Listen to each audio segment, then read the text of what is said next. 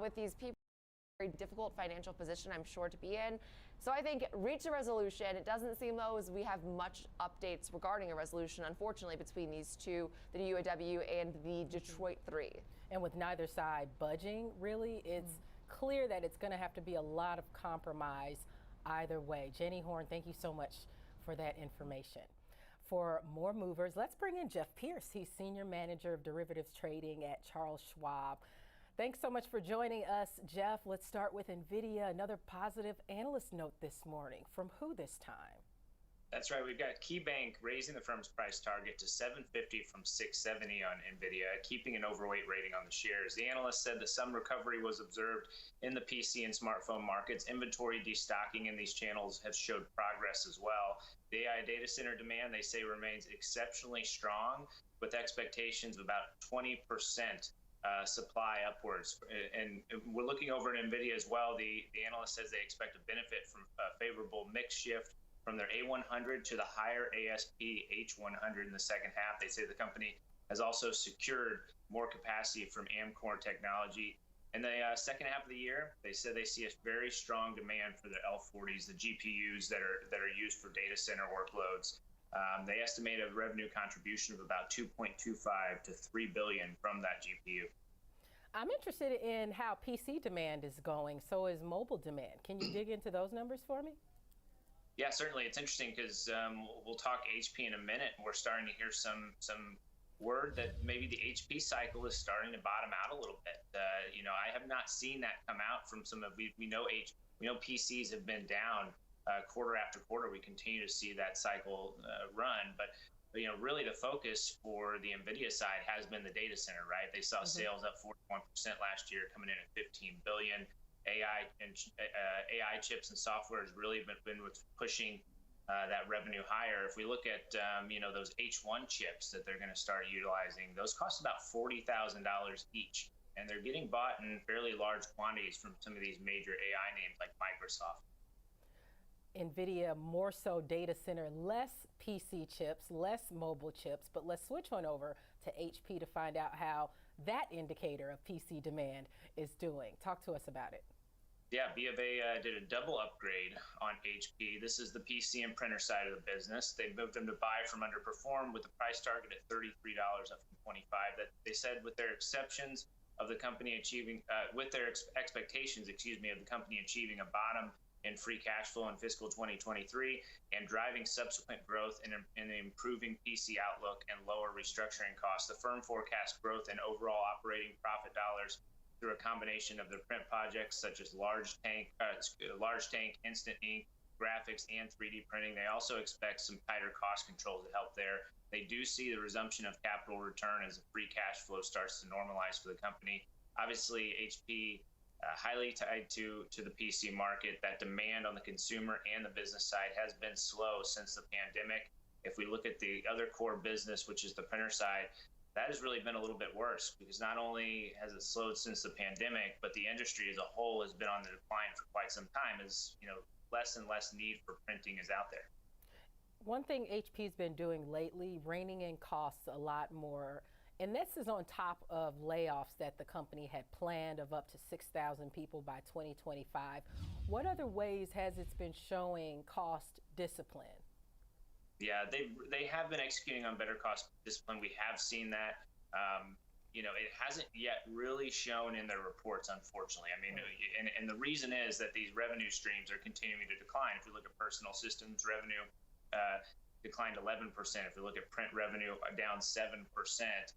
They also lowered their outlook for the year, and the CEO has said that this PC pricing is not recovered as quickly as they thought. They expect that AI products are going to help a little bit as the consumers need a refresh and as businesses need more computers again. But right now, unfortunately, any cost cutting is not showing up because these revenues continue to decline. Okay, so it would take some time for us to actually see that impacted within the company's financial. But let's look on over to Meta Platforms because it's some news impacting users in the EU. That's right. We've got reports out saying that Meta is maybe planning on charging EU users a $14 a month subscription fee to access Instagram on their phones, or a $17 fee for Facebook and Instagram together. unless users decide to allow the company to use their personal information for targeted ads. Basically, what we're looking at is users can either take a free option of Instagram and Facebook with those ads, or pay for a version that does not include ads. Meta, of course, this is coming out of a court ruling that we saw recently. Meta has till the end of November to explore subscription models. The court said that there's no reason Facebook can justify using personal data for targeted ads without consent. Now, it's worth noting, these are notes that we're getting out of several different news sources. These actions are not expected to take place, are expected to take place, in as early as the next few weeks, but nothing has been set in stone yet. And this is really to get around the EU rules that are threatening to restrict Meta's ability to show users these personalized ads without first seeking their consent. So they're hoping that users will be willing to pay for this on the back end. But what's the likelihood that this would even happen?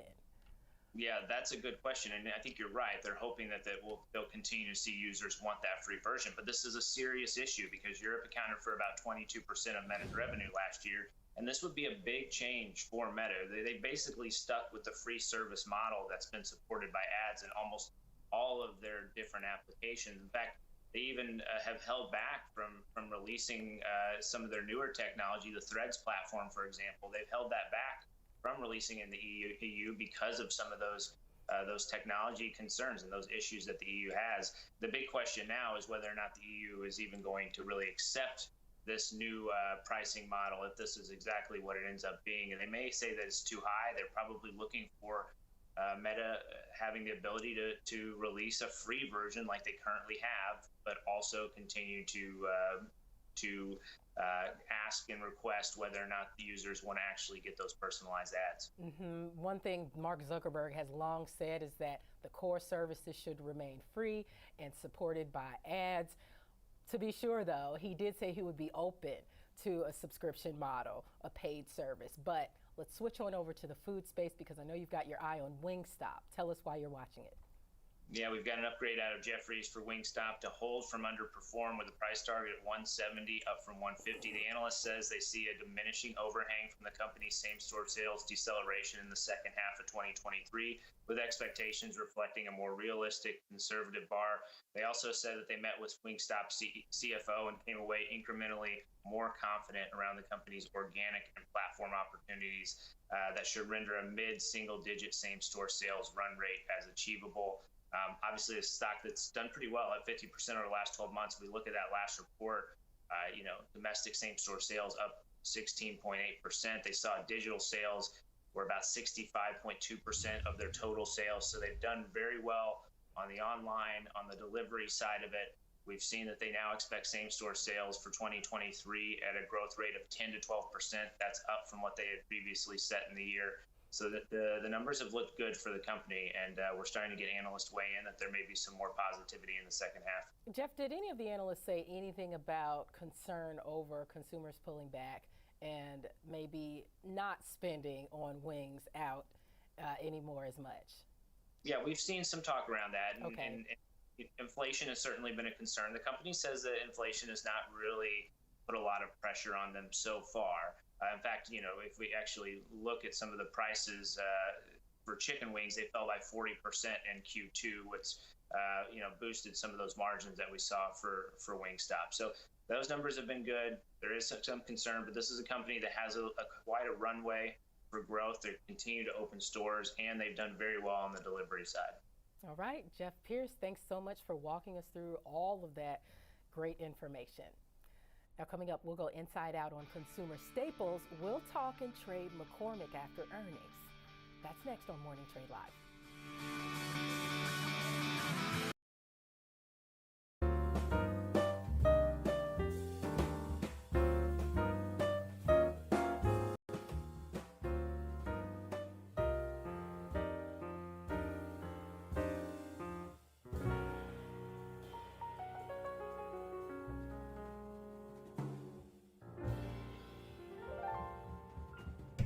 Good morning. October 3rd. Octubre 3. Hope you guys had a good evening, good morning so far. We're going to be watching the stock market, trading futures, options, stocks, whatever comes our way. Probably some 0 days on SPY. Sub up, like up, comment down. Happy Money sticks around. Follow us on Twitter at Happy Money YT, as well as our Discord server. Link for those are both in the description. And I pinned the Discord link in chat as well. Thanks for joining us on this lovely Tuesday. I've got a gap down on SPY here. Down like 0.6%. Bouncing up a little bit. It was actually at the lows. Let's see. Not quite. It was below yesterday's lows pre-market. So more consolidation really. I see head and shoulders. There was also an inverse head and shoulders. So yeah. Gotta see where it emerges from this consolidation. GME kind of a gap down as well, down 2.25 now. So once the support breaks with volume like this, it's usually not the end. Find out where it finds support. Got $10 on there. Do like the volume profile and see. Yeah, even $10 is so much at 83. That's interesting.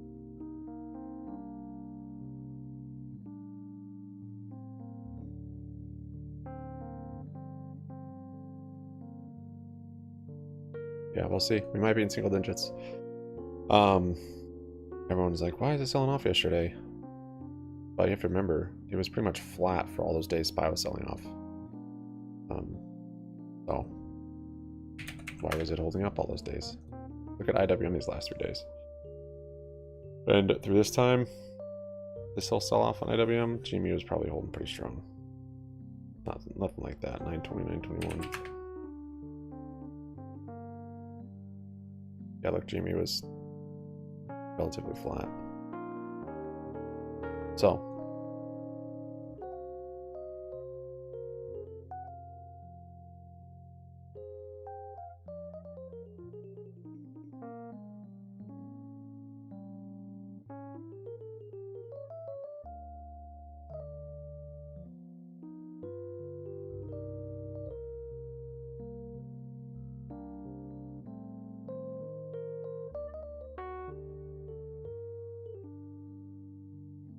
you have data today. We have Bostic speaking since this morning at 8, so he's going to be kind of bearish on the market. Let's see. Yeah, look at that huge candle at 8. Crazy. And then job openings at 10. The Jolts one, I think. Market looks like it's kind of waiting on that.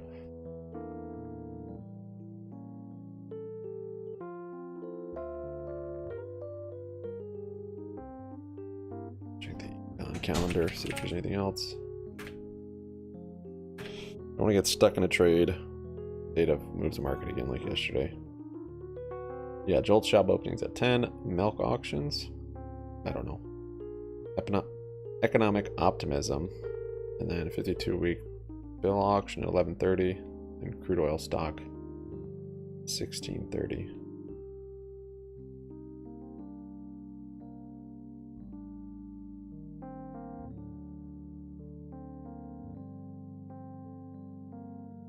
GME down 2.5. He's pretty flat. Getting wedgy. Breaking that channel to the upside there a little bit.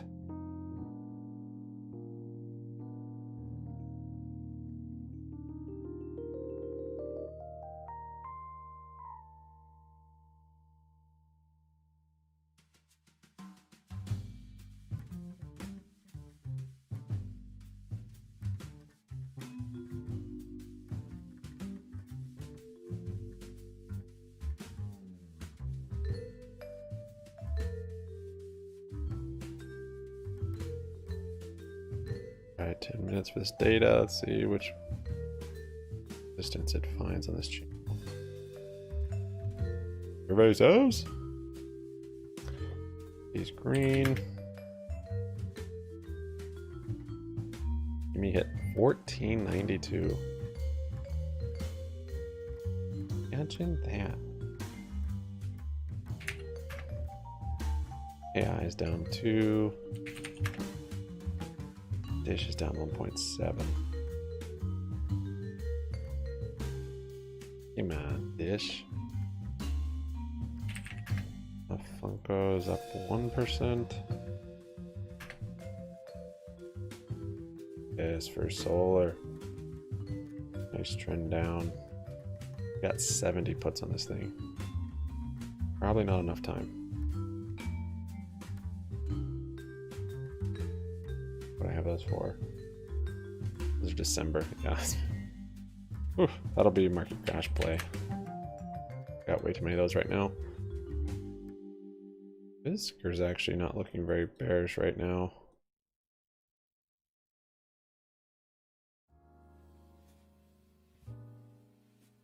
Huh.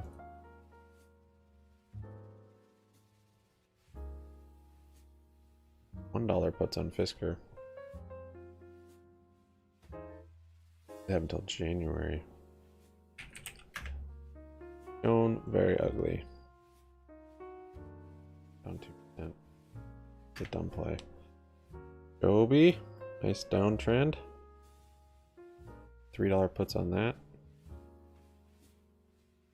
For January as well.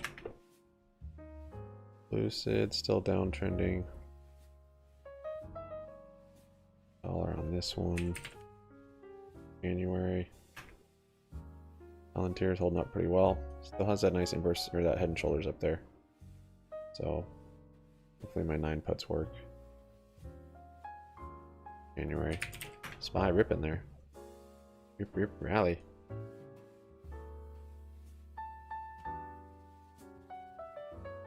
Rivian's holding up extraordinarily well. Not quite my $2.50.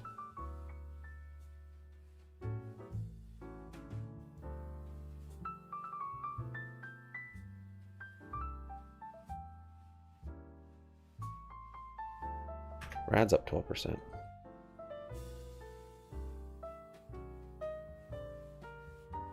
Still would like to maybe get some leaps on Rad.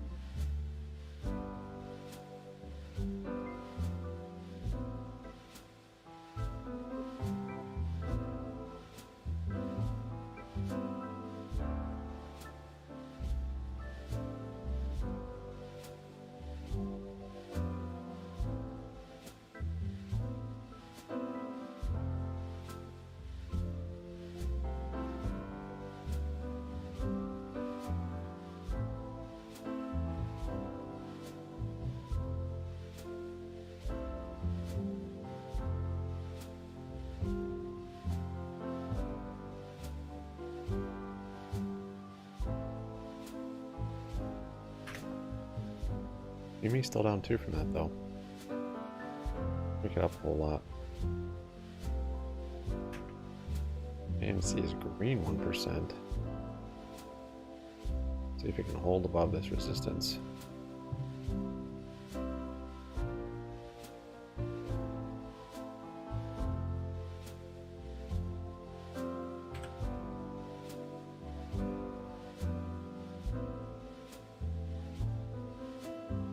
Good morning, Raleigh, Vermont. I forgot to read chat, guys, this morning. GME rebound or GME new low. New low, we've gotten it. Good morning, CJ. Aloha, Maui. Yeah, we'll see where GME finds some support.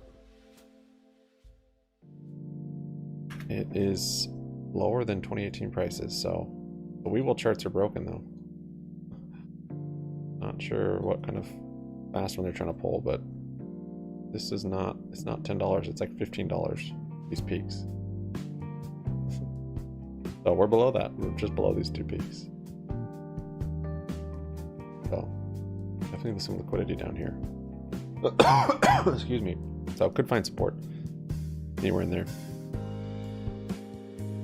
Might not be all the way down to $10. See if this prior resistance line, it turns into support down here.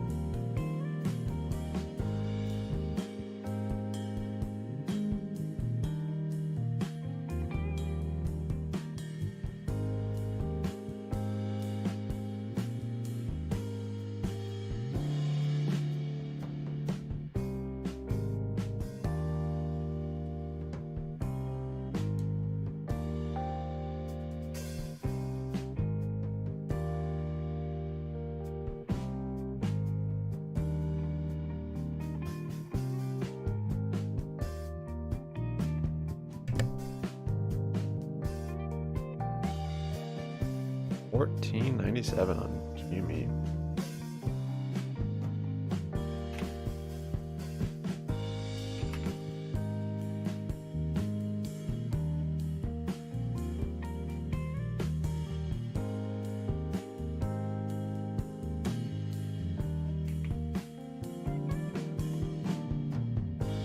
Oh, look, liquor's up 4.5%. What a dumb IPO. Funny guts.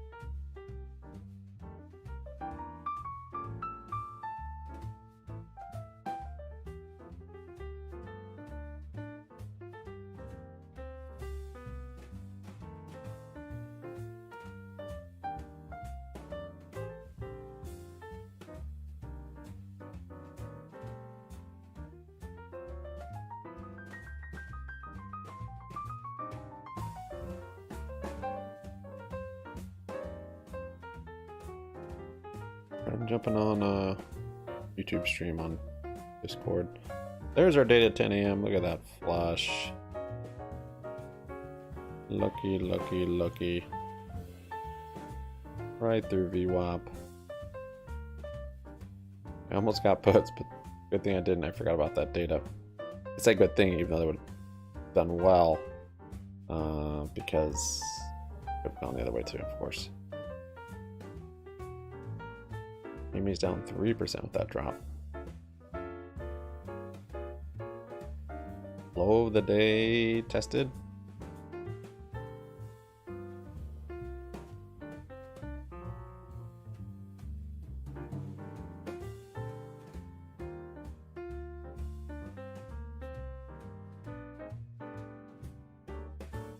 S&P 500 both down. And tell us about jolts. Around 0.5% or so. The Dow Talk to me about Jones, jolts, however, Renita. is down by about 0.4%. When we look at the small cap Russell 2000, it's also down by more than 0.6%, closer to 0.7%. But the futures products, we can see that the U.S. dollar index is continuing to grind higher. We will get more into that today. You can see where the 10-year yield stands at 1.16% up. Crude oil, it is remaining higher at the moment. Yesterday we saw jobs some are very volatility strong in still. crude oil, where it did come back under $90 a barrel. We can see today it's still trading under $90 a barrel. We'll find out if it'll dip above that. And then Bitcoin futures, they're down by 1.78% today. Now, coming up on the second hour of the show, our morning trade is Boeing after a price target cut. We'll discuss opportunities in the bond market and small caps. And then the chart master will discuss some All right, Jolt jobs 9.61 million. Forecast was 8.8.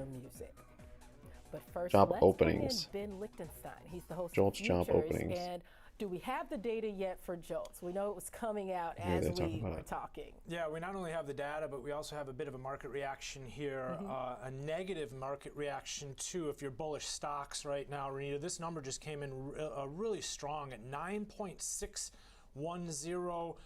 million. They were looking for 8.8, and here you can see that we're actually seeing a little bit of a weakness in reaction to here. I think this is about what you'd expect to see. Keep in mind, a stronger labor market, strong job openings, and well, that all feeds into potential for higher rates from the Fed. We heard Powell talking about that specifically very recently. He was talking about job openings here, and again, how we had seen that starting to ease in terms of slow a bit, but now again, this is a really, really strong number. Not only is this number strong, and I think this is going to add to some of the selling here, as I look at last month's got revised up to 8.920 million. So again, the Jolts numbers coming in higher than expected, and a revision from the prior level higher also. So you can expect to see not only the indices selling off, but also we've got bonds rallying, well, yields rallying, Treasury futures lower, and the dollar's also on the move higher as well here, back to 107, Renita. Any expectation of impact of futures? Well, yeah, I mean, that's what I'm looking at here, really. I mean, we had the dollar, which spiked back from, it was hanging out right around 106.74 as we headed into this number now, just shy of 107, and keep in mind that we've seen the dollar index actually up to 107.28. So futures still lagging a little bit in terms of the index, but hanging out right around that 107 level and basically at highs for the year.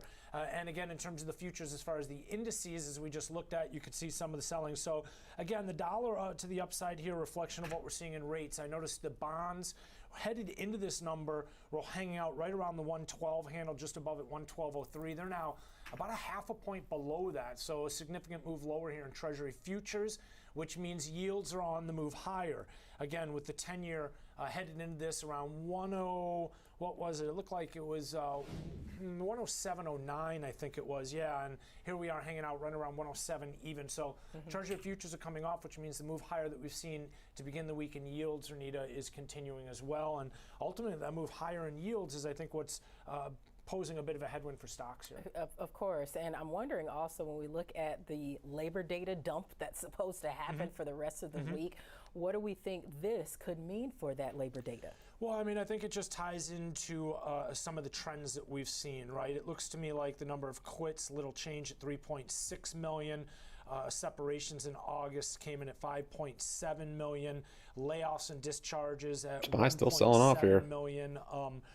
So again, speaking of some of the trends that we've seen, continued strength as far as labor here in the U.S., I think the real focus is going to shift to, again, with a really strong number like this, will we get a strong jobs report on Friday? And then if we do, the employment, or I should say the wages component associated with that. Pre-market low. Again, this is just the first of many reports, to your point, that we're going to get this week, but it's the kickoff to a very busy week in terms of the jobs report. And this one just came in very strong. Not only strong for the look at last month's activity, but also the revision to a month prior. Absolutely. And then next month, we'll find out if we'll get a revision on this one. Ben, thank you so much for joining us.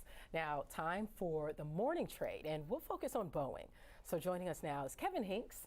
Wells Fargo lowered its price target, Kevin, this morning. Tell us why. Wells Fargo cutting their price estimate, their price target in Boeing from $270 to $230. 3.7. An overweight rating, says the recent sell-off down from $243 down. At one point below 190 is overdone on the downside. They also, however, reduced or are looking at their free cash flow and the cash that they're generating. This is a story, like I said, I think this is more of an analyst trying to play catch up with the price of the stock here. But that being said, they did lower their price target by $40. Boeing, however, up on the day, Renita, on this news. Also, there's news that could come out as early as today. Airbus about to sell jets to United Airlines.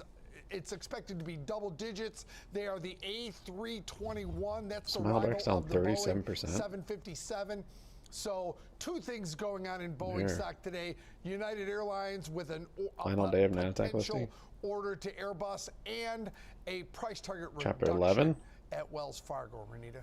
And that specific news is that Airbus could get that new contract with United Airlines. How much of a threat does this really pose? We work down 24%. I think UIG this down is, 75.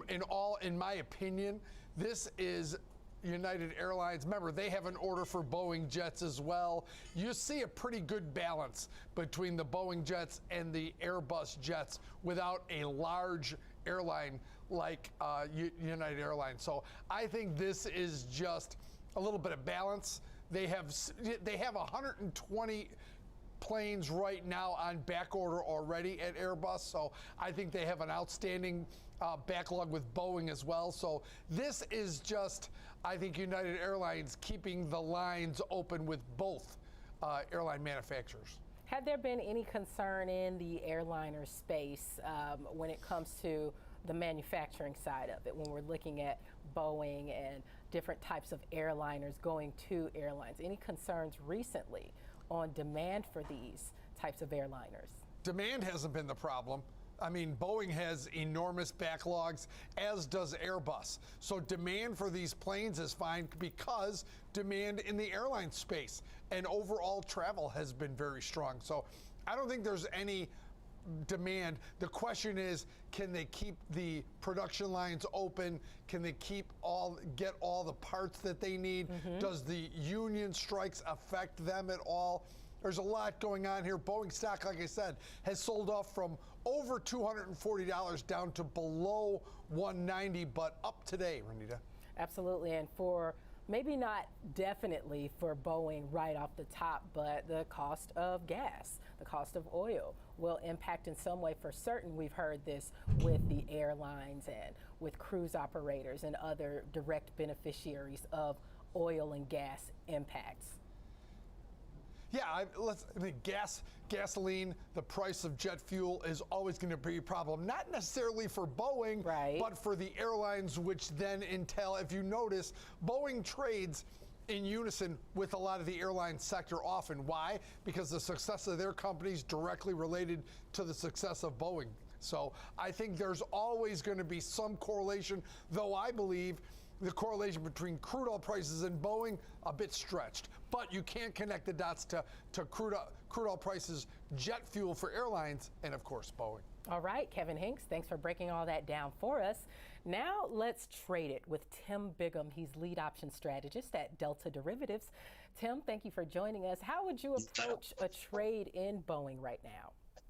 Yeah, taking a look, certainly the recent sell-off that you and Kevin alluded to has been, sharp to say the least. It's basically been down 20 straight days over the course of September. Was the worst performing Dow stock by far in September here, but finally finding a little bit of support around that 190 level. Implied volatility, though, really down never 4%. leapt even during this big drop here, which is somewhat unusual. So it still kind of favors going long options. So I'm just going out with a simple call calendar trade, buying the traditional October 20th expiration, slightly out of the money 195 calls, selling this week's 195 calls, paying a little bit over $2 for that. Just looking for Boeing to either trade out sideways, capture some time premium decay up front, or grind a little bit higher here. I don't look for a rip-roaring rally in Boeing, as both you alluded to. Certainly some rumors that they may be losing some future orders to Airbus, but they do have that big backlog as well. So I think Boeing will find some support here. Probably getting some rotation, maybe out of the tech names. No relief on GME right now. Other names here as well. So kind of like this on that front as well, too. Looking at the chart, it's trading at closer to its high than it is the yearly intraday low, and down, or up, I should say, about 51% over the past 12 months. Are there any levels on the chart that you're eyeing? Well, on this one, because we're very short term, we're selling this week's calls and then going out and buying a little over 2 weeks calls ahead. So the longer term charts certainly, don't matter quite as much on this kind of short term trade. But that kind of reflexive rally off of 190, kind of like that, especially given the severe sell off, really a drubbing on the stock here. So I think it'll just find a little bit of reflexive rally over the next week or so, which is all we'll need for this trade to turn profitable. Yeah, grab we one do put have there. a big theta edge here too as well. Time premium working our way. Try and scale into these. We're selling decaying much more rapidly than the 2.5 week ones that we're buying. Okay, so a more short-term strategy that you're looking at. But while I have you here, I want to get your thoughts on the markets overall, because it looks like October is very, similar to what's happened in September.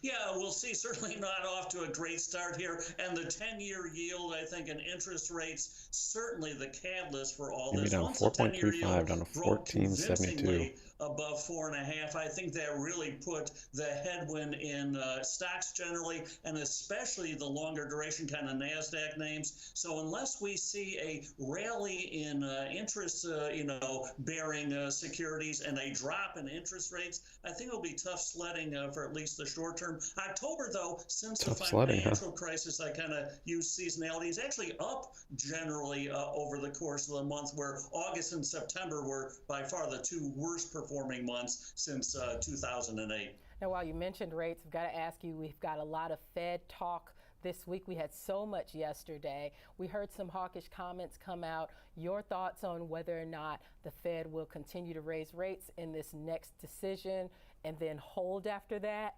What's your thought about what'll happen? I think given the historic sort of, rate rise and increase we've seen from the Fed, and finally getting a softening in at least stocks and somewhat the economy here, I think they'll continue to talk hawkish as they have been, but one rate hike at most, if even. The problem also is that the IV is so low on the calls, like even selling covered calls is not very beneficial. Simply to help the market here. So I think we're near it does help high some. In rates. It's really a question whether rates pull back from here. GME is just kind of flushing here, at these down elevated almost 5% for a period of time. I think that'll put a further dent in stocks, as stocks are kind of priced even for a that unwinding of the rally here, that pullback in rates. Trying to get another averaging more up there, if but it doesn't, I think stocks could be in for tough sledding. All right, Tim Bigham, thank you for your thoughts. He's lead option strategist at Delta Derivatives. We appreciate it.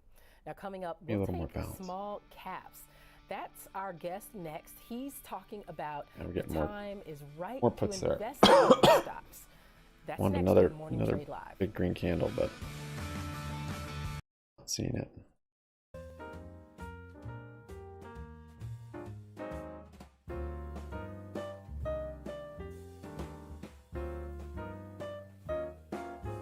A new low there on SPY.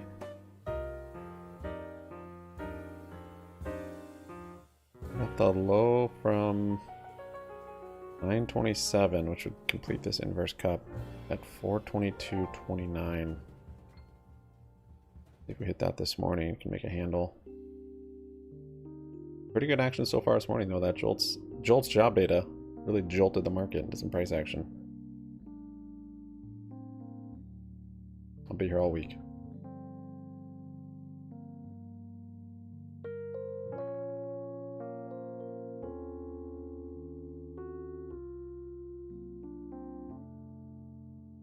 Only I got the puts up here.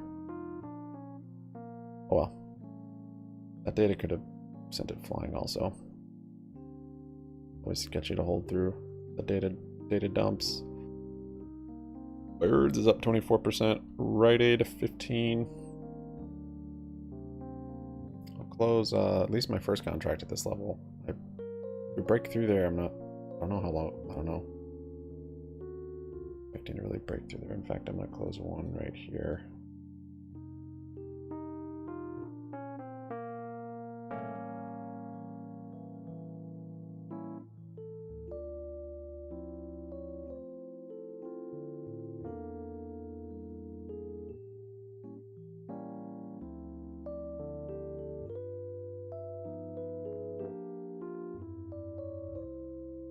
Put a stop on the rest. Try and stick to the plan. Oh, my entry wasn't great. Susceptible to getting stopped out if we have any kind of bounce.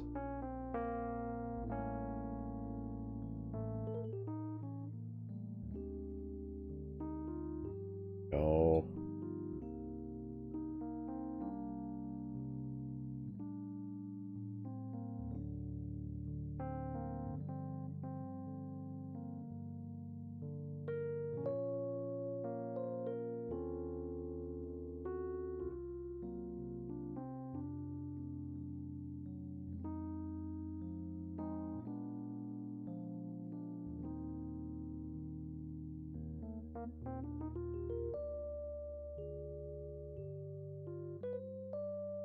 Good job with AMC and BBBYQ. You guys feel?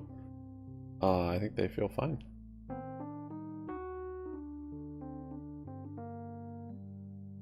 Imagine how the GME guys feel. Next resistance, like support?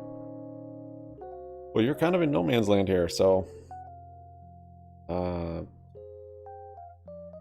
we're back to 2008 prices. That level that we broke, this is 15. Don't mind that number. But I actually don't even know what this would be then. Look at E-Trade. It's so broken. Let me check E-Trade.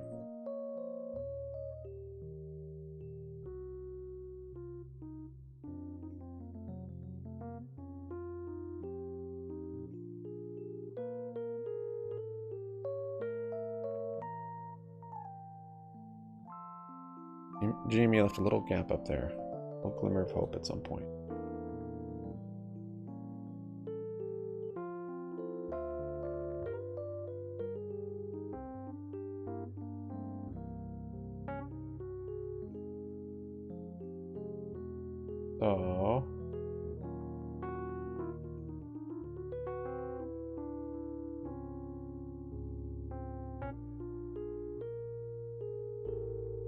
So I'm not used to E-Trade's charts. 14. Kind of right at the next support. What is that? 1450. 14 area.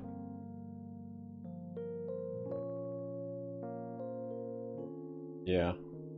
14 and then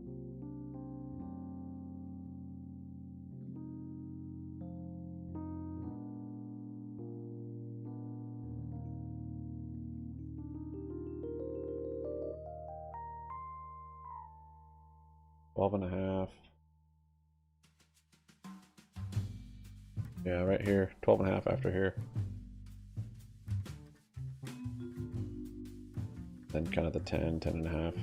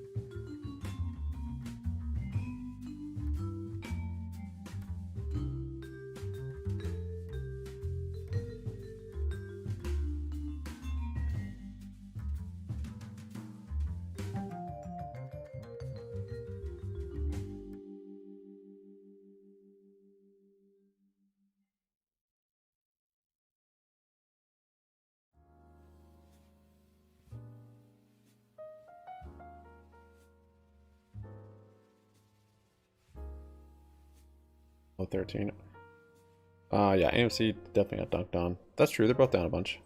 But they've been down a bunch for a bit now. I guess AMC not as long. Yeah, barbecue is gone. People that held shares in barbecue, though, very, very possibly could be getting equity in another company. Someone that takes it over and acquires the nulls. So the ticker and the stock price doesn't really matter. Didn't really matter a whole lot for a while there. More like just if it gets cheaper, you can buy more. Because people that were holding that weren't really planning on selling, anyways.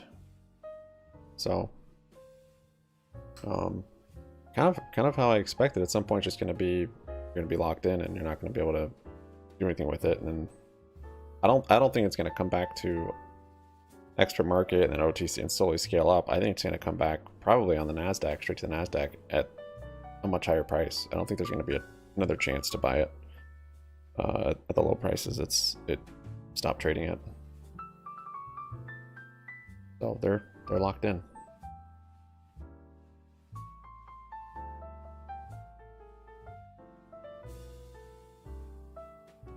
They still hold shares of that shell company, which presently is not being traded.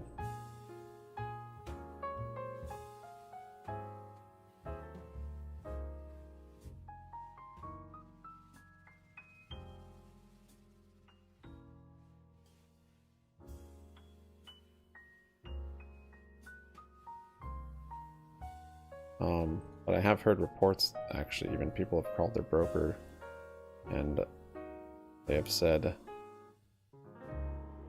something along the lines of new equity being issued. But right now, yeah, they can't do anything with them.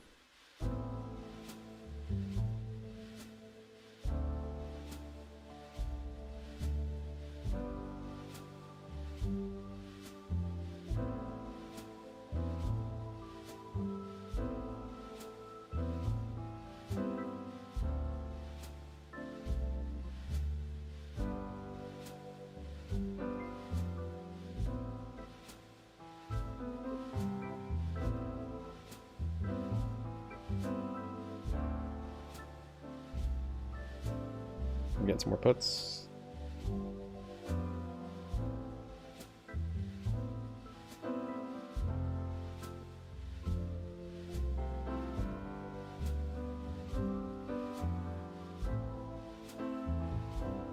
Oh, we're right near the bottom there. I wasn't even paying attention to the support. Dude, fine.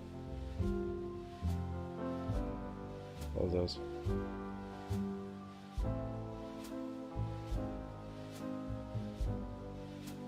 Right, isn't this the line from back there?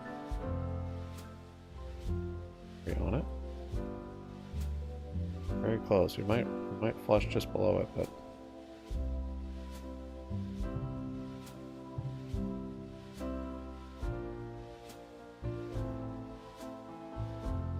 closing out of those. Wasn't paying attention. We basically hit it.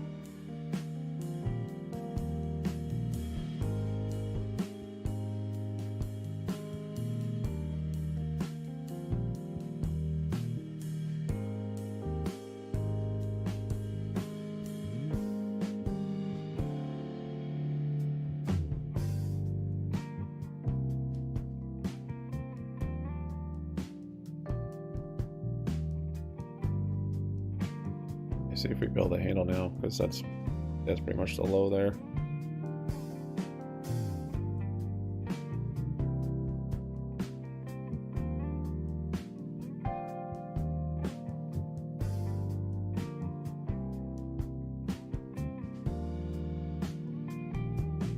Yeah, I jumped into those other puts, not even realize we made it all the way down to that level.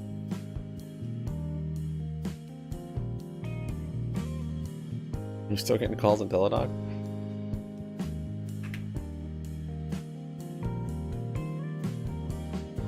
$0.19 call for 2 weeks? Alright. You're not a believer in this inverse cup and handle. You're on the side of a double bottom.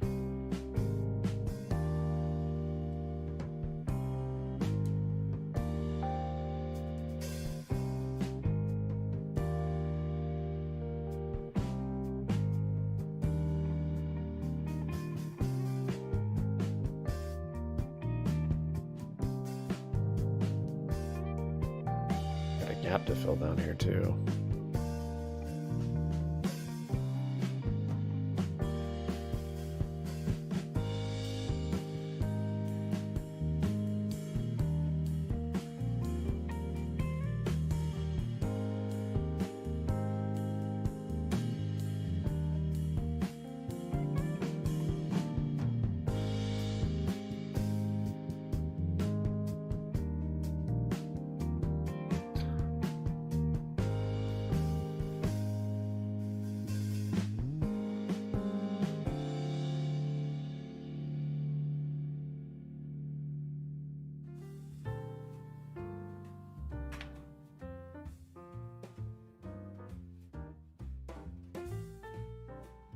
AMC now down 2.5.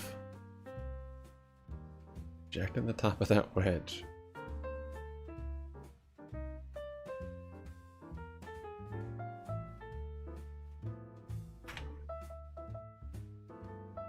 Buy consolidating down here. We get some bounce for a handle. Got Kevin Green on the line as the chart master today. Jenny. The technicals. But Jenny, let's start out with Airbnb. I see that shares are lower today, more than 4%, and it got a downgrade.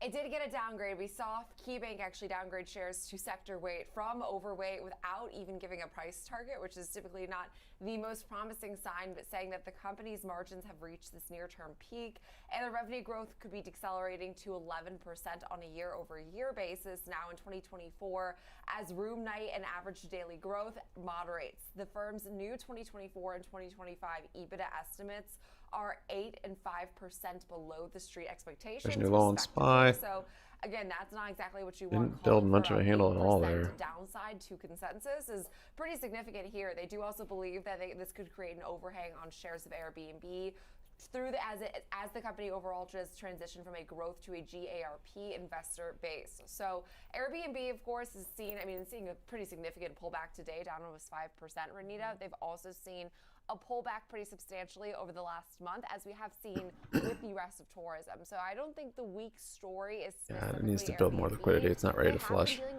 It's a pretty big level. Headwinds in Europe, but it seems more of like a broader pullback in all things That's what I would tourism presume, and, at least. The consumer discretionary space, just seeing some tightening overall. It has been seeing some tightening, and for your point, Airbnb is down from its yearly intraday high by about 16%.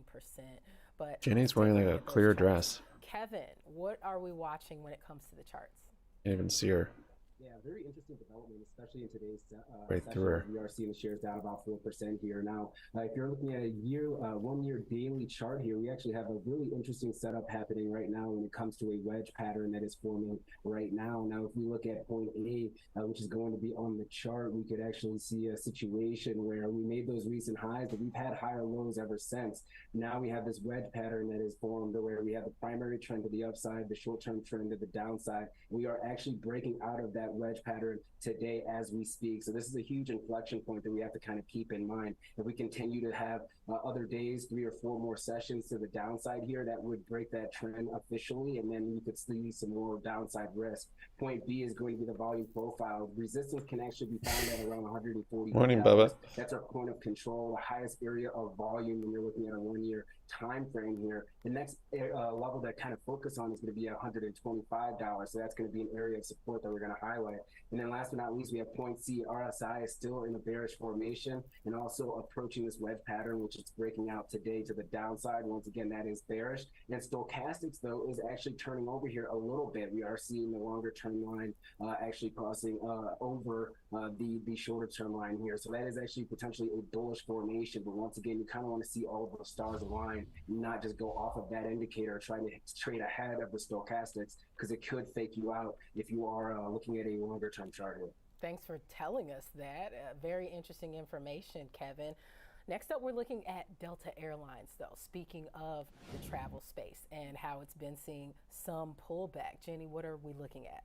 Right, perhaps you're flying on your Delta airplane to get to your Airbnb. Morning, Bubba. Delta still remains the most loved among all of the airline stocks, and by a Add into these sizable puts. margin, there are only buys on Maybe a Delta test of shares BWAP. from an analyst perspective or by equal ratings. So we did see BofA lower its price target on Delta today to $40 a share from $50. Still does imply, around $4.40 of upside from where we're currently trading. But they do keep their buy rating on shares ahead of the company kicking off airline earnings next Thursday. Thank goodness, Renita, because we are very news light right now. We're sort of awaiting a lot of these earnings events. So Yes. I'm excited for that to sort of spark some enthusiasm in these markets. But they did say that they do not expect any surprises from Delta's third quarter results, given the fact that the company did update some of their overall trends in mid-September. But they now forecast around $1 in their fourth quarter earnings. That's down from $1.09 a share, as cost pressures do remain more acute through year end than previously expected. Of course, rising fuel costs has been a conversation we've discussed pretty thoroughly, Yes. but they did tweak their 2023 earnings view to around $5.85 from $5.88. Also noting the company's guided range calls for about $6 to $7 a share. So they do still see some downside even from consensus as far as earnings go. Nice, Bubba. I'm excited because Delta typically, I would say, We're gonna go get it some sort of calls, serves huh? as the barometer and the most optimistic of senses for the airlines. Okay. They typically have more resilient results than, say, some of their more volatile peers like American, Spirit, Southwest. So they're a good one to kick things off. I think they set a more positive tone. And again, 0.8% down on AMC now. as far as analyst coverage, only buy ratings on Delta as it stands right now. Really interested in the outlook. You know why? Because the we holiday probably season is set a coming low, up, so and will that handle. sort of cancel out If we get one, effects we'll at least of go up the some. higher fuel? Right, will it be But enough? this could be a I think double that's the bottom question still. Everyone's wondering That's right still now. stuck All in right, this well, let's range. find out what the charts look like. Kevin, what kind of technical levels are you watching?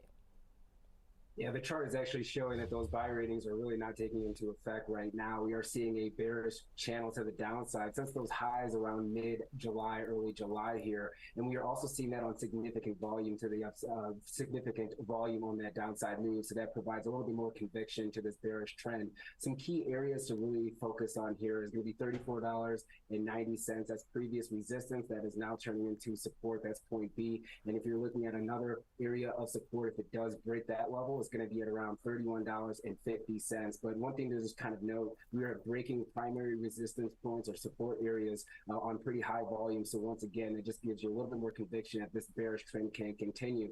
And point C, when we are looking at the RSI, continuing to be in this bearish downward trend here over the last month and a half, almost 2 months at this point in time. And you're also seeing that within the CCI. Now, once again, if you're looking at this particular chart setup, all of these indicators really show that there's still some downside movement that could actually happen here in the near term. And I'm not sure if we're going to see a near-term bounce anytime soon without any type of fundamental catalyst from the company to be able to turn the stock around. Kevin, as we head into the holiday season, what kind of expectations for the charts are you looking at? Yeah. So if you're looking at the holiday season, we do know Oh, that get a bounce from seasonality puts. is going Yeah, to say, be man, here. you're going You calls. can That's look at crazy. some of the channel checks right now. Prices for Yeah, it's domestic gonna take a while to tickets are build up some coming liquidity down, for this so that's drop. going to also potentially eat into margins, especially if you're looking at I Southwest. closed another maybe put on even that last Delta red. I'm looking for Airlines. another So it's good going to red be a candle really to hard close. comp on a year-over-year basis, both on the top line and bottom line. So hopefully we do see a significant amount of travel that really offset that.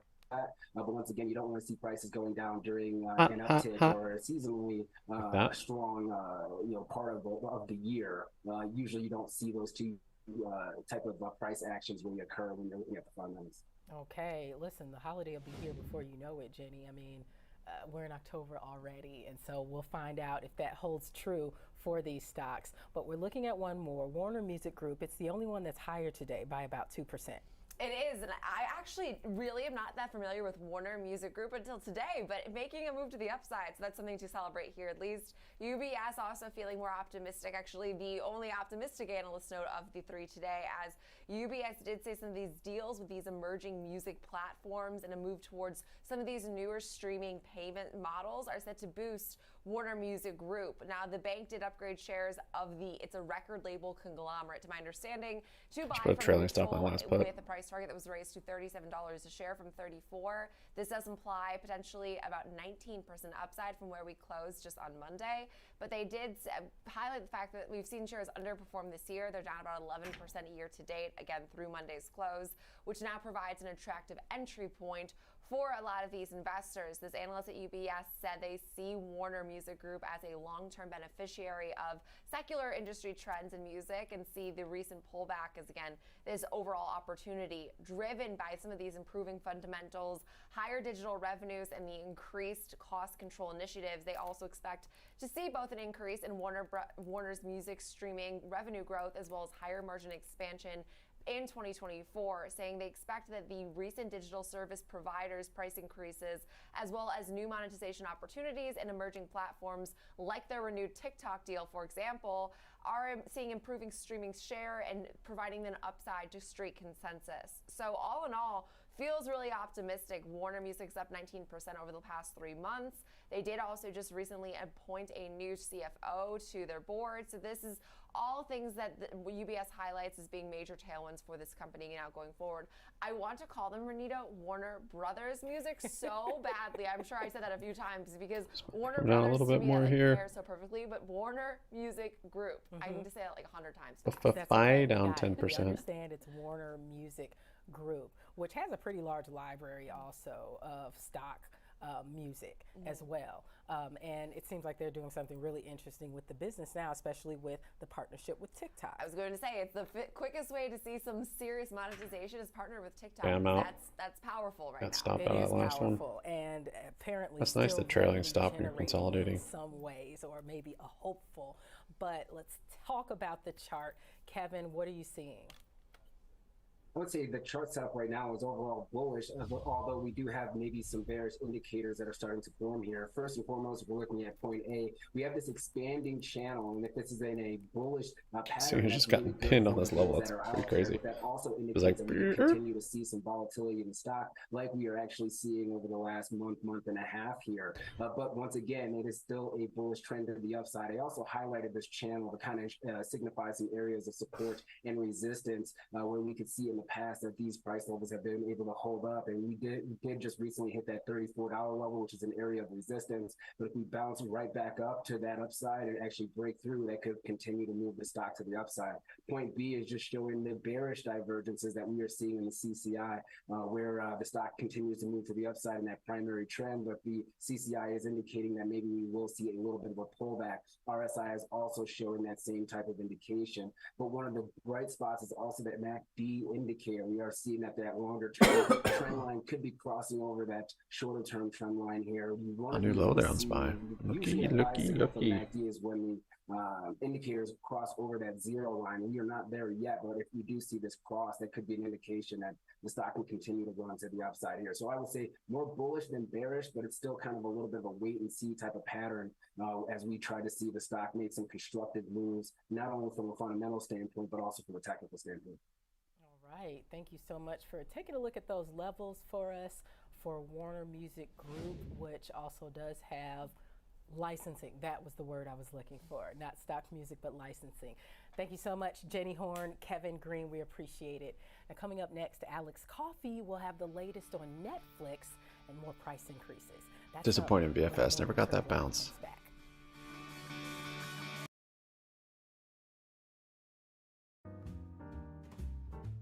I think Nicola's gonna go bankrupt.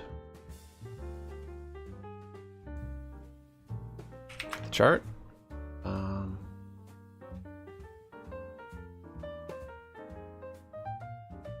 Consolidating. See both head and shoulders and inverse head and shoulders.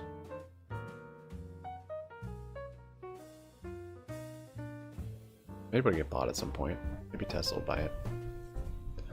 Yeah, I mean, I just see his big head and shoulders here.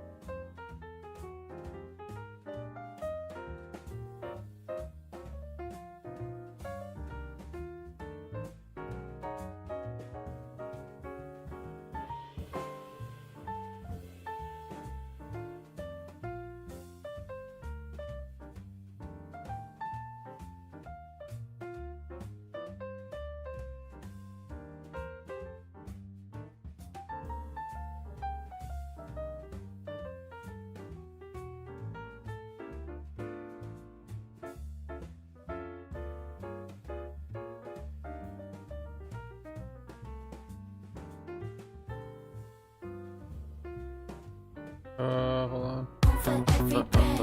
on. Sorry.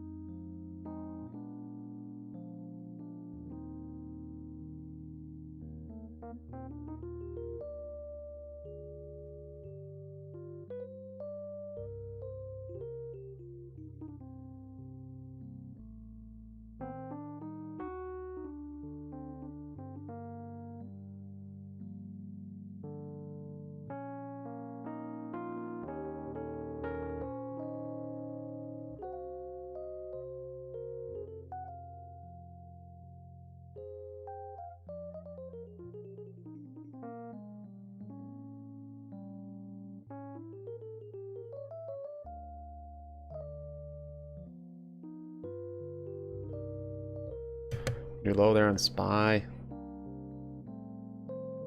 We're just in meltdown mode now. So our move to the upside might be explosive. Let's see.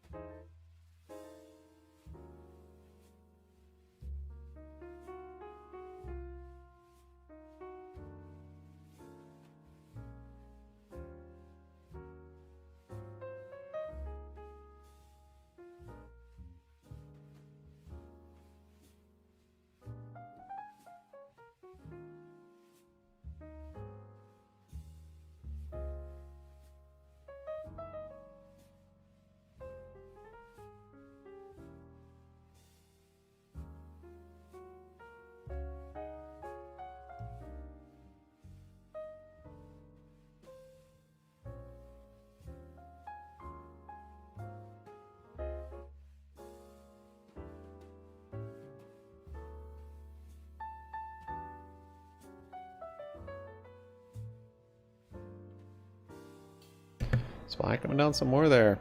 I should have widened my trailing stop a little more.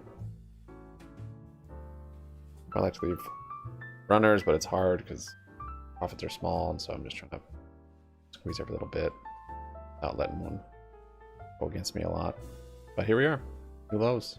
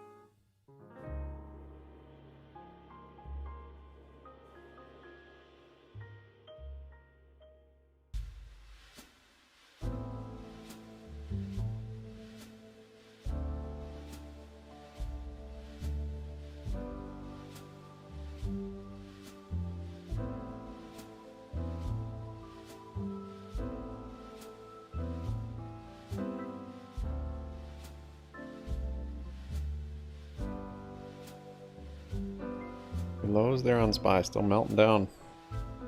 Dang, on the SPY meltdown.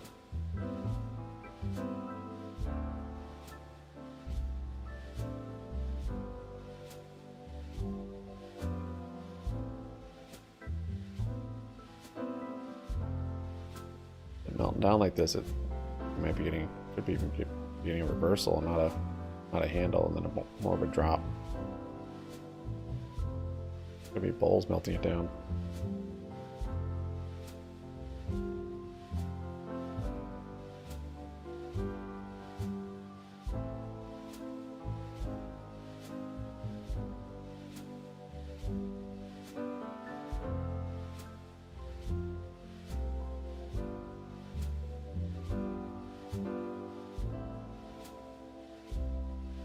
That's a good thing for your calls, Guts. Good thing. Yeah. For me at least, I think it is.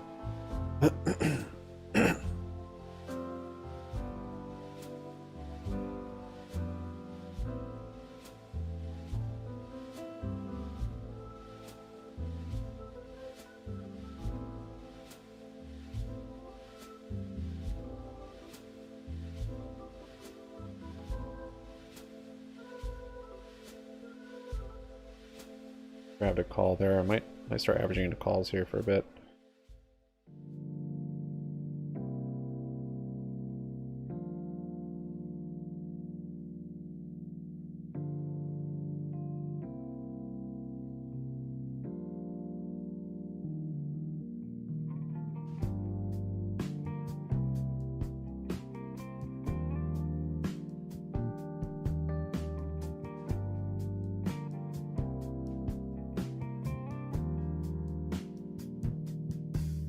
It is coming up on 11 o'clock though.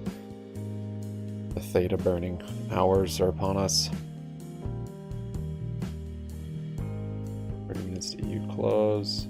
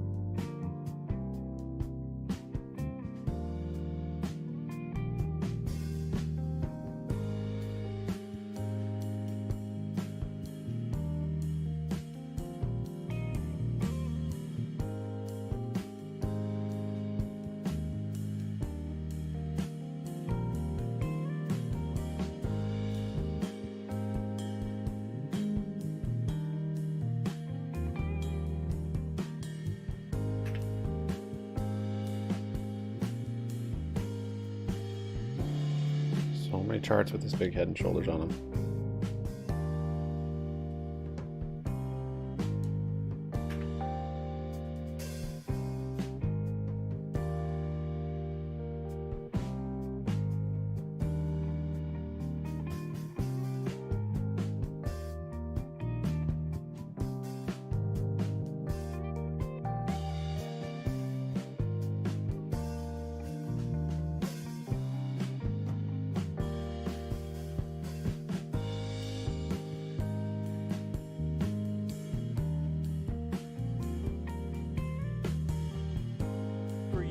Ready to go. Tackling fuel.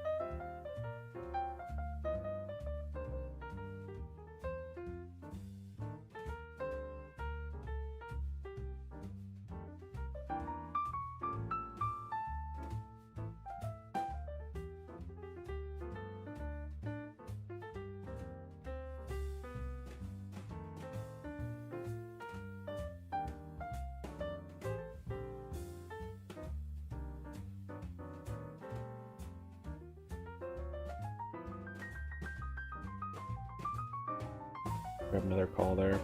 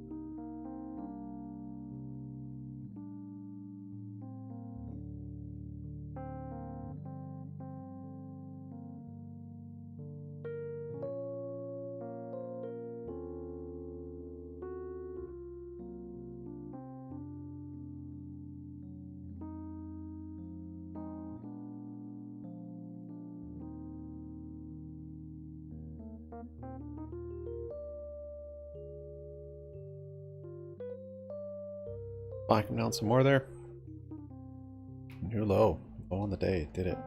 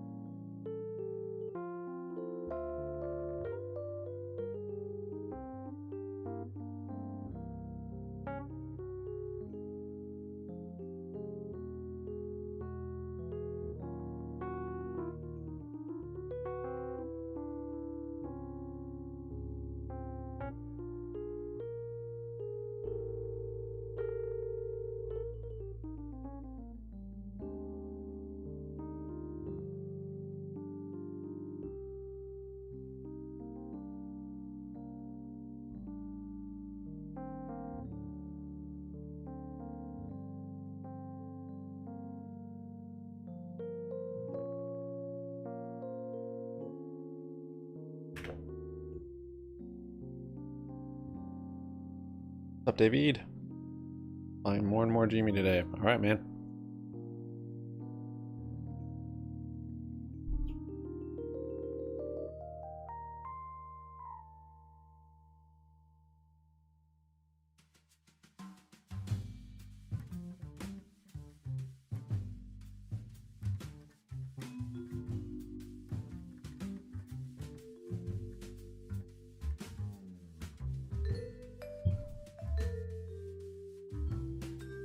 That puts on the U.S. consumer. The consumer, Nicole, that accounts for 70% of the economic growth in our country. A consumer that's over-leveraged, has over $1 trillion on their credit cards, and has now dwindled their personal savings to zero. If they pull back on spending this holiday shopping season, anticipate the economy slowing further, and by this time next year, we're going to be talking about rate cuts, not rate hikes. But you had talked about July being the end of the rate hike cycle, but what about September and November? I mean, the Fed still is sounding higher for longer and, you know, tame inflation. They want to keep that down. Yes, I do believe we will be higher for longer with that first rate cut.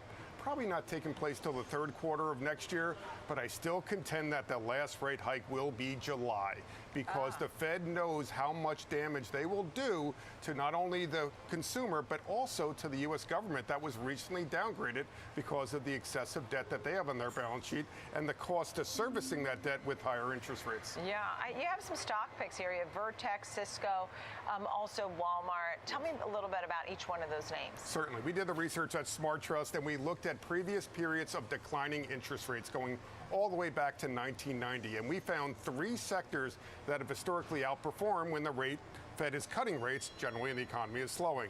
Those sectors are healthcare, technology, surprisingly, and consumer staples. The three names we like, as you pointed out, Vertex Pharmaceutical, a biotech company that actually focuses on cystic fibrosis just and other rare innovative treatments for other rare diseases. We love Cisco Systems, one of the technology names that's actually trading at a respective valuation. Forward PE below 13 and a trailing 12-month dividend yield of 2.7. And if we're going into the economic slowdown that I anticipate, look to a consumer staple giant like Walmart. It's got a yield of about 1.4%. Not only do they have an online footprint, they have the brick and mortars and an increasing presence in grocery. Groceries generally doesn't falter during economic slowdowns. People still need to eat. Yeah, so Vertex, Cisco, and Walmart. What do you say to folks when they ask you about the Magnificent Seven, the names that people love to watch that have been running up? I mean, even NVIDIA got more price target hikes today. Sure. I think they ran up too high, too fast during the first half this year. They accounted for 72% of the returns of the stock market during the first 2 quarters of the year. They've pulled back. The market has pulled back. The bull market rally really still hasn't taken place. But it's those names that are going to lead this economy forward over the course of the next decade. And with and when the Fed starts cutting rates, that's when we would anticipate moving back into those names and also seeing the breadth of the stock market rally really start to expand into other areas beyond just the Magnificent Usually the Seven. recession Are you concerned about the and the higher crash happens rate once they start cutting situation? rates. You mentioned the $1 trillion in credit cards, right? People are rushing up those debts and defaults too. 100%. We've now seen an increase in delinquencies, early delinquencies on credit cards at the highest pace in the last decade. The average credit card interest rate now is above 24%, the highest rate on record. If the consumer shifts now towards servicing that debt as opposed to spending, that's going to slow down the economy further, which changes the narrative, Nicole, because now bad news will become good news for the market because that means the Fed's going to have to start A little easing volume back. there on that green candle. Understood. I mean, what are we leaving out here? We have a stronger dollar, too. I mean, anything else that we've left out? As gold has pulled back, it's at 18.43 a troy ounce. Oil has pulled back; it's below 90. There was some concern that it was running straight to 100, which doesn't seem to be the case at this moment. A lot of investors right now are focused on those short-term yields, piling into short-term treasuries or bank CDs to take advantage of the 5.25%, 5.5% interest rates, and I understand that. But if you look at over the next 3 years, when rates should be lower, yields should be lower, inflation should be lower, now may be the time to start extending duration in your bond portfolios, looking at municipal bonds that continue to have supply-demand imbalances, and also moving into areas of the market that haven't run up too high, too fast, like the Magnificent Seven, and positioning yourself for that ultimate recovery. Right, understood. Thank you so much, Kevin Mann. It's great to see you. Thanks for being here with us. Of Hennian and Walsh higher low here, which would be kind of a rounding bottom. Plenty more to come here on Trading 360. Signs of some bullishness. It's the big three. 3 stocks, 3 charts, 3 trades. Ben Lichtenstein goes to the technicals. Joel Hawthorne takes us to the trades for Rivian, Airbnb, and Coinbase next on Trading 360 on Schwab Network. Waiting for that. We'll be right back. Channel break for confirmation.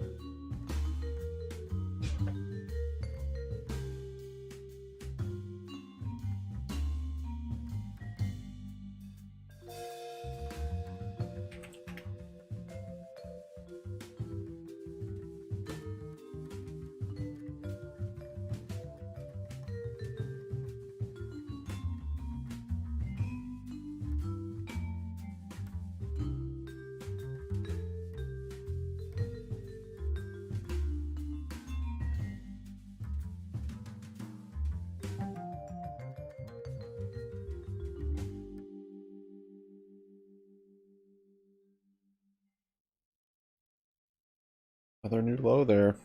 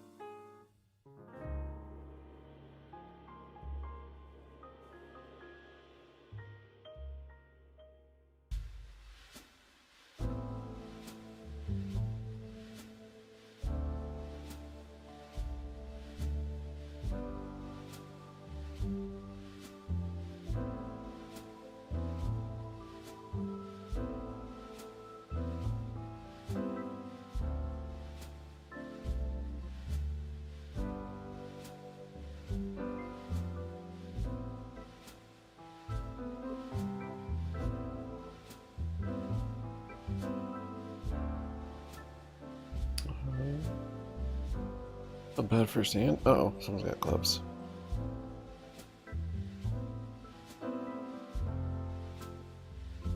Or straight. Yes. Walked into that one.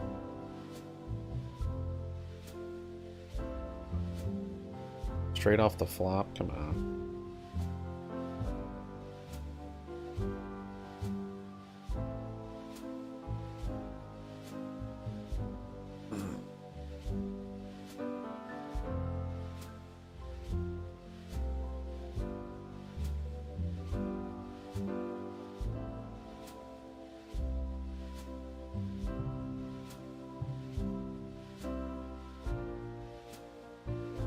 That bottom's starting to form. On that list SPY.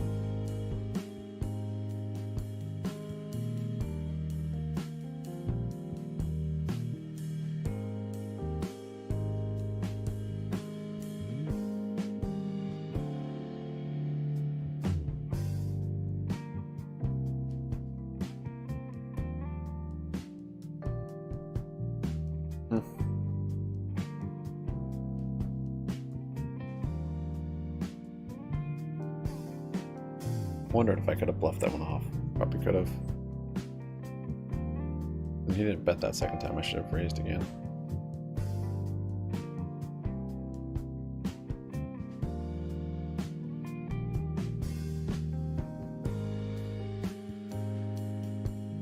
I don't want to simply just chase those lows. As you know, I like to definitely collect some premium. So I'm going to sell that 24.50 call expiring next Friday, simultaneously buying a 25 strike call expiring next Friday, collecting 11 cents, break even 24.61. So in the event we do get some kind of bottoming that Ben mentioned, and we get a bounce, hopefully that resistance holds strong for me, and that 24.50 call expires worthless, and I keep the profit. Understood.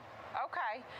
Next up, Airbnb. It has been running up some of late. What are you thinking about Airbnb today, Joel? Bit of a bear here still as well. This is one that currently today is down over 5%, down about $7 and change.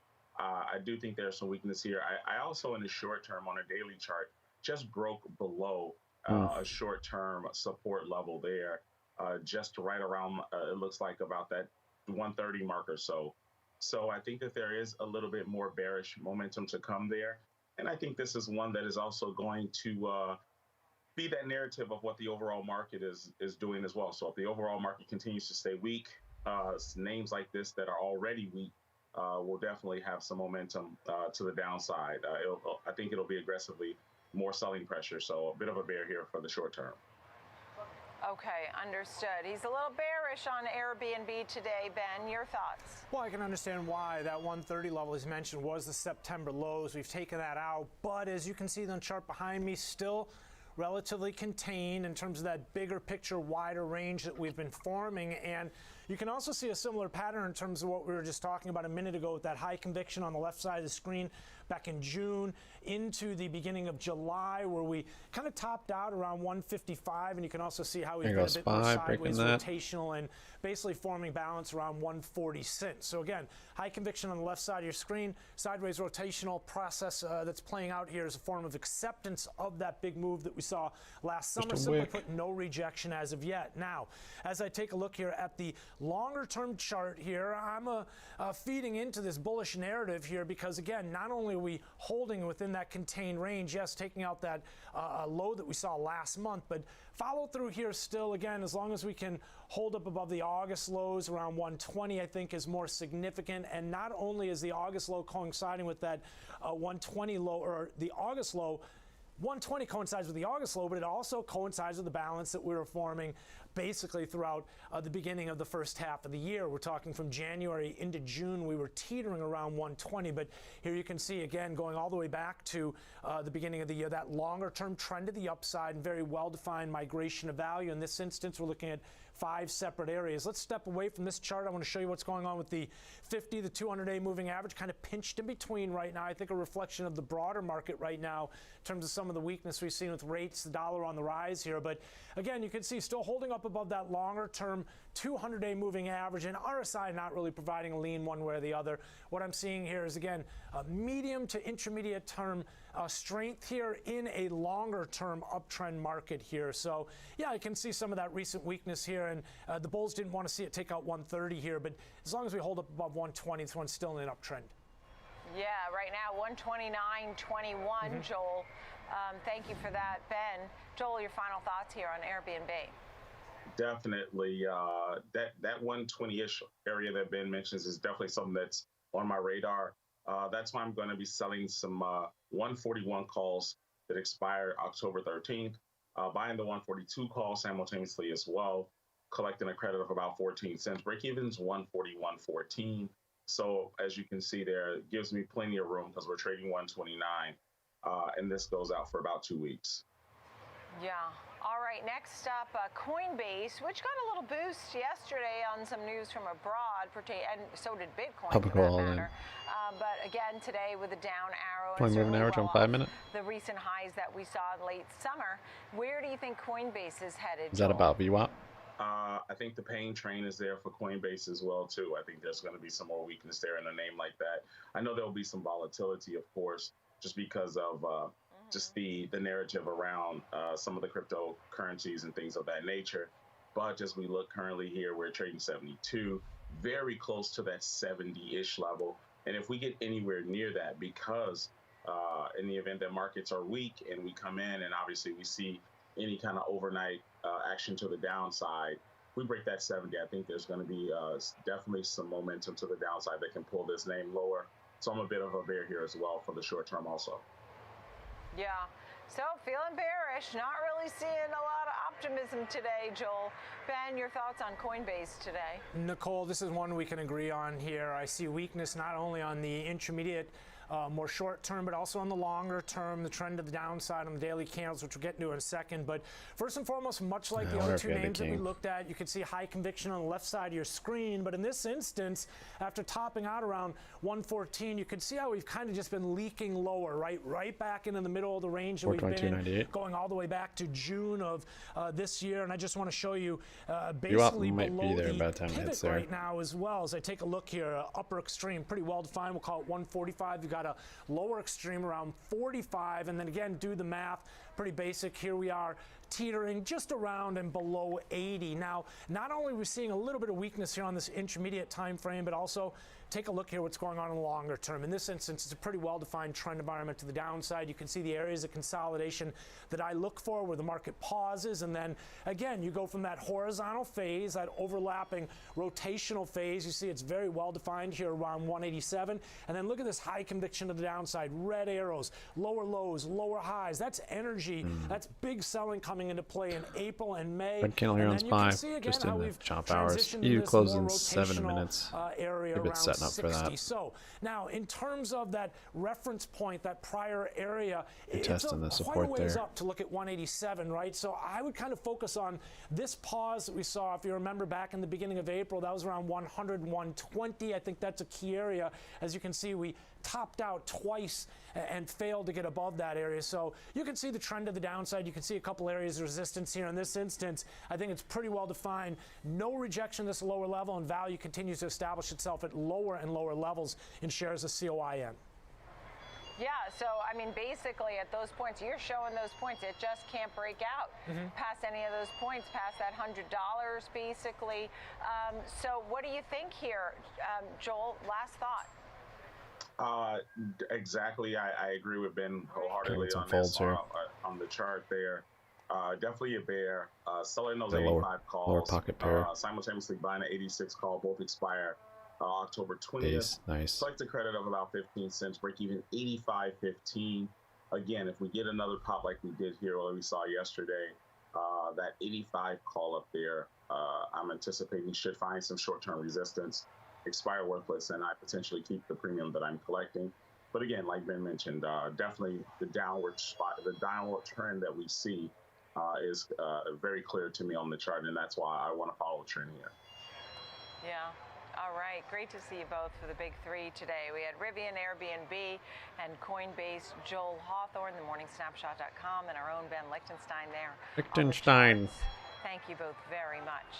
Coming up next, we're going to spotlight quantum computing company IonQ. The company's president and CEO will join us here live at the New York Stock Exchange. We'll be right back.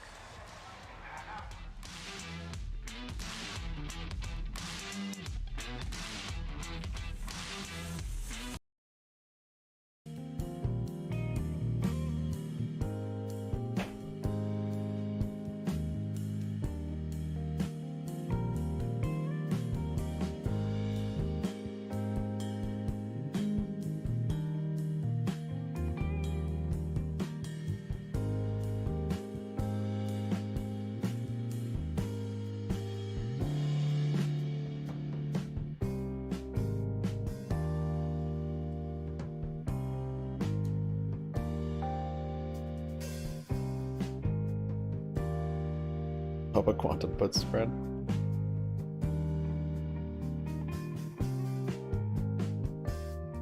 You close in 4 minutes.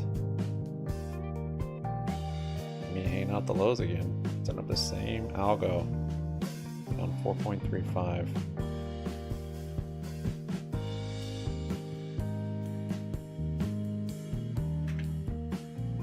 He's down 3 1/4.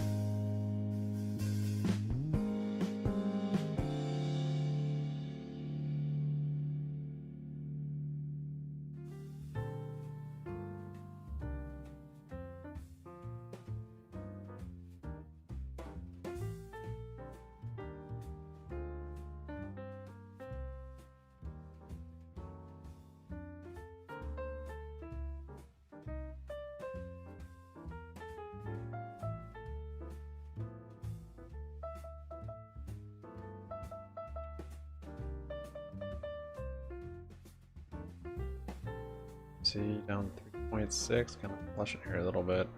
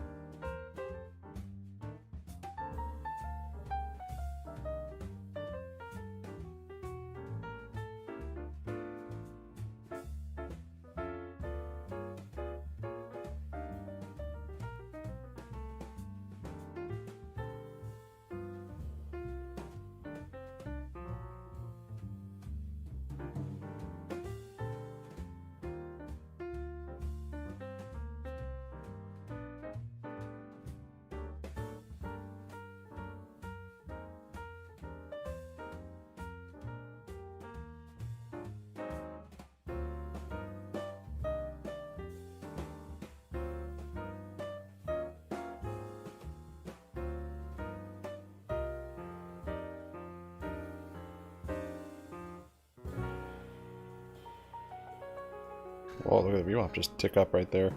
All that volume. It's crazy to see in real time.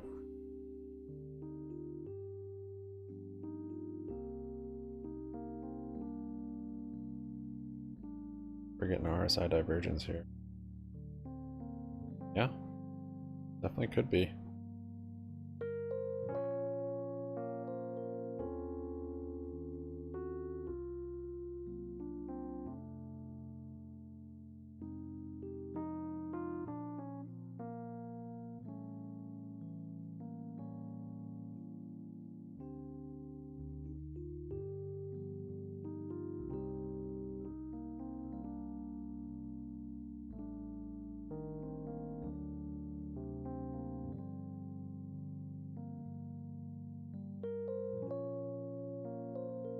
The red candle.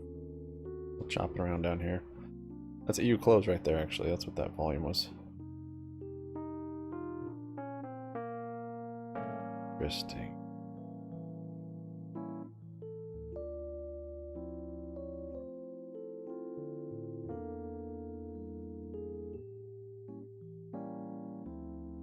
Oh, got the flush.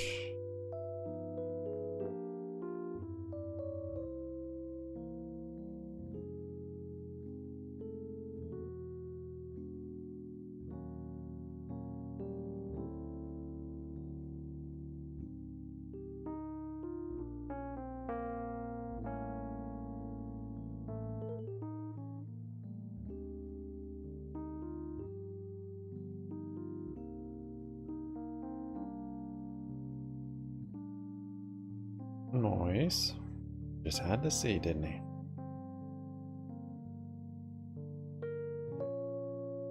SPY. Getting kind of frisky here after EU close. New low there. Oh, a little flushy. Flushy dumpy.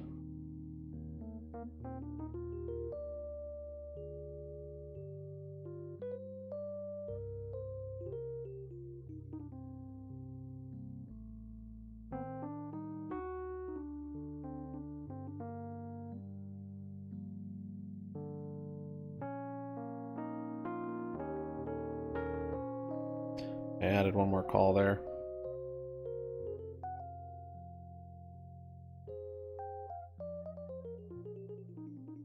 See if the bottom, see if this less aggressive channel holds.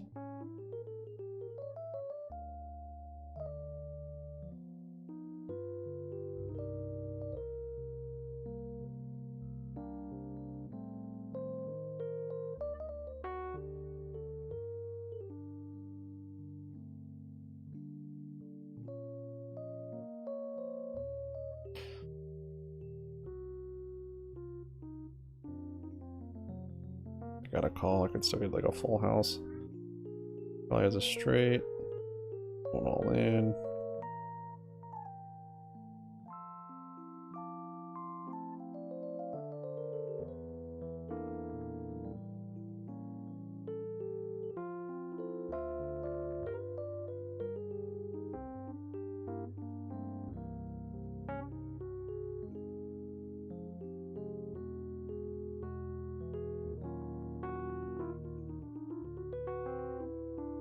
Both these guys have straights? The full house is the only thing that would have taken it down for me. Yeah.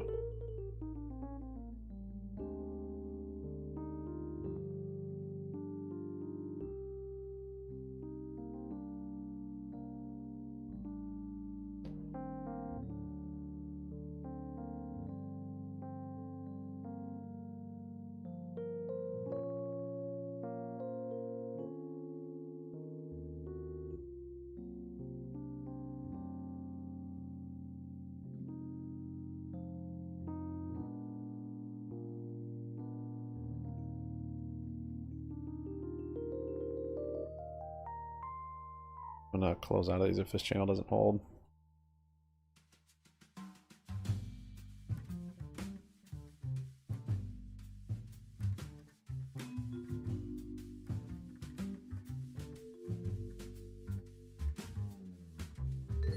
Not like this. Bye. give us any kind of bounce, man. Just to buy that.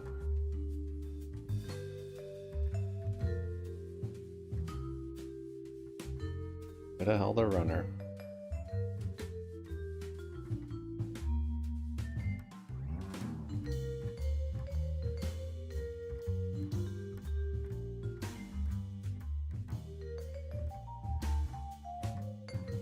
Milestone of AQ35 and producing a new system called Forte Enterprise. The year after that is an AQ64 system. Wow. And that is when we think that quantum's kind of promise will really come to the market. And when you work closely, it's my understanding you work closely with Amazon Web Services, Microsoft, Google. What are some of those relationships like?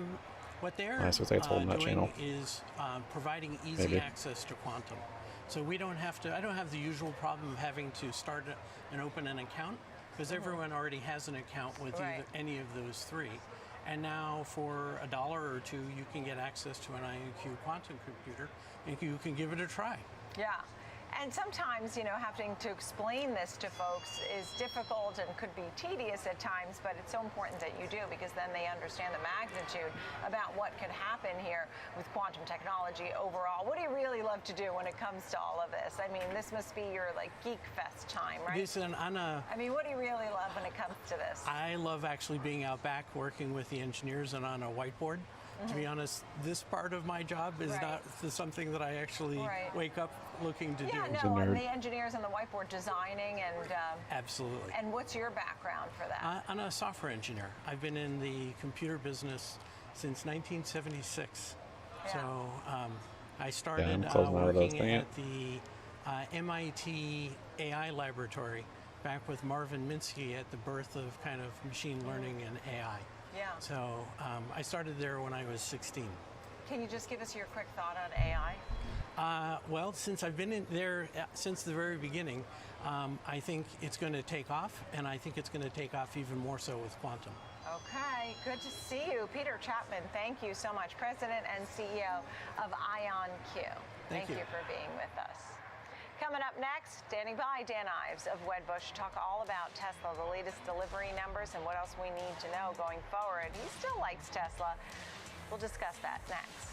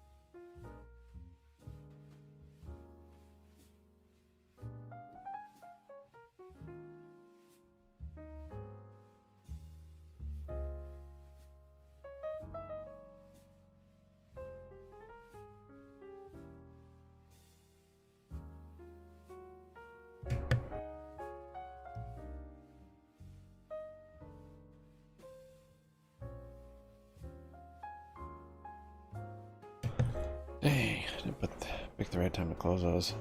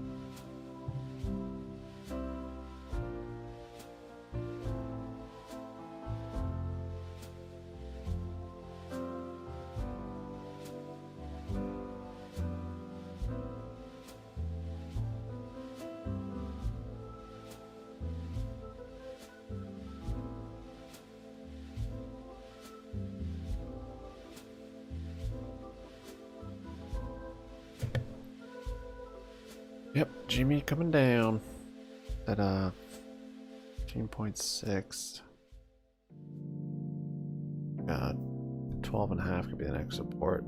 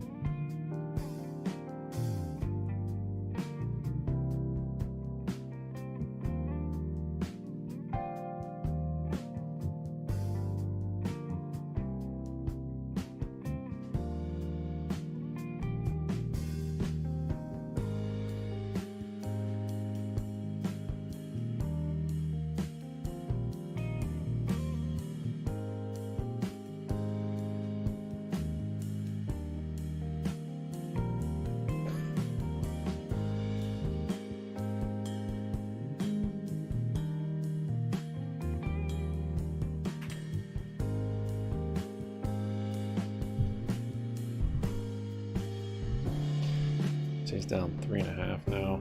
See if it bounces off the bottom of that wedge.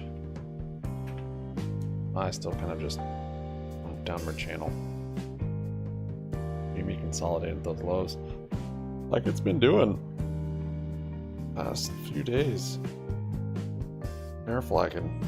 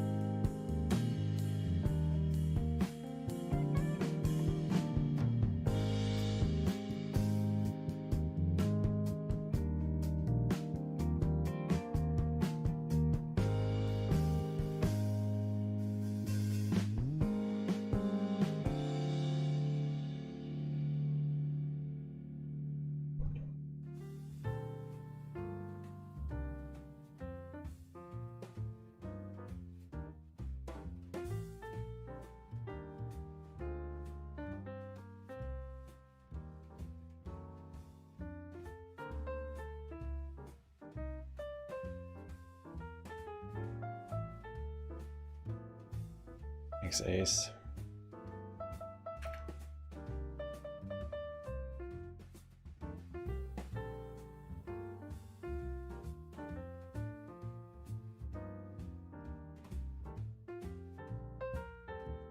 We're at 12 likes on the day. 12 from noon.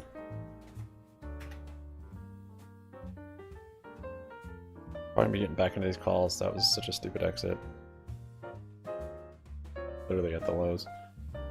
Thought we might just start flushing, but without the liquidity, probably not going to happen. And there you saw it. This has just been melting down. No real retrace for bears to push it further.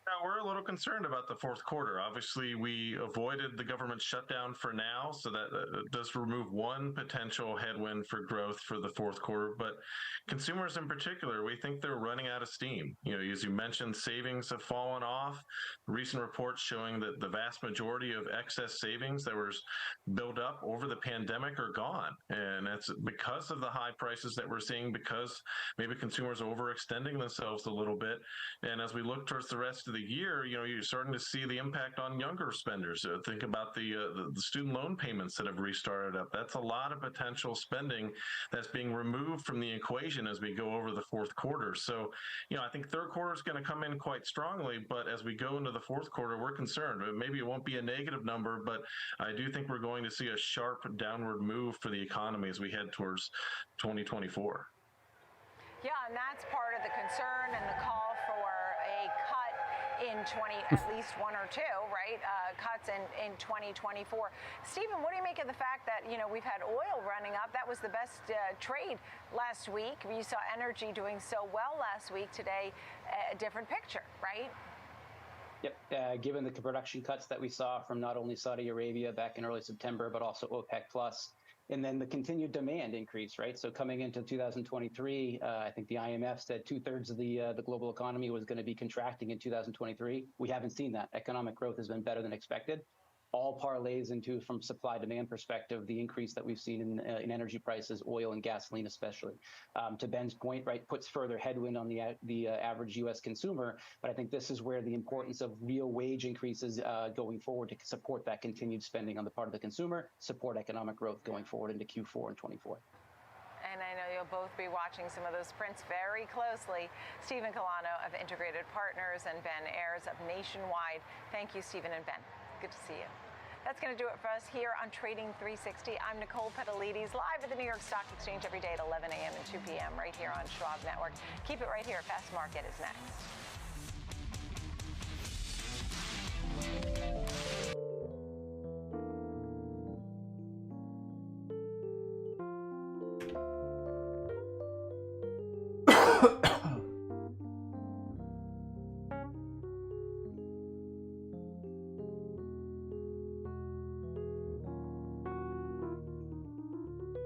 I'm getting back into some calls there.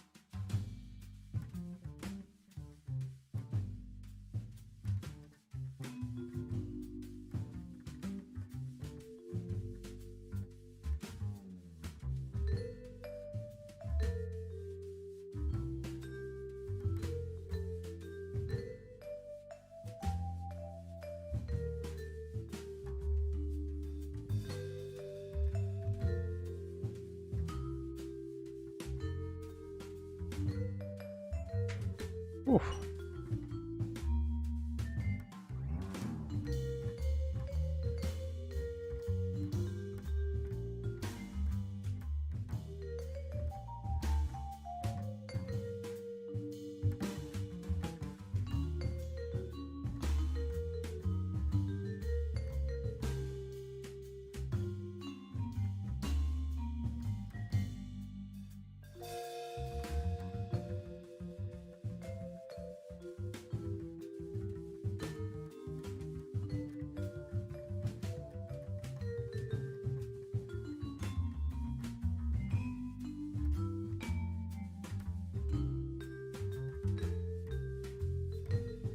Jeez, everyone had good hands.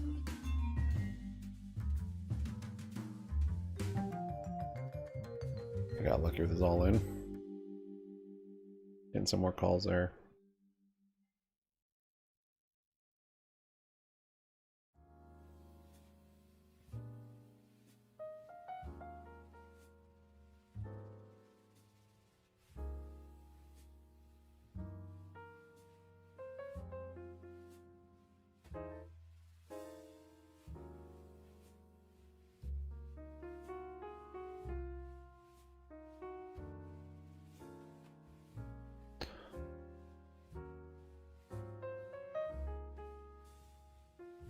Haha. I think he has a flush though. I did just land 2 pair. Yeah, he must have a flush. Oh, trips. Alright, spy.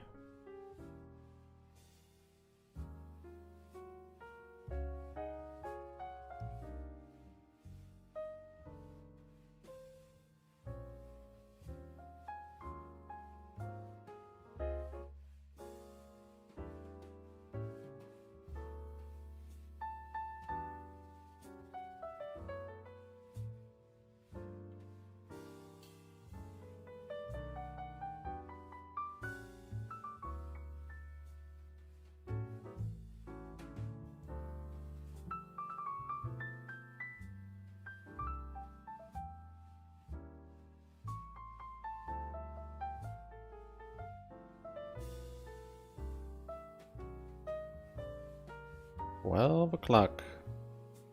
Well, it's 12 o'clock on a Tuesday.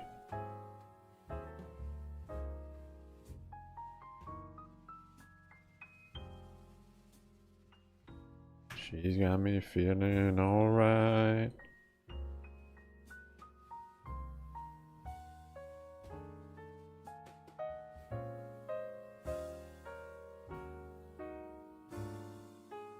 Look at Bubba getting calls. Did you short those calls?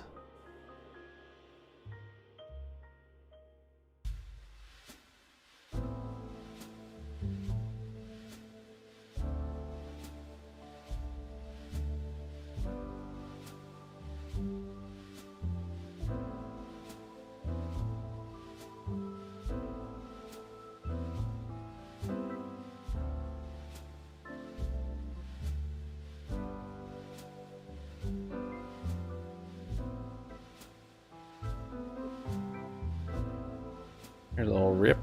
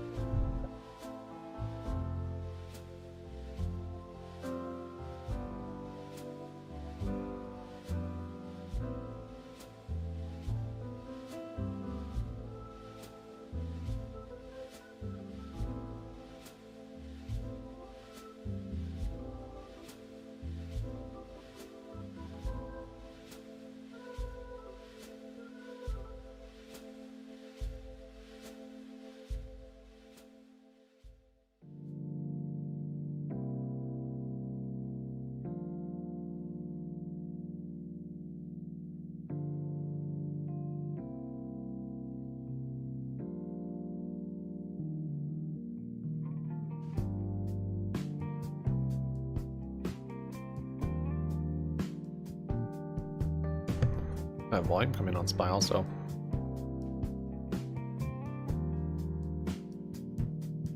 I'm gonna sell a couple here. Stop on the rest and for reloading on some calls. Could still be in a bearish channel though. Very well could be. bears building up this liquidity.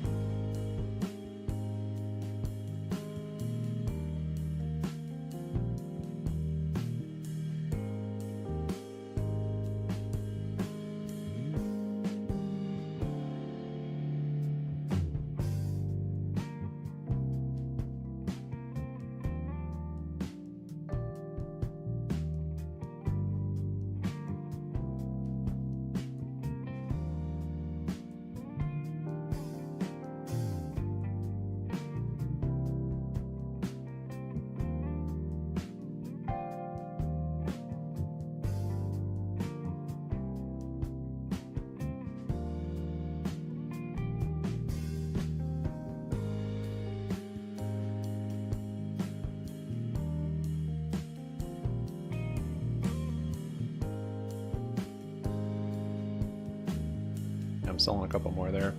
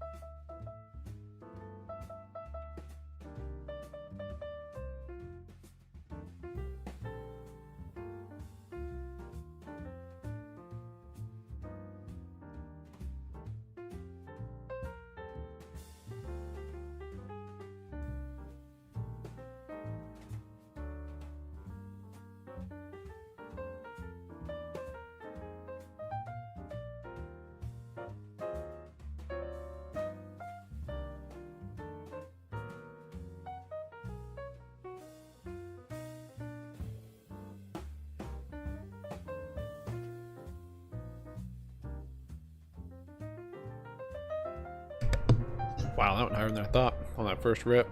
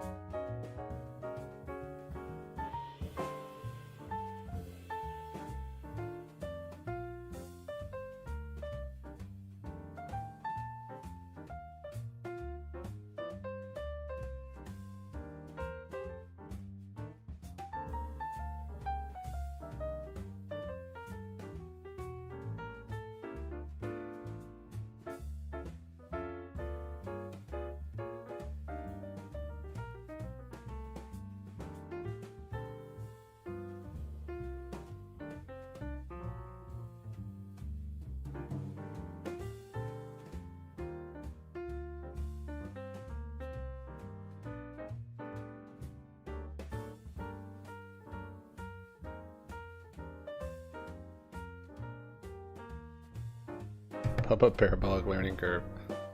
Nice, Bubba. Well done, man. See, you can make money with long calls too. It can be done.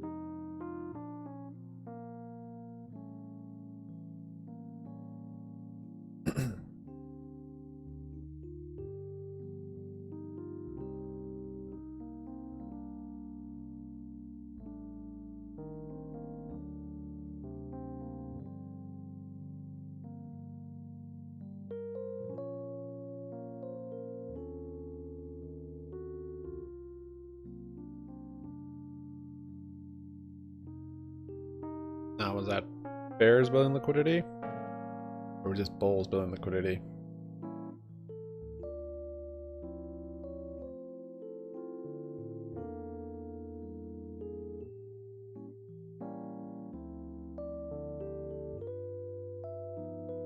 See if we find some support on the 50 moving average. This left shoulder over here too. Probably be getting more calls in that area.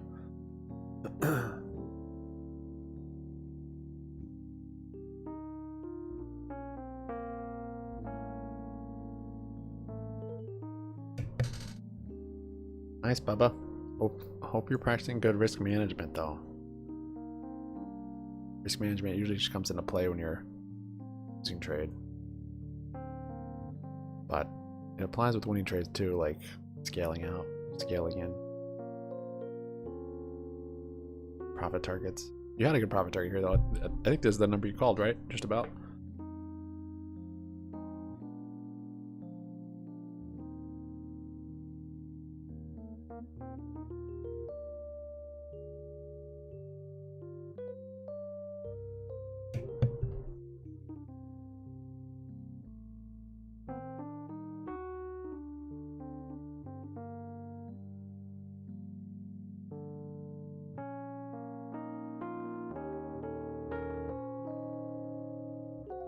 Nice little noon o'clock trade. Don't always get that in the middle of the day. The gift.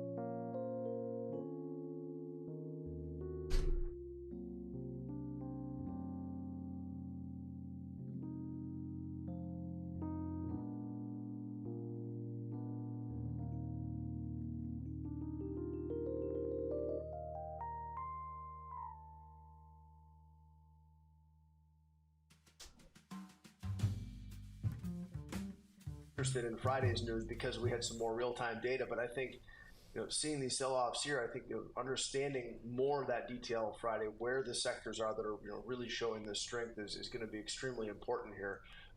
The bottom line is, unless Friday is some massive disappointment, right?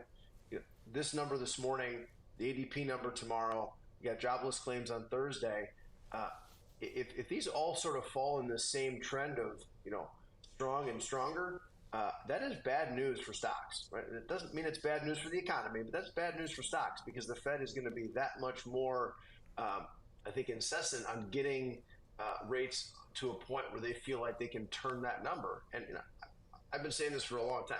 I don't think continuing to raise interest rates is necessarily the answer to strong employment and higher energy prices, but that's the tool the Fed has here, and they're going to continue to use that thing until we don't like it. And it's tricky, but this is an incredibly strong number in a time where you would expect a little bit of weakness given the macro kind of the labor strikes and the bankruptcies and that kind of stuff, and it's just not happening. Right. Fed Chair Powell once again banging his head against the wall here, Kevin, because the numbers aren't going his way as far as the jobs market. But one of the sectors that's doing really poorly today is the home builders. They're getting hit anywhere from 2 to 4%, and higher interest rate environment. 30-year mortgage getting close to 8%. Same problem that's going on with overall stocks are being highlighted in home builders, and that is what? Rates aren't going up, they're spiking higher. Parabolic moves to the upside, And that's what's good, man. unnerving Hopefully he stocks. That's what's risk heavy management. unnerving home builders, because that rushes people not out of the market, but to the sidelines. You can see it down puts here. off some of their numbers. So The steepness started to taper, right? the market can handle higher Started to flatten rates. out. The market can handle a higher dollar. They don't like spiking numbers, and right now yields are spiking. Yep. That being said, we could still be in this they say it's a downtrend. tax, right? On Yeah, that was the nice little consumer, move. these higher interest rates, and I think Good that enough you're for seeing Bubba that to play get off, calls. play out in the equity market at this point. All right, guys, let's take a quick break. When we come back, we're going to take a look at Boeing. The aircraft maker is up today on a potential United Airlines order, but have fallen about 20% over the 2-year highs that we hit in August. So this is definitely one to watch. Fast Market's coming right back.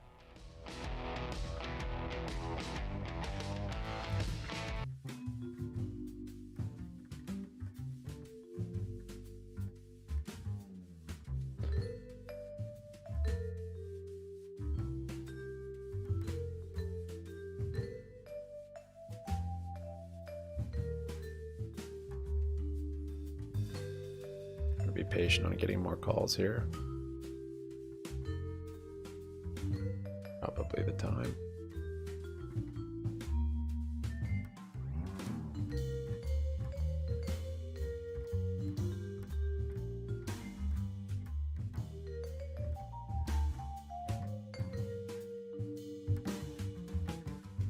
Yep.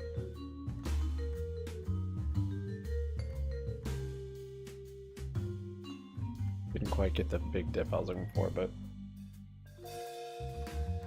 all right.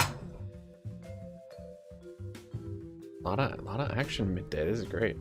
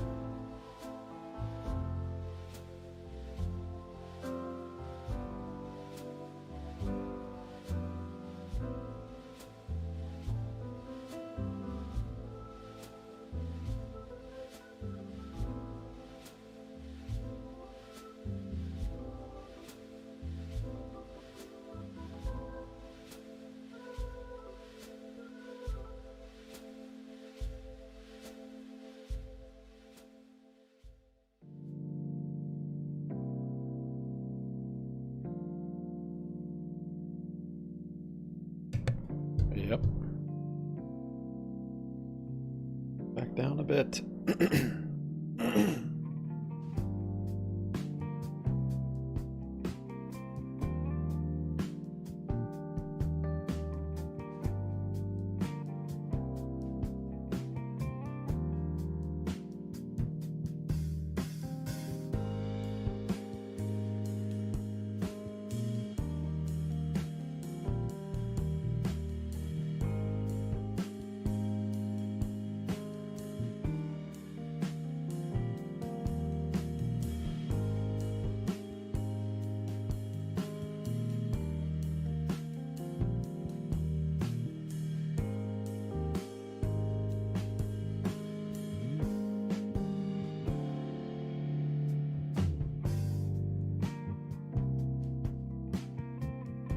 Oh, I picked up a put on Groupon. I'm gonna get a spread, but this account is too small to do spreads, I guess. I just got a put instead. Excuse me. It's October 14 put on Groupon.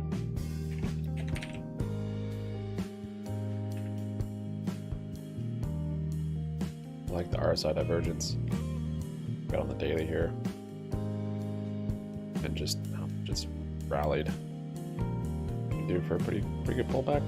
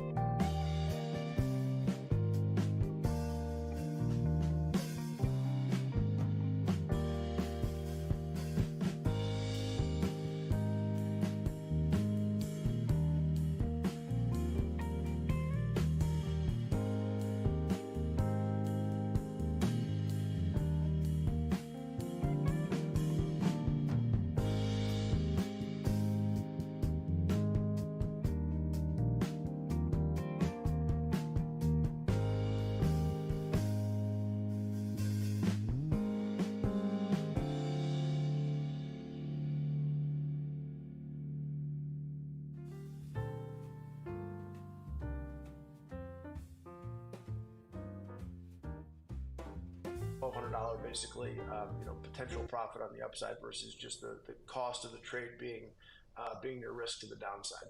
Yeah, let's break this one down. We got the risk profile up there at $3.80 where it was trading earlier. It's trading closer to $3.40, $3.30 right now. But the gist of the trade, buying, going out to the November monthly cycle, so 45 days till expiration, buying the 200 strike call, that's out of the money by about $10 here, and then selling the 215. Paying roughly, if you pay $380, like we've got up there, that's going to be your risk, $380 per spread. That can expand to $15 if it goes above the 215 strike over the next month and a half. Kevin, pretty straightforward, directional, but he's buying out of the money, which lowers the price entry point, but you still need from here that break-even 203.80. You still need a good $13, $14 move to the upside to get above there, but you're giving yourself duration and a potential catalyst with earnings. Yeah, I think this spread, and by the way, the 200-day moving average is right at 210, Nick. So this is one that if it gets back up there, which it hasn't been, it crossed over, about a week? It looks like mid-September is when it crossed over the 200-day moving average. Before that, it was back to last November when it crossed over on the upside. So it spent a lot of time over that 200-day moving average, and like I said, its currency sits about 209.97. So any recovery in this name would probably do pretty well for this. But like I said, it's an out-of-the-money spread, so you're paying theta.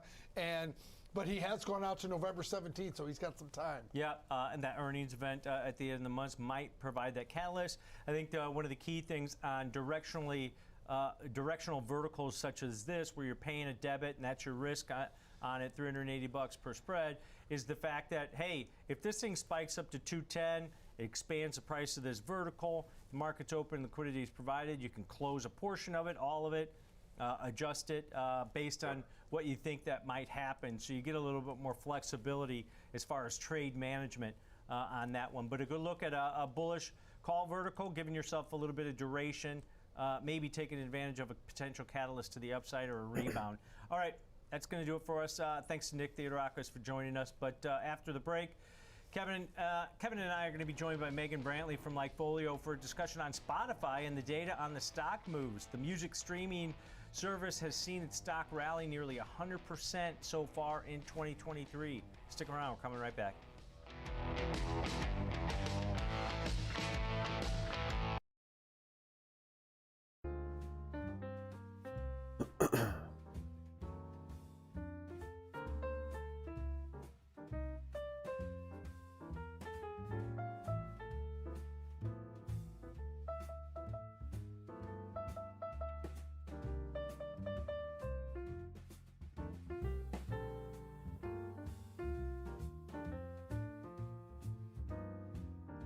Eye ripping up there.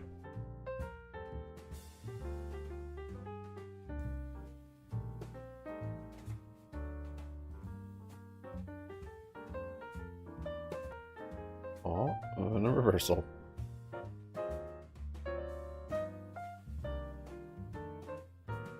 A volume spike there. It might have been some news or something. Maybe has some institutions buying. Weird.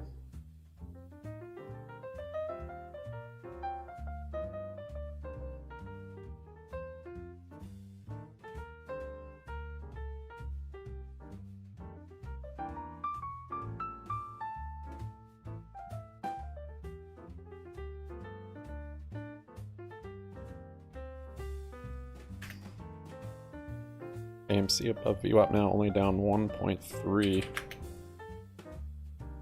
GME not getting a push, down 4 over 4.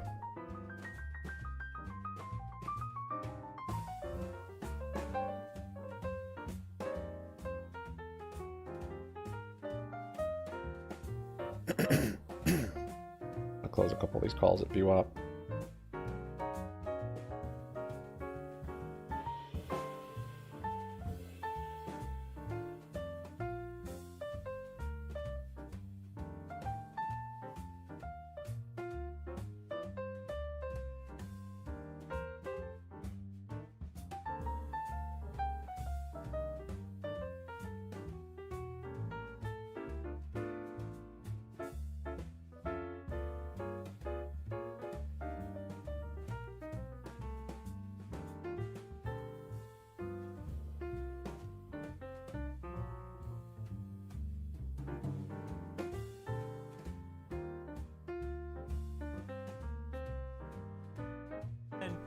Spotify up about 95% so far this year. It's had a good run.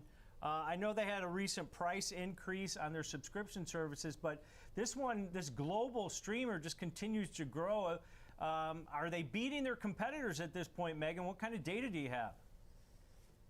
Yeah, so whenever we look at Spotify, this is certainly the largest streaming music and even, audiobook and podcast player in our universe. Whenever we look at just overall web traffic, so people who are navigating to Spotify versus competitors like Apple Music, like Pandora, like SiriusXM, Spotify commands about 70% of that web traffic, and it commands an even larger percentage of our overall mention volume, so that consumer mind share. And so whenever we look at growth, though, I think what's impressive here is we're still seeing a sustained growth in consumer mentions for Spotify and consumer demand, so those mentions of people who are listening to or downloading Spotify, and also those web visits. Even though Spotify is already kind of the market share leader here when it comes to overall traffic, those visits have increased by about 6% year over year.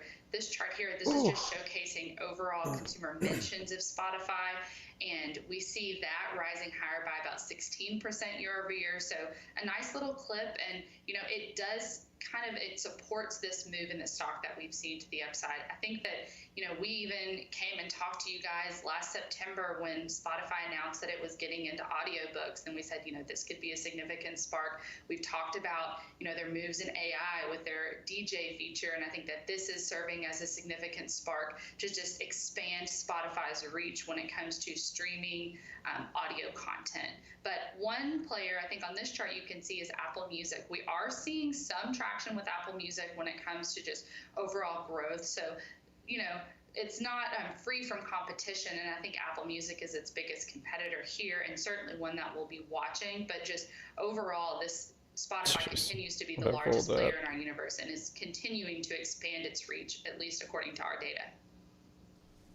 Megan, the Spotify story is a master's thesis on, if you think what a head start like iTunes or now what Apple Music has had on Spotify, and for Spotify to do what they've done, and I consider Spotify kind of a better version of the Uber story. And here's why just follow me here, because here's why I think this. Uber can't afford to pay their drivers less, and they can't charge more, right? Spotify can pay the artists less and just shown that they can charge more. So they have the right prescription to get profitable for this company, where Uber may struggle. They have to do it via volume. Spotify can actually change the metrics. This recent price change that Tom mentioned, $660 million it brings to the bottom line. Right, 50 moving average real on other minute? change in the business. So, Megan, the question is, just can they continue to do the right things, like raise prices, like pay the artists less, to get more and more necessarily profitable? very bearish. And if that does, that's clearly favorable for the stock, in my opinion. Yeah, I think that you make Have a great targets, point. though. That's a great Stick with them. example. And one area that we can look to is consumer happiness, to say, is this price increase even, turning consumers away? And really, we don't see a big impact on consumer happiness levels. I think overall they might be down by 2 points year over year, and that's nothing really significant. No enormous It's still spike very here, early. no sustained Might be a spike. while before we hit that Happiness levels 50 moving still average, near though. 70% positive and well in line with peers. And so I think that just speaks to Spotify's pricing power. The company knew that it could do this and retain these users. And it's also growing its ad-supported base. And I think that one thing that we haven't talked about is how Spotify is leveraging AI. You think about this whenever we talk about its DJ. So its ability to serve up, personalized song recommendations, but it's also applying this to its advertising metrics. And so it's using this to help target ads better to people. And so if you're an advertiser and you can better reach your consumer, then obviously Spotify's a no-brainer to use that channel to reach your consumer. And I think that we got a good indication last quarter. We saw a re-acceleration in growth in its podcasting advertising revenue, and I think that is huge. And just overall, whenever we look at people who are talking about listening to podcasts on Spotify's still the leader here, and it's still growing year over year. So that's another nice nod that not only is Spotify leveraging new technology to improve its service for users, but it's improving its service for those advertisers as well. Yeah, advertising really picking up year over year, grew 12% last quarter. So they're putting more ads in there. That's a bonus for them. But Megan, the one chart that you have on the 90-day moving average of year-over-year change in visits, Apple Music gaining some traction here. What's that all about? What's that all about, Megan?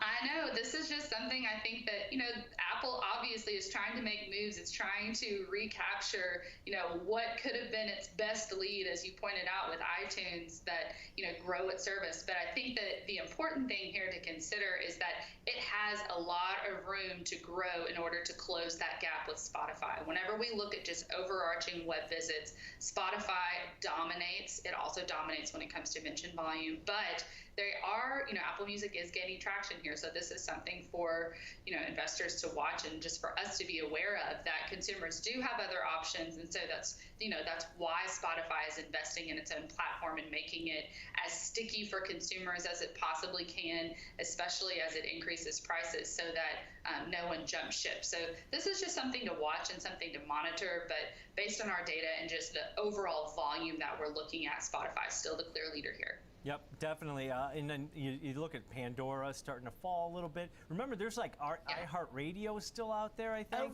All these companies had a head start on Spotify, and Spotify just goes to show you what I was talking about earlier is if you do it right. I mean, I am a Spotify. I'm addicted to Spotify. Yeah, it's got the best algorithms out there. 100%. Yep. All right, great stuff. As always, Megan, appreciate it. Thanks, guys. All right, that's Megan Brantley, Vice President of Research at Likefolio, breaking down the data for us. So, Cab, pretty positive stuff We'll close a couple of these calls Likefolio here. on this one. How do you want to look at this from an example trade? Not a recommendation, practice trade, but let's assume based on their data and you're in my feelings about Spotify that you're slightly bullish on Spotify. Let's do a lesson here and show the difference between the diagonal spread for a more aggressive upside play and a calendar spread for a still upside play but less aggressive, and I'll show you why. Right? If you were to do we'll use November 3rd, October 13th in both instances here. Okay. Examples, right. So let's go first with the diagonal spread. Let's say you buy the November 3rd 150 call and sell the October 13th 165 call. Now, that's going to give you, what's that, about 3 weeks of exposure here, right, with a calendar spread. And it's trading about $11.50, a little lower than where it was. That's the calendar. We got the calendar up. Right. We'll get the other graphic up on the call diagonal here next. Go ahead. The Didn't mean to fold that. $11 There's a couple more calls here. down from where it originally was when we looked at it. Now, Tom, if you take those same dates, the same short strike 165, and make it the calendar spread, right? The delta, Tom, on the diagonal, 39 deltas. Now, the calendar spread, remember, 1155 on the diagonal spread, 490 on the calendar spread, and about a 17 delta on the calendar spread. So different exposure and that trade-off that we talk about all the time when trading options. Calendar gives you more upside. Calendar gives you, but the trade-off is you got to spend more, right? Calendar spread gives you a more passive or lightly bullish play, but you don't have to spend as much. You spend less than half of what you do. So the diagonal and the calendar spread, what's the decision-making process? Your conviction, right? It's all about the delta. It's basically a 17 delta versus a 40 delta on this. So it's just 2.5 times more upward momentum, more delta on the upside. So versus the diagonal, which embeds that vertical in the calendar spread and the regular calendar. Yeah, let's break down the diagonal here first. Going out to the November 3rd weekly series, the 150 strike call, it's about $4 in the money. You buy that one, sell the 165 strike call. $15 wide, bullish call diagonal to the upside. Now, we've got about 12.25 debit on this one. Kevin mentioned the stock's pulled back with the overall market, so it's trading closer to 11.60. But the debit you pay is going to be the risk. If you pay 11.60, well, that's going to be $1,160 per spread on a $15 wide, bullish, higher delta, so more aggressive to upside. And you see the break even there about 156.50. Chopping around up You'll here. have that ability to roll that short call as you get closer to expiration over the next week and a half if the market's open, liquidity is provided. Now, that's one way to look at this. A little bit more aggressive. You've got more risk because the debit you pay is your risk on that one. Now, let's look at the other one. That's a call diagonal. Using those same option series, going out to the November 3rd weekly cycle, 31 days till expiration, buying the 165 call, selling that same call in the October 13th weekly series that expires in a couple weeks here, or a week and a half. You're paying roughly, we've got 520 debit. That thing's trading lower also because the stock has moved. It's trading closer to 490. But the debit that you pay is going to be your risk on this one, about $490 at current levels. But you can see there from the from the risk profile of the calendar spread, you're paying less, so you've got less risk on this one. You probably got a little bit less, maybe potential profitability, but at the same time, your break-evens near 157 on the downside and about 174.5 on the upside. So you get that upside exposure, Kevin, but you're giving yourself a nice wide range where you can still be profitable in this type of trade. You take advantage, positive time decay on this one also as your near-term option that you sold, the October 13th weekly 165 call, decays or loses value that you sold at a quicker pace than your long option that expires in 31 days. But got assignment risk on short options on this, on the 165 strike call on both of those example trades. So good look, good lesson at two different ways to play it if you think this stock's going to grind up towards that 165 strike over the next 31 days. All right, Kev, that's going to do it for this segment. But coming up after the break, we're going to take a look at Amazon. The tech giant stock is down sharply today, but is still up nearly 50% so far this year. Fast Market's coming right back.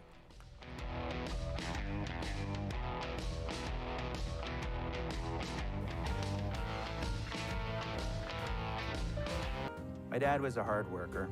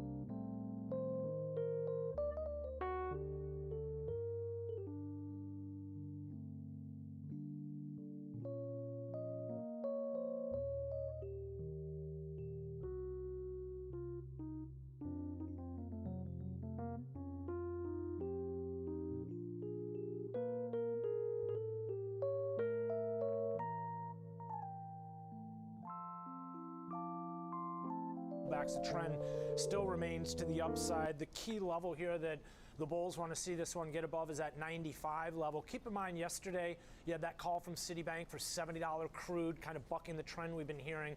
Most of the analysts looking for triple-digit oil. But yeah, the move that we saw yesterday and the little bit of relief in terms of some of those high crude prices, again, not necessarily very short-lived, I guess is the best way of putting it. Crude back to near 90 and up 1% on the day. Yep, we're going to continue to watch that crude and yields. That is the story today. Thanks to Ben Lichtenstein, host of the Future Show, breaking down markets for us.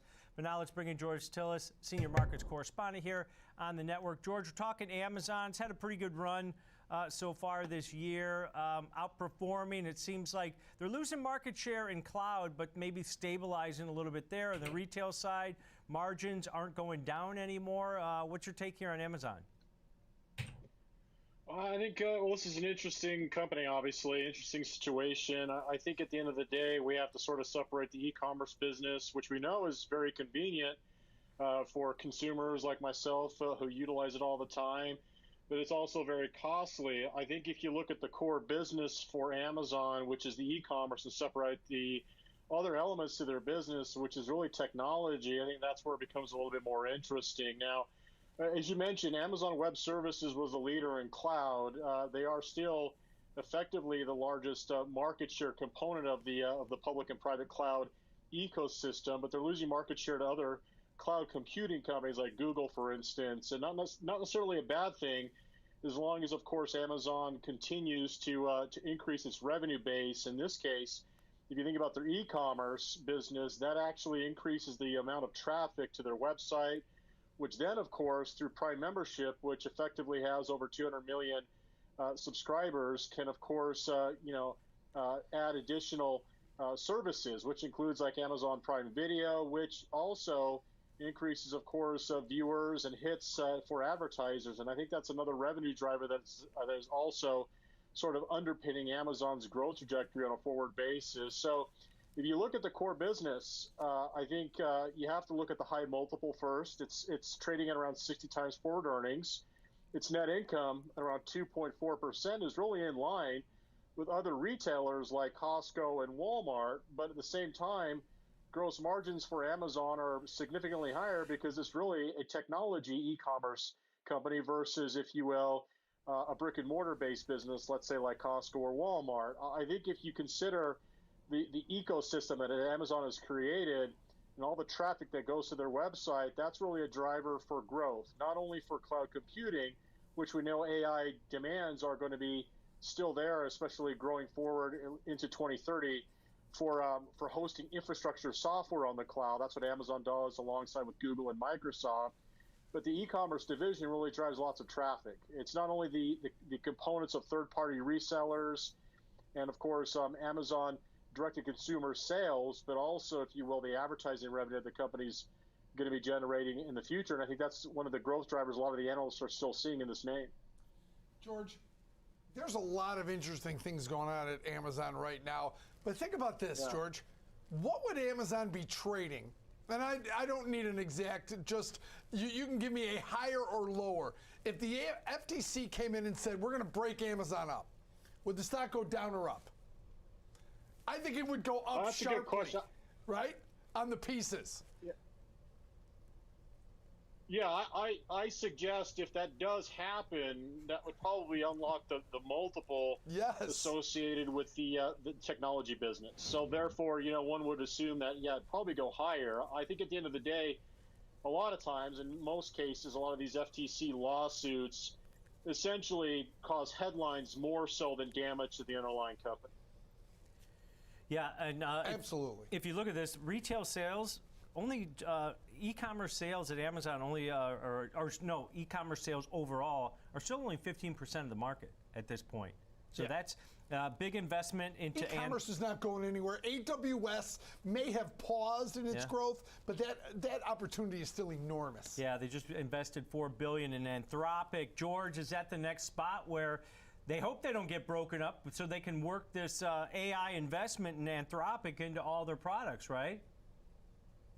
Yeah, I think so. I mean, ideally speaking, they want to keep their technologies integrated, but at the same time, if they do end up getting broken up, I'm not saying they are, I don't necessarily think they will. They certainly would have partnership affiliations with the separate companies. I think at the end of the day, the entire brand, I mean, the Amazon brand is such a large ecosystem that essentially it carries through to the multiple services across their e-commerce platform, but also, for instance, their Prime Video. Their Prime Video now is launching their advertising-based tier, but also if you want the non-ad tiers, you got to pay a premium, about $2.99. Now, that's not a lot of money on a consumer basis. They'll pay it, but that can be a big driver of earnings for the company. I'm just going to use Costco as a quick example because Costco's memberships from the percent of total sales is very small, but when you look at it broken down in terms of net income, it's actually a large percentage of it. So my point is that any additional subscription-based revenue is really just a trickle-down effect to net income, which can certainly improve the prospects of the stock price. All right, great stuff. Great breakdown for us, George. Appreciate that. That's George Tillis joining us, Senior Markets Correspondent. But, Kevin, some news just came out.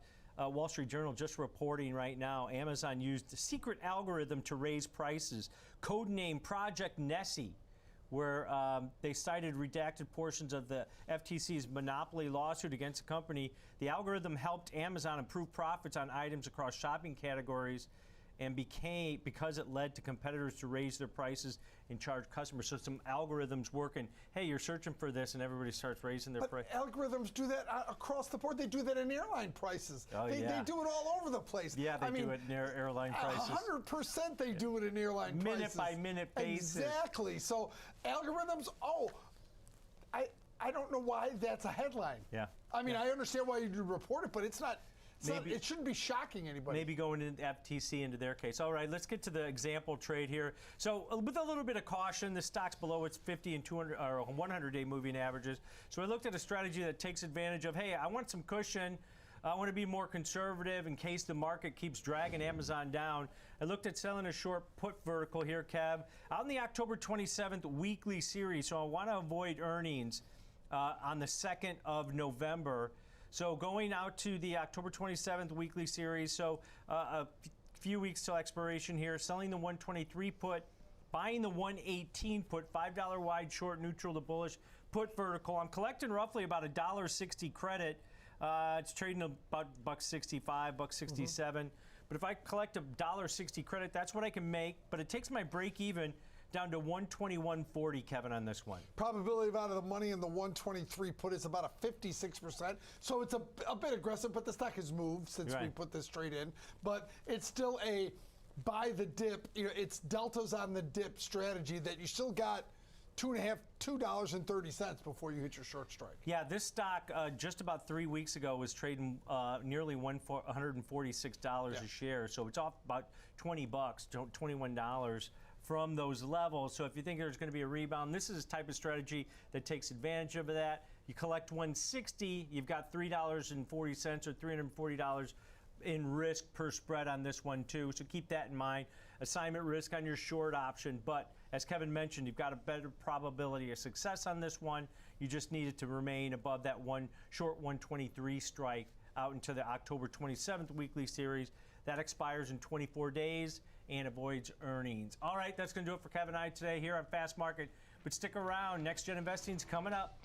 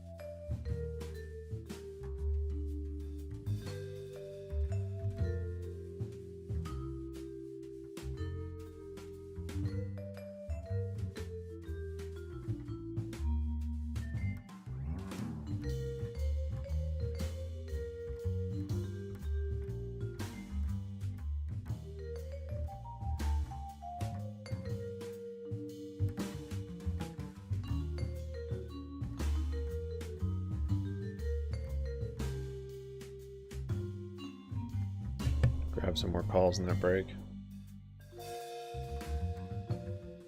Speed. Consolidating this horizontal channel, we'll see. Again, I want to test at this bottom, but we never get there.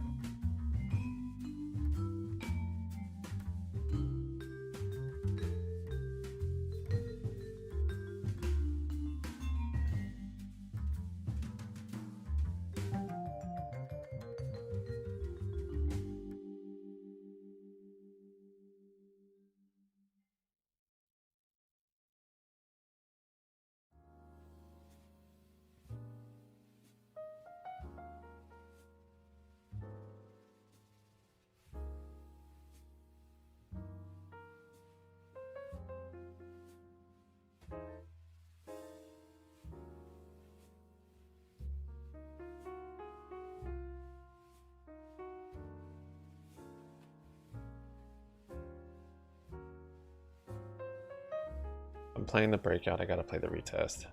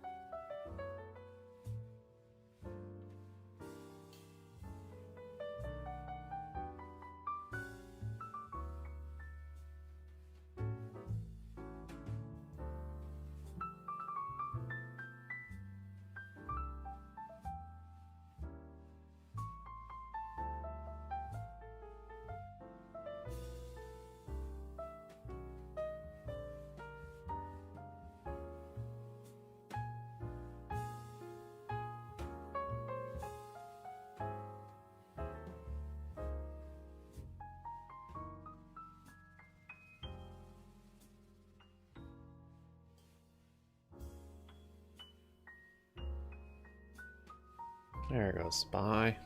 A little quick test out there.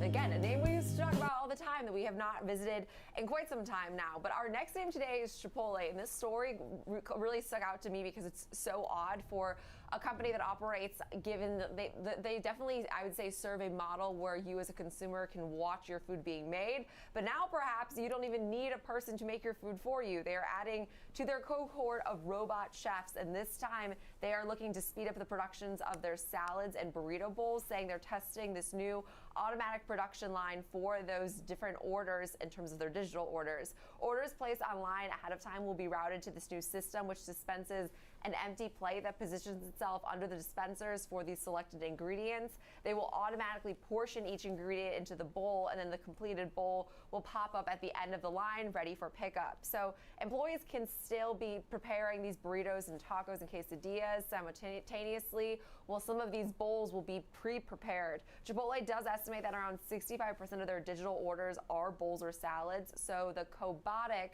or the collaborative robot could free up time for these employees to then deliver what they said is exceptional hospitality and increase their capacity for digital orders during these peak periods. In the company's latest quarter, digital sales did represent around 40% of their overall sales, so that's a huge portion right now of their business. To me, I read this though as, Alex, everybody knows that's been to a Chipotle, which I'm sure is pretty much most people in the United States, that you hope that you have someone that's serving you that really is I'd say more generous with the portions. Yeah, so this to me, automatic portions, makes me say I want to go in the store and do it myself then. My brain first goes to, well, what about all those employees that are currently doing this job? And so I look at it as the spillover effect. Chipotle is not going to be the only company looking at technology like this. This is the potential positives for companies' bottom lines and efficiency and cost savings, but the negatives of less and less jobs available for people. And so I don't know how I feel about this. I'm kind of with you. Sometimes I'm hoping for that generous, or maybe even just like you're at the fresh batch and they just give you a nice little scoop, versus if you're at the end of the batch and you kind of just take your time and let other people go ahead and you wait for the fresh portions. Exactly. I always get Sofritas, which no one else orders, so I'm always they always really are generous with that portion. So this has me a little bit concerned selfishly, but like you said, a concern of jobs is another thing. They also have began testing this robot that does make the chips for them. They fry them, season, salt them. It's called Chippy, which is so funny. But another thing concerning for those employees that do work at a Chipotle, they're getting more and more advanced with their automation as far as their production goes. Our next name today, though, is PepsiCo.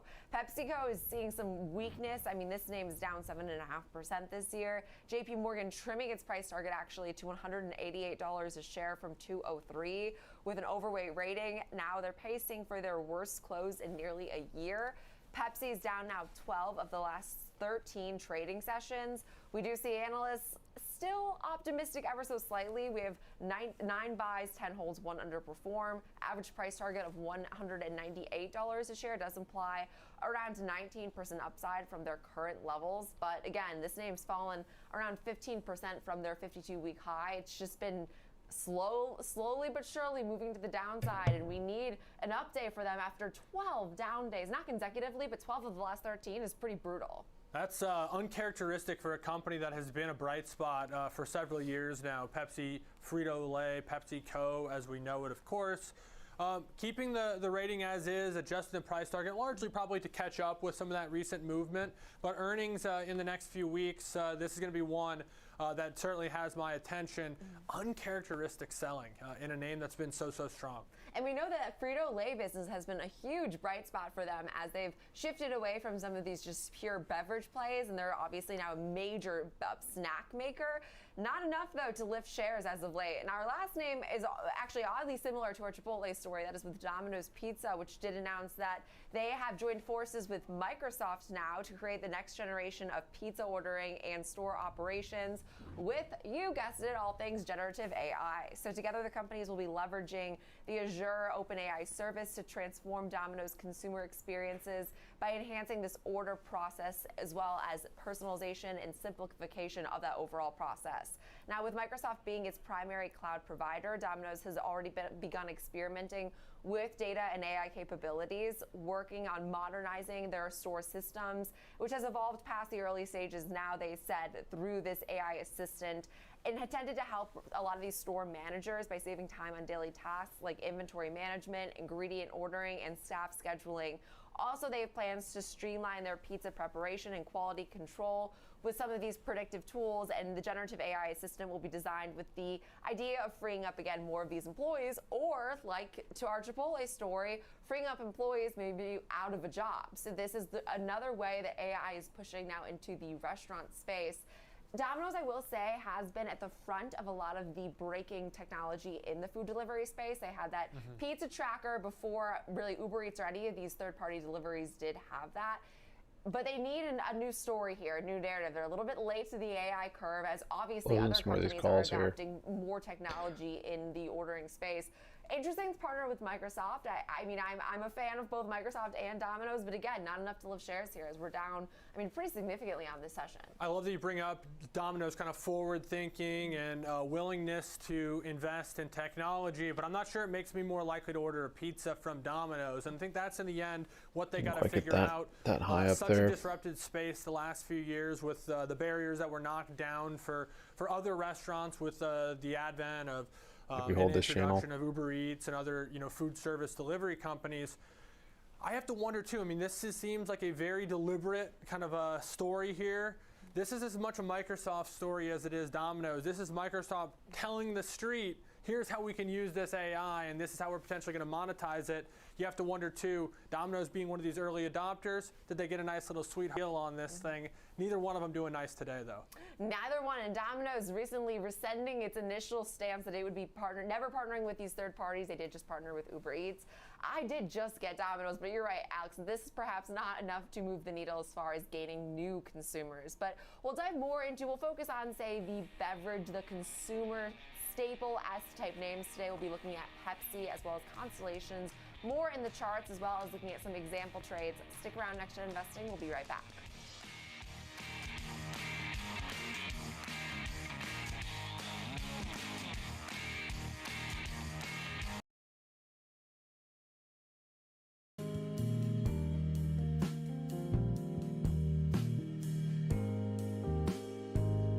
GME climbed back up to VWAP, down 3.6.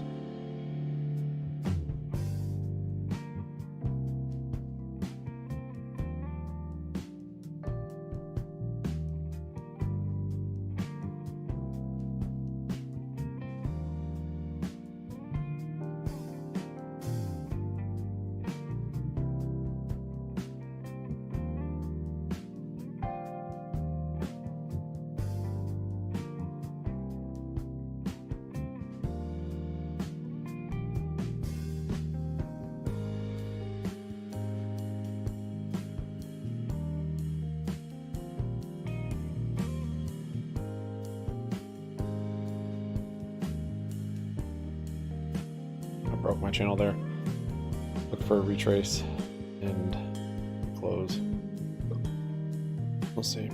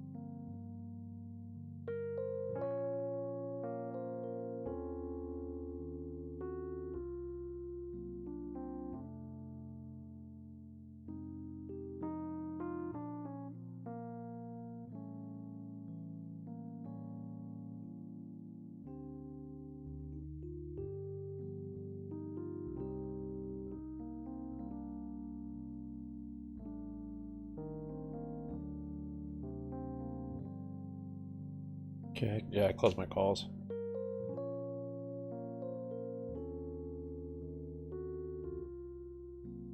The rest of them.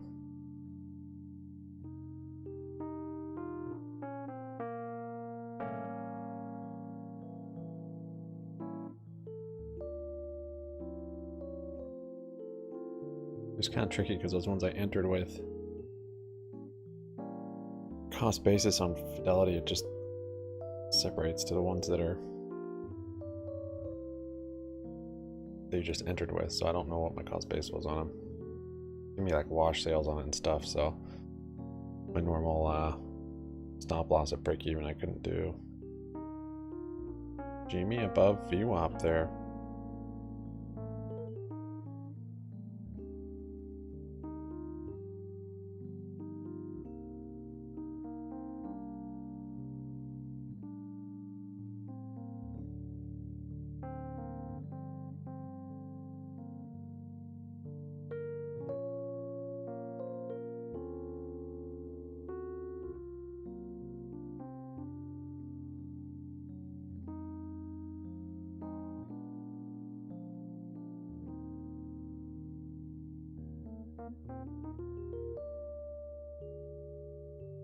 What's up, Fee?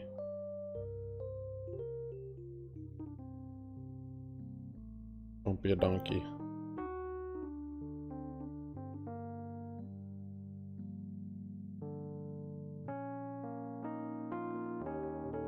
Down here a little bit.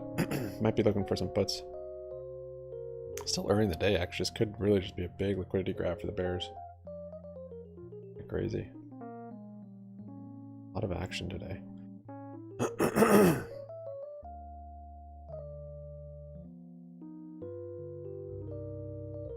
Glad we can at least look at these names ahead of earnings, as they're not necessarily, next week, but they're coming. So there is that exciting catalyst to look forward to in shares to at least see some degree of movement. Our next name needs some degree of movement pretty significantly to the upside, though. That's PepsiCo. It's down now for 12 of the last 13 trading sessions. And Ben, I was actually seeing this is its worst losing streak since 2013. So worst streak for PepsiCo in 10 years. I mean, what are you seeing? I can't imagine that from a technical standpoint things show that much optimism. No, definitely a very similar pattern. Actually, when you're looking at the chart, you can see this is hourly candles, and in a similar situation, top left to bottom right. We're going all the way back to the middle of July, beginning of August. Shares of PEP up around 192, and then recently trading all the way down to 167. Let me just go ahead and identify some of the areas of consolidation that have formed on the way down, so we can see it's a very well-defined trend here, and you can also see that we're currently balancing around 168. Now, as we're forming these areas of consolidation to the downside, I want to point to the fact that the working assumption here, again, is that we're trending lower. So what do the bears want to see? A new area of value form at a lower level, right? Continuation of the pattern. It validates the working assumption. They don't want to see us take out 178 because that would kind of reverse the pattern that we're seeing here, again, where value is forming at lower and lower levels. So as long as we stay below 178, that bear trend remains intact, looking for a breakout to the downside, a new area of value forming at a lower level. Now, the reason I bring that to your attention is because take a look at what's been playing out on the daily time frame. In this instance, we've had a very well-defined trend to the upside, but the most recent weakness has invalidated that. Why? And let me show you, because in a similar fashion, as we were just talking about, in a downtrend, you're constantly referencing that prior area balance relative to the one that you're currently forming. Well, here you can see in the uptrend a similar pattern. 140, 153, 170, and 185 is where we balanced out. This spring had a bit of a double top form here. Look what happened. We rolled back over, and we've now taken out 170. So below a key area that we established on the way up, the market leaves us these kind of footprints on the path that it takes. And in this instance, again, not what the bulls wanted to see as we've taken out 170. Let me show you again in a similar fashion here in terms of what's playing out here with the longer term, the daily candles here again. And look what's been going on here with the 200-day moving average, the 50-day moving average. I mean, we've taken it out with conviction here and really haven't looked back. That double top we were just talking about coincides with that longer yellow line, the 200-day moving average. So this is a stock that's been coming under pressure. Shares of PEP, again, hanging out right around and just below those lows that we saw back in the beginning of the year. Yeah, absolutely. So, I mean, looking at this name now, this has also been obviously we're seeing, I mean, it doesn't take a technician to understand that we are seeing these 250-day moving averages start to tick to the downside. What does that mean? That obviously tells you that trend is continuing lower here, but any signs of a reversal coming, or we just have to wait and see? No, you have to wait and see at this point, Jenny, especially when you see acceleration to the downside, not only in terms of price, but you can see it's both supported by price as well as the RSI. Now, the bullish narrative here, obviously, if we were to find a bottom, you can see that low that we saw back in January. So this is a test to break down below that low. If that fails, well, we could easily see retracement back into the middle of this range here, which would bring us right back into that 200-day moving average around 180. But this is a stock that's definitely exhibiting some weakness here, and definitely taking out key areas that were established on the way up on the longer-term trend to the upside, now shifting and it looking more like a bit of a trend lower here. Right, and looking like Just not really the typical price activity we're seeing for most of the consumer staples that are historically a little bit more solid, a little bit more resilient. That has not been the case for PepsiCo shares. We appreciate the breakdown, as always, Ben Lichtenstein, our chart master. Alex, now in trading this name, considering that both Constellation and Pepsi obviously are seeing some weakness as of late, but this name has seen some weakness that has been a little bit less, I would say it's more consistent, more steep when looking at the chart. So walk us through a maybe more neutral leading trade. Yeah, a strategy to fit sort of that narrative we got from the analysts, which was repricing its price target to the downside, but sort of leaving that almost neutral or inline rating for the stock. We do have an earnings event next week, so I went out to next Friday's expiration for this. Looking at selling an iron butterfly. What's an iron butterfly? Imagine it one of two ways. Well, one is just a straddle that's being sold with some wings. That's probably the way I would think about it. Or think about it as an iron condor, that those two short strikes are smashed together, and that's what you can see here as well. I centered this around the current share price of just around 167.5. But listening to Ben, you could make an argument for setting this at 170 as well, as that was a critical balance level that he had talked about. But with the neutral version of this strategy, set it around the 167.5 strike, I bought $12.50 wide wings. The reason I did that is it allowed us to get a $5 credit. That $5 credit, Jenny, allows us to have a $10 wide window for break evens. You can see those there, 162.5 to 172.5. And so anything between those two levels through next Friday would theoretically be profitable. Best case scenario would be moved right to 167.5. A lot of volume came in there too. Profit's 500. It's the same as the credit received, which in this case is $5. Risk on the trade, $12.50 wide spread. Subtract out that $5 credit. What are you left with? 7.5. That's $7.50. That risk takes place outside of those long strikes. So below 155, above 180. That would be a big move for a name like Pepsi, even around earnings. Right, so we do have some cushion here, but obviously hoping shares just somewhat hang out, currently right around where we're actually trading, even with some of the overall selling. So great way to look at two different names that are seeing some weakness, obviously in the staple and consumer food space, but hoping for some upside once we get some quarterly updates from both of these companies in the near term. We'll leave it there. Now coming up next, we will talk another staple, although seeing some pretty significant selling today. That is McCormick, which I tend to think of as the parent company of Frank's Red Hot, but also various pantry staples. We'll discuss more of the selling and why shares are down 9% on the session coming up next.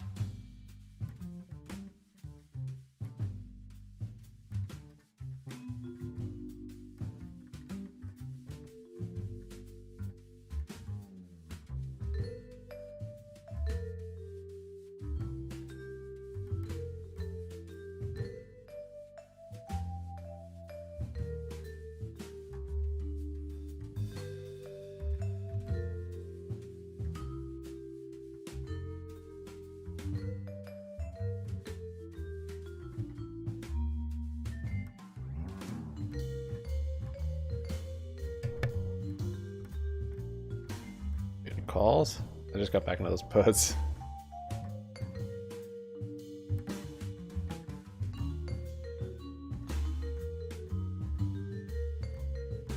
Break of the channel was legit. The little stop hunt.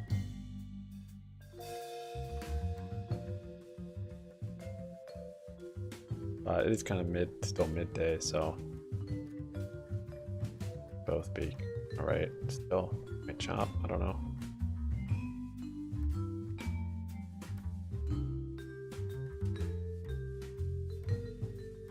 Oh, you meant puts. Okay. 1539. Is there a gap down there?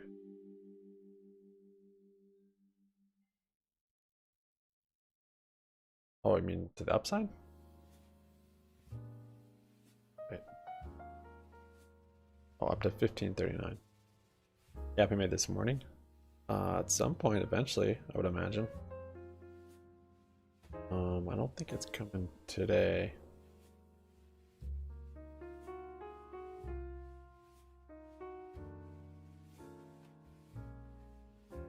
Yeah. If SPY rips, maybe.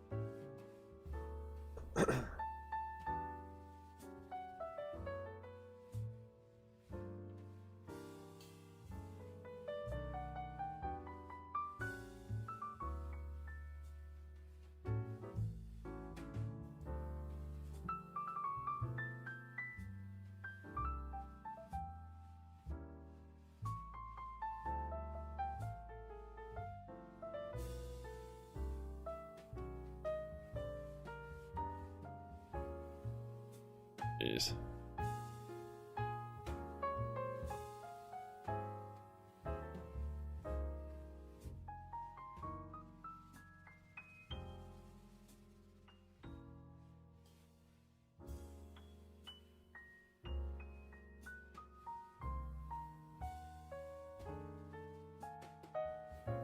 Here's a big pot.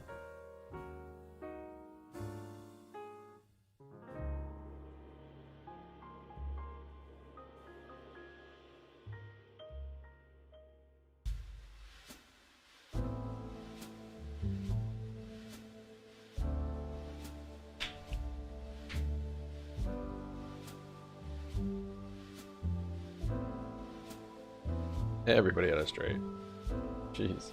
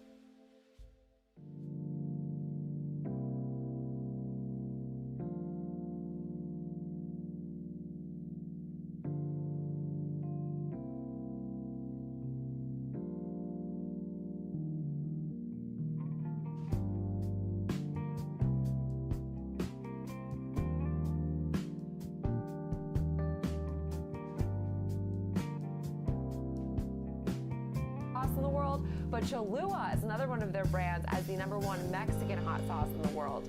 I didn't realize they had Cholula, so I have to give a shout out to my second favorite hot sauce, behind Frank's, of course, because this is a very, very important company to Jenny Horn, despite the lackluster third quarter results, obviously. Yeah, they got a bunch of stuff that you'd recognize. That's why I said it'd be a fun combo. It's about 60% consumer, about 40% flavor solutions normally. So it's pretty much split between the two. About 70% of the business is here in the Americas. The Europe, Middle East, Africa accounting for about 20%, then Asia Pacific 10%. Typically Maryland-based, a company that has business all over the world. But it also, you talked about it being sort of Frank's and the traditional McCormick or French's brand, but it also is really kind of a key player in sort of those more international type of flavors and options. Thai Kitchen, Simply Asia, Stubbs, Zatarans, as I said, being kind of key brands for this as well. So really a big player in this space. And I always think it's fun to talk consumer staples because while we talk, AI and cloud and all this stuff that's really changing on a day-to-day basis, things that you just don't really think about, like who's making this, who's getting my money in the end when I buy this stuff at the store. It's companies like McCormick. It is, and the one thing I will say is AI seems like such an obscure concept right now, but this is something you actually are on a day-to-day, like your point, just purchasing. This is something that, with those heightened prices, this is a company that's obviously been affected. And we look at some of the inflation levels, actually seeing some of these costs at the grocery store start to moderate, but still elevated on a year-over-year basis. I was reading that actually pertaining to Costco's most recent quarterly update, for example, that the more, I would say, affordability element at the grocery store that's returning is something that's helping a name like Costco. So you'd think in part it would be helping also a name like McCormick, but they're still operating under elevated costs even given on a year-over-year basis. I mean, we're still not seeing things normal, they're just normalizing. So something that has continued to weigh on consumers is, I'm sure, again, these price increases that still haven't come completely back down to earth. And I think you made the point, we might never see them come back to earth where they were a year or 2 years ago. We could still see these elevated costs and prices for us as consumers being something to consider here. Now, another thing that's a little bit concerning though about McCormick is when we're looking at some of these closest competitors like a Kraft Heinz, for example, those names are all actually higher. Hormel is another one that's higher on the session. So not seeing the selling bleed over into the other staples at the grocery store today at least, but pretty vast selling. And as you can see, I mean, today taking out a new 52-week low, we're a little bit off of lows today, was around $66.60 a share. So a slight bounce, but I mean, again, we were at $74 prior to the massive move to the downside. So when trading this name here, Alex, what are your thoughts? Because we're obviously looking at it today when we see heightened volume, no doubt, because I've never seen this much volume in McCormick shares, but also seeing that selling that has pretty much persisted throughout the session. Yeah, it's super interesting because this is typically a day where these companies are sort of the, hopefully the names that sort of hang in there because they're not as swingy. They aren't as volatile typically. But this is moving on earnings. This is a disappointing result from the company itself, and that micro story is the reason this stock is in a bit of a tailspin today. So that is a little bit of a concern. Analysts are sort of mixed on this one, about 30% in the buy camp, about half in hold, and about, let's call it 17 or so percent in the sell or underperform camp. So what I looked at here was, I think investors and traders look at days like today in different ways. Some look at this and say, oh, the stock's getting crushed. I'm going to pile on, follow the trend, it's going lower. Others see these as oversold events and opportunities to kind of buy into weakness. And so speaking to that type of a trader, looking for a risk-defined way to be a little bit more optimistic in this consumer staple, getting beat up pretty good today. So looking at buying a call vertical, essentially at the money in this stock, the October 20th, 65.70 call vertical for 250 debit. Stock was a little bit lower when I looked at this, so prices may have adjusted a little bit, but essentially the loose guidelines for these debit spreads are typically spend about half the width of the strikes to create that risk to reward ratio of 1-to-1 and have that break even near the current share price. So assuming a 250 debit for the trade illustration, you'll have a risk profile that looks as such, with equal risk to reward and that break even right in the middle, and that break even being quite close to the current share price of just over 68. And so with this particular name, what you need, or this particular strategy, you need a move above 70, and you don't want to see a move below 65. So the reason, Jenny, I think this strategy could be interesting for particular investors to think about that are trying to buy a dip in something, let's say, particularly a large dip around. Let's see if this handle just brings us to the low, or if we actually flush the lows today. If this, if we do, I probably should have been back into my longer term is not something puts to on shrug off. There's a SPY. reason behind this. In an I thought we'd have more of a bounce. This is more of just like consolidation. Able to kind of protect yourself from that tremendous downside, but also participate if the stock does find support here and bounce back. Right, and I think you make a really good point. 8% move in a name like McCormick is so significant. I think it illustrates this company's international exposure. I would have just, selfishly said this is an American staple, but now when looking at its various brands, they operate in so many international markets, and that's obviously been a major headwind in their most recently reported quarters. So we'll have to wait and see what this now shapes up to be for the remainder of this year, if we can see any sort of uptick in the pace of the Chinese economic recovery, which has been a consistent weak spot for a lot of names with that overseas exposure. But we will leave it there for FOMO. Now, coming up next, we are looking at Netflix. As we did get reports from the Wall Street Journal, it's raising prices again. The world is getting more expensive as far as streaming goes, Alex, and I am not too thrilled about it, but Kevin Green will have more on that story for us coming up next.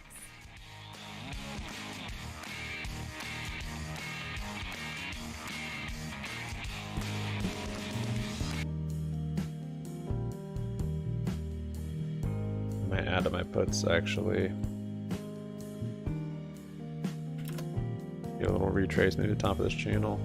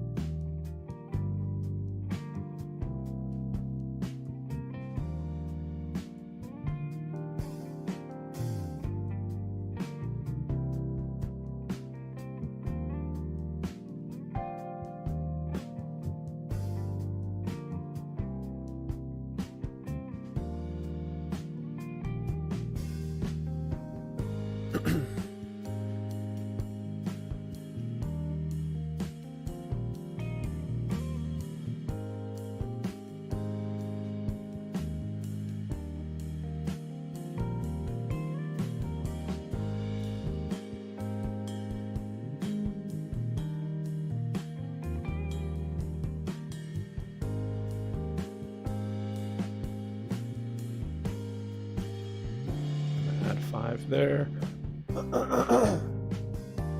These are tomorrow's because I'm on my backup account. I won't see quite the percentages. Put on dailies, but that's okay. It's okay.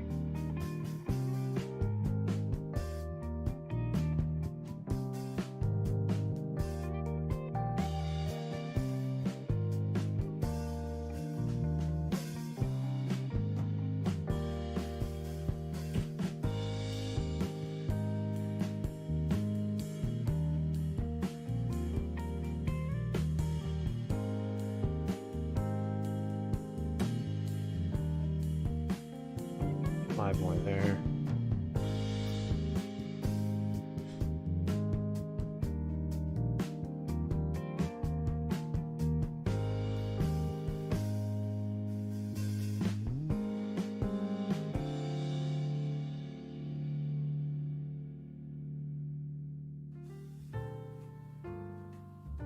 Nice, Bubba. Well done, man.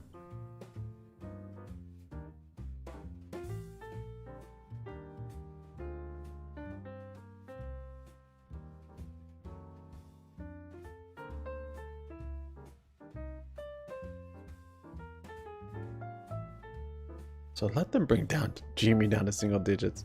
Let them. Maybe averaging a little early. Could have waited a little bit longer.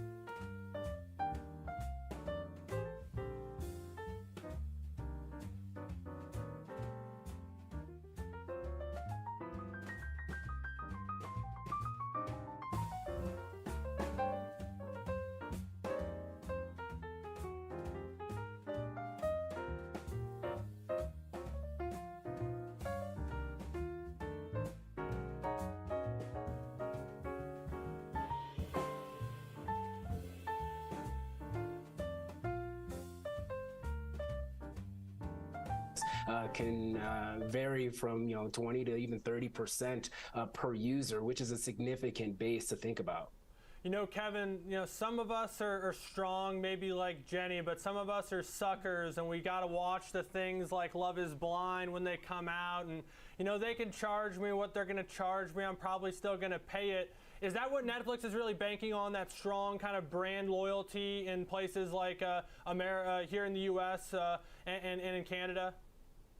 I believe so. It's definitely a situation where they have to have the best content in order to attract and retain their customers. But you also have to think about the cancellation factor as well, Alex. I mean, I have Netflix. I've been paying for it for a very long time, and I have not watched it in over a year and a half. And the reason being is it's just kind of like an out of sight, out of mind scenario. So when we have these price increases, it's not the number one thing on my list to be able to check when it comes to my bank statements and cancellations. When you try to cancel certain things, sometimes it's more of a hassle. And so I think that's also a way that they're able to shield themselves when it comes to trying to drive top line and bottom line growth. But once again, you have a emerging market that is accelerating at a pretty rapid clip, and you would want to see them actually increasing prices on them and seeing how sticky those customers are. And if they are sticky, I mean, that could be a huge revenue driver for them. And when you're looking at the content that's generated for those specific markets, it's a lot cheaper than what we are generating here in the United States. Do you think Netflix execs been watching closely the impact of some of their competitors' recent moves higher, and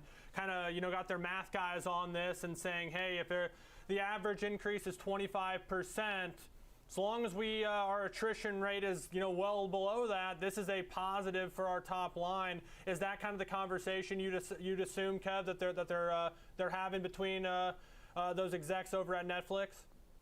I believe so. I mean, at the same time, you have to kind of look at this space as a whole when it comes to streaming. A lot of these companies are really not profitable. So Netflix has been able to tap into the marketplace and be able to show that there is profitability when it comes to streaming services. But at the end of the day, there might also be an opportunity for some consolidation in this space. And I think that's probably what they're waiting for. The key driver for streaming services right now is going to be sports. And I think Amazon has really taken a huge leg up when it comes to trying to get live sports. We're seeing the same when it comes to YouTube and the NFL access that they now have as well. And I think when you look at the overall advertisement structure in itself, sports provides that revenue generation that a lot of these streamers really want to have. It also comes at a pretty hefty cost. So whoever can capitalize and monetize that in a sufficient manner, I think is going to be the winner here. And I would not be surprised if we do see some form of a consolidation in the next couple of years. Absolutely, and I'd say for us as consumers, we're desiring that form of consolidation because it's getting expensive. You also have Apple now throwing its hat in the ring with reports yesterday we got of them trying to get Formula One. They also have the MLS agreement with Messi, which has been really lucrative for their streaming business. So there's so many of these individual stories. I am so seasonal, Kevin. I will subscribe one day back to Netflix when the football season is over. But right now, it is just not top of mind. I'm subscribing to all things ESPN and all these sports-focused streamers. But we will leave it there. A great breakdown on perhaps these price increases. I'm not too happy about it, but I'll probably end up paying it some way. Kevin Green, Senior Markets Correspondent here for the network. Now, coming up next, it's time for Under 30. We are looking at Warby Parker ending the show on a bright spot, thank goodness, as we did see some upside today from the analyst community. We'll have more on that story coming up next.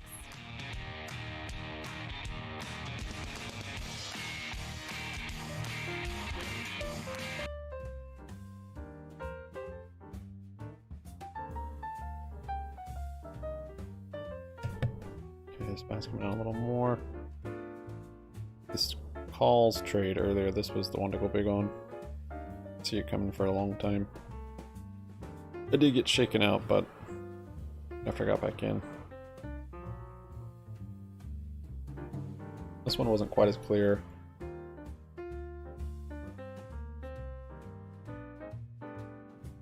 And we're kind of just middle of the range now. This was at the lows with no reversal yet, so.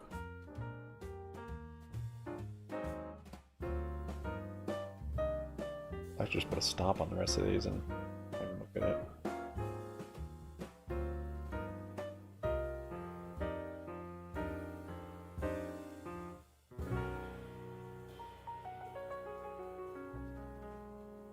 Ooh, look at that flush. Going over trade now, Bubba. Sit on your hands and your gains. Maybe take the rest of the day off. You've done well.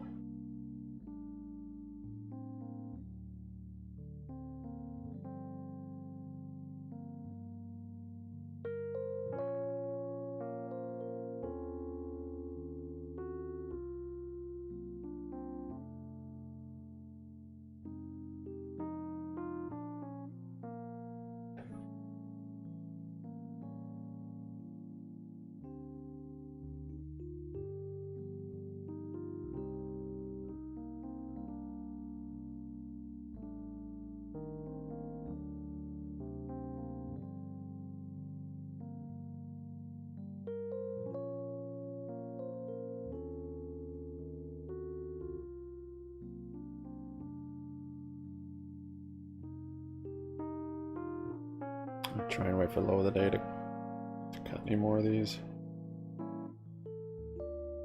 And we very well could flush through there. Now we have made this seemingly the handle we made today. There's your inverse cup. Kind of overextended on the downside, then made that handle. Yeah, that's what this was. Potentially this wasn't enough. We might bounce and have to make a bigger handle, given the size of this cup. But that said, this was lower. It did like fully come below that side. Maybe it's not even necessary.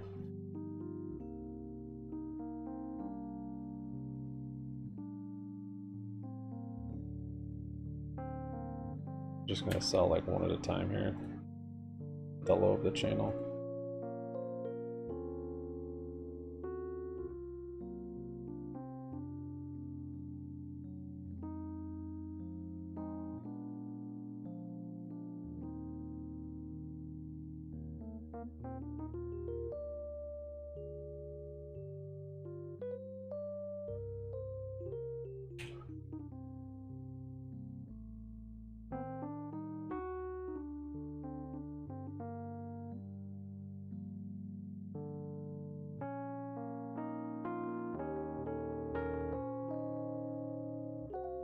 Sell a few more there.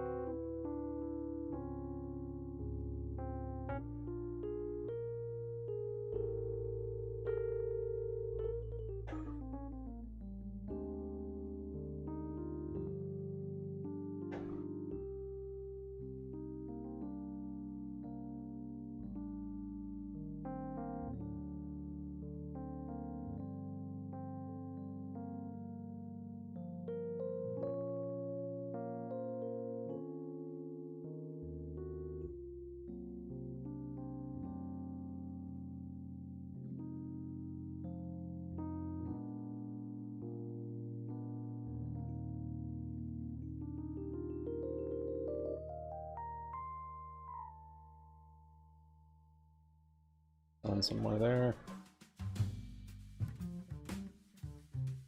I got him pretty heavy back here as far as averaging in. So, all right, I'm gonna do a stop loss in the rest.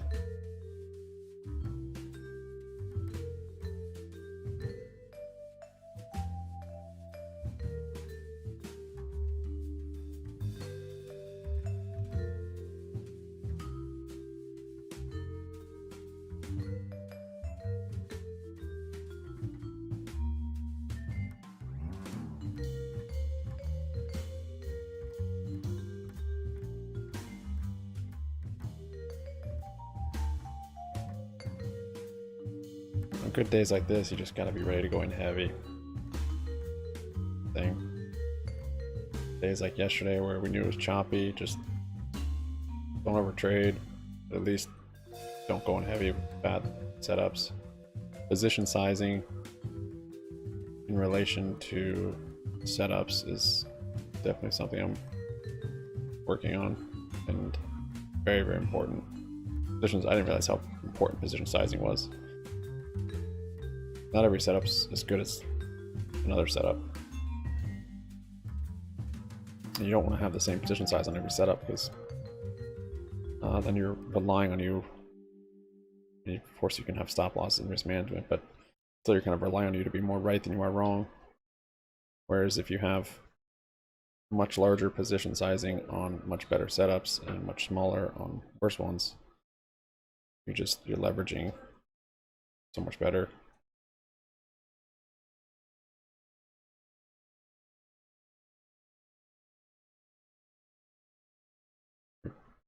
Capital allocation is just working so much better in your favor. If there's low of the day, I saw one here just because. I'm only down to really a few left. I'll just leave a stop actually. We could keep flushing. I'll just leave those and stop out. Got till tomorrow on it anyways. I sold all my low of the day ones right here. All I did.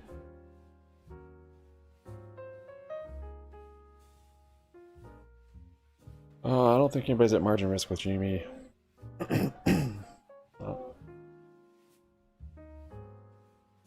Maybe the long side. Talking about margin calls and the rest of the market. No, we gotta see capitulation. 3-5% moves in the SPY.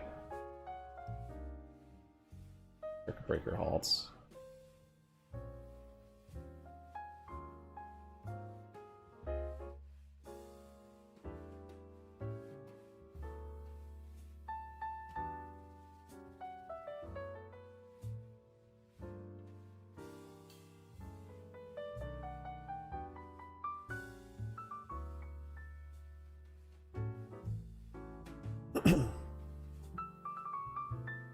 Go further move down. Yeah, if we do another 1.5% today, we definitely see some interesting stuff.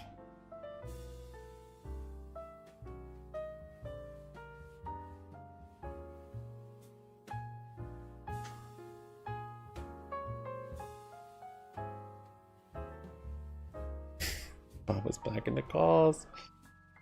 All right, man.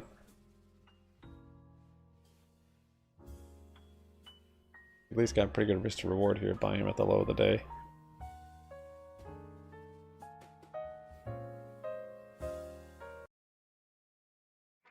Wait, Bubba, I just realized you got calls. You got calls back here, and then you closed them right away. 24 hours a day, 7 days a week. Dude, that's a huge deal. You didn't just hold them. These calls you just bought, assuming you have some sort of stop loss below low of the day. Well done, sir. This is the way. Gives you so much more freedom to enter positions. Put stops on them. We gotta have real stops, no cheating. No mental stops.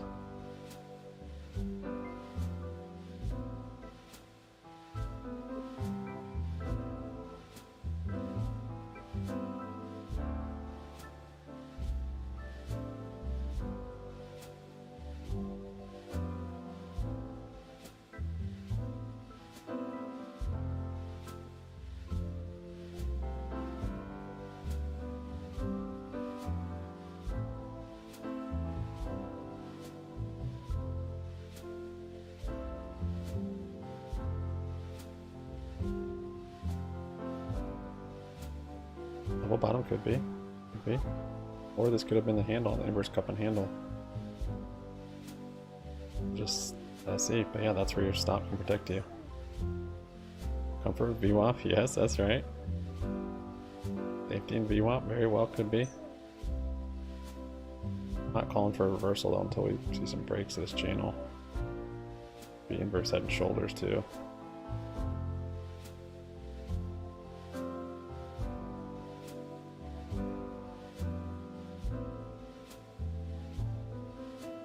What was that yesterday that you were getting puts and I was getting calls because I thought it'd go up to VWAP? Yeah, here, this moved to VWAP.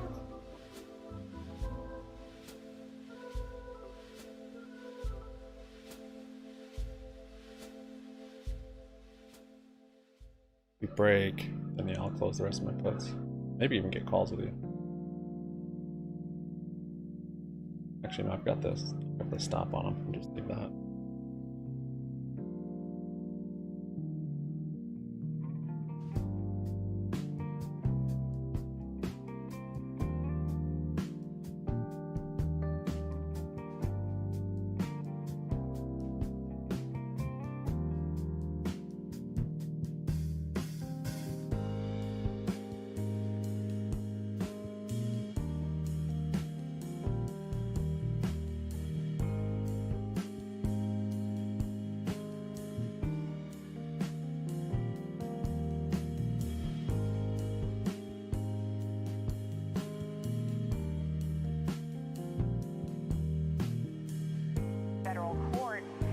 Microsoft CEO took the stand.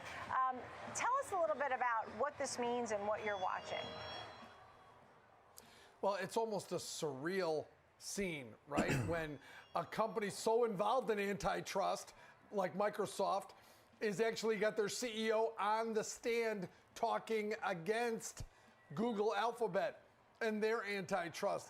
Satya Nadella was quoted as saying things like, a nightmare, he warned of a nightmare scenario for the internet if Google's dominance in online search is allowed to continue. Satya Nadella said, you wake up in the morning, you get up in the morning, you brush your teeth, and you search on Google. So he's there talking against Google Alphabet and for some type of regulation. Remember, he's a competitor with Bing, so pretty interesting scenario. I've got Google Alphabet down about 3.6%, or Amazon, and Google Alphabet I've got down about 1.2%. Microsoft is down 2.8% today. So if you look at it, Nicole, it's very interesting how this is playing out on a weekday for the market in general. But yeah, not very often you see the CEO of one company testifying in something that they're very, very comfortable with against another firm's antitrust case. So yeah, fascinating turn of events. Yeah, look, saying that they use unfair tactics to reinforce that monopoly. And look how we use Google in a sentence. Why don't you Google it, right? Instead of search for it, we say Google it. And that should really be an indication of, obviously, the lead that they have when it comes to search. Turning attention away from that and straight over to the There's autos, new low on the the UAW day. strike continues. It's nearly 3 weeks now. What's the latest thing? More back and forth, right, between the United Auto Workers, GM, Ford, Stellantis. Now it comes, they announced Should have held more puts. More Kidding, I'm happy with what I have. at different plants, more I went in a little strikes, too heavy and after now here comes the auto move had already workers. started. Here's some of the details. Ford is laying off 330 workers at plants in Chicago, Stamping, and Lima, Ohio.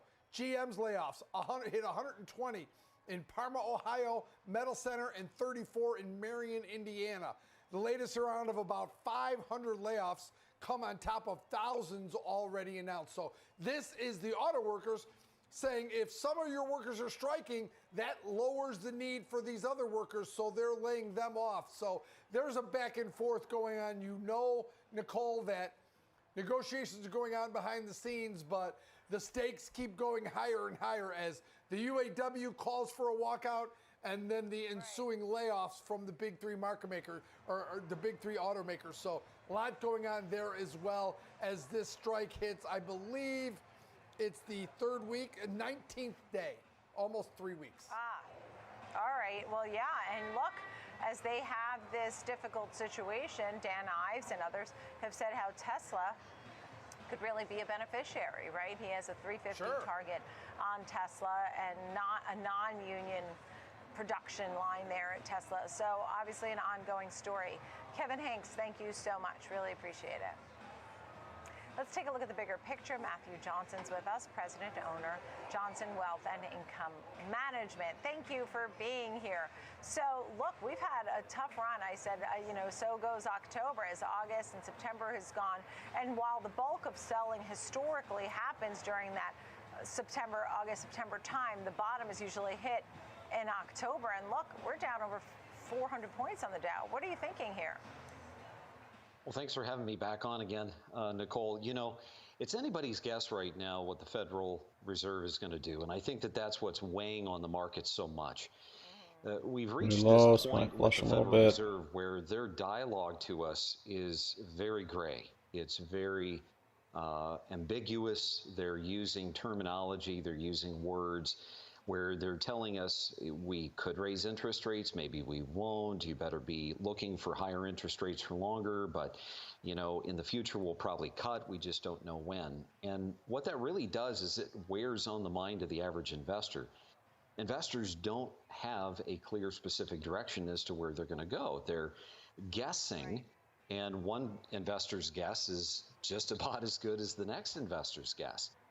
My hunch is that we're going to continue to see more volatility, and it's going to be very choppy as people are trying to bet what's going to happen in the next 3 months of this year. I mean, does the choppiness bring some opportunity? Oh, 100%. One of the things, I'm a fixed income guy. My job as a fiduciary is to work with people that want income, right? And they don't want just income that is a cash flow. In other words, they don't want to create income by selling assets. They want the assets that they own creating the income. And when we look at what the Federal Reserve has done with interest rates, how the market has responded to that, I think that there's a couple of really critical things that we need to keep in mind. The first is, number one, they've given us a gift. When you think about equities, for instance, you know that equities have come down. We know that they could come down even further, but if we've got cash sitting on the sidelines, that's an opportunity for us to buy some really good quality companies. But more importantly than that, we need to get it out of our mind that, growing our money through appreciation is the only way to do it. I teach clients that growing their money needs to be part appreciation, but it also needs to be I'm down for it to go down. dividends. I haven't owned GME for a while. Component, when you think about Be down to get some you can exposure. buy things like individual bonds, you can buy preferreds, you can buy good quality dividend-paying equities. These dividends are awesome because we can use the dividends as an opportunity to buy more, which helps us during times of volatility like this. But let's not forget fixed income, because we have seen a sell-off in the bond market. We've got opportunities to buy contracts that are selling at a discount. And that means that not only do we get more interest income right now, The but selling when has these accelerated contracts here. mature down the road, that means that we're likely to have a capital gain. And who doesn't want that right now? Right. And as you mentioned, fixed income and dividends, and those are sort of the go-tos, particularly in a tough environment like what we're seeing here.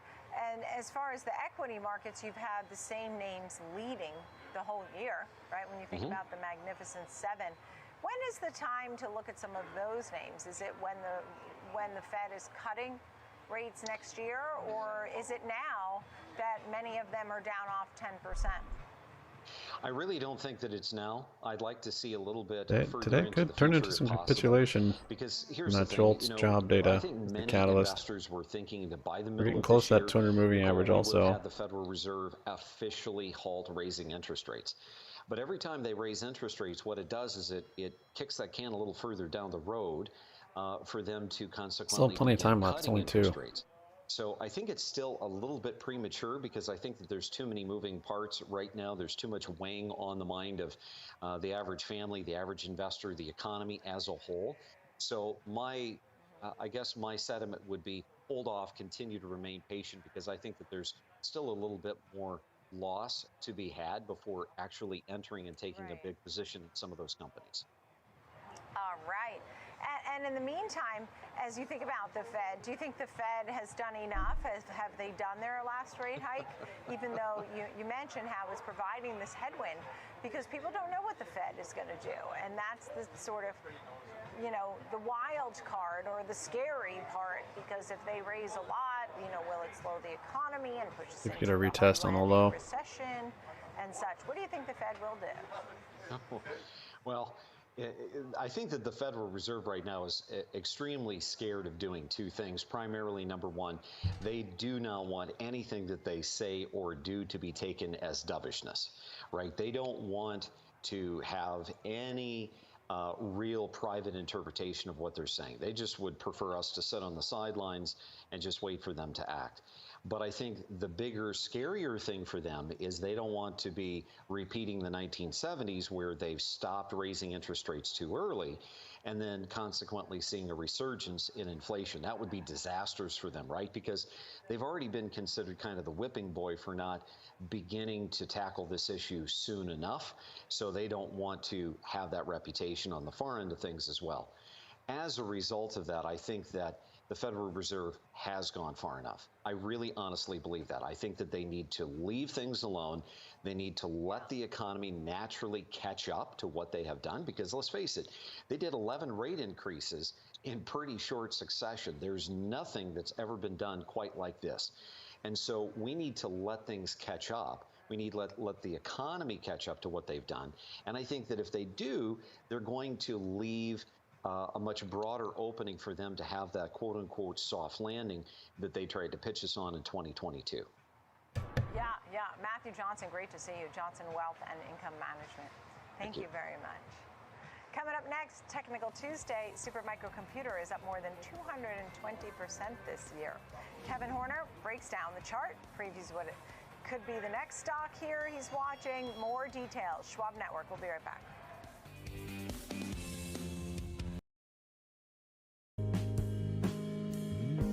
Didn't leave my put runners this morning, so didn't make that mistake again. Or was it? It was here. Closed them all here. Close some, close some, close some. Finally finished closing them. Missed all this, all that.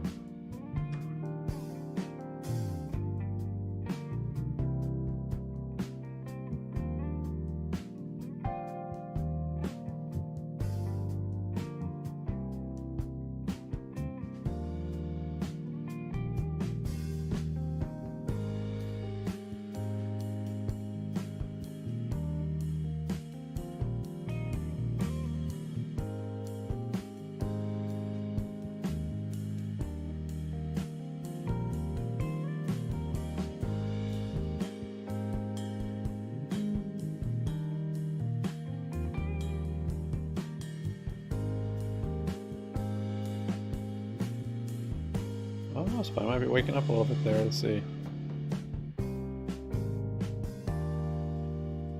Volume. Mikey.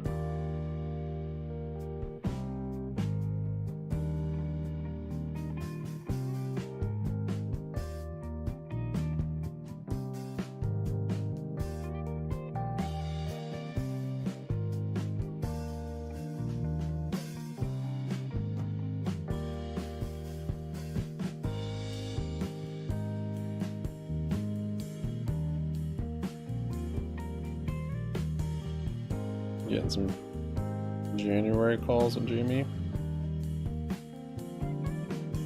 Might do alright. Might have a Santa rally. Election rally. Holding 50 calls. Dailies?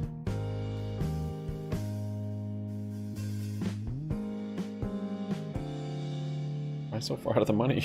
423?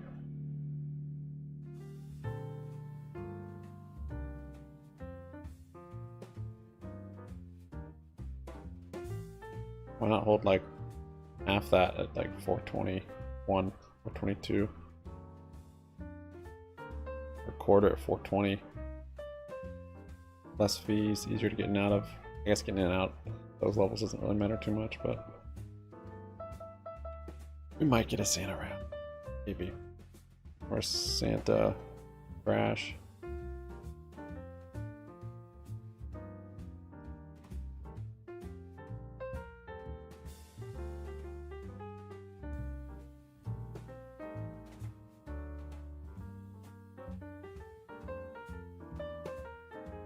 or a Grinch crash.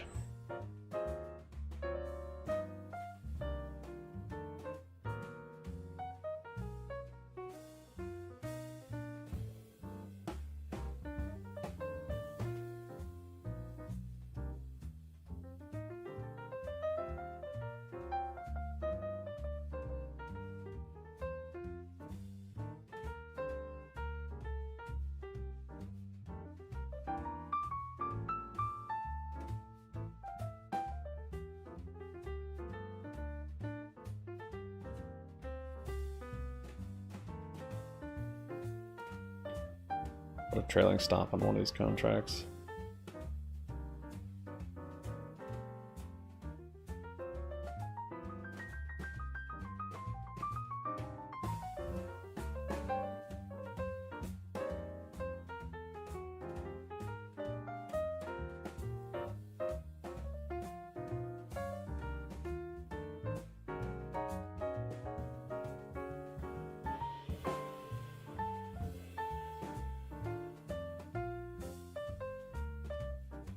Still don't know good pricing for trailing stops.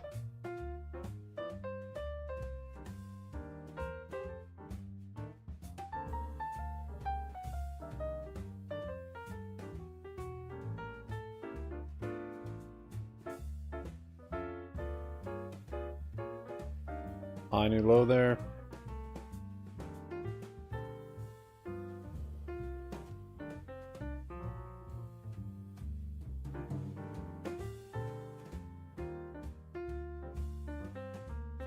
Guys wants to make Thanksgiving great again.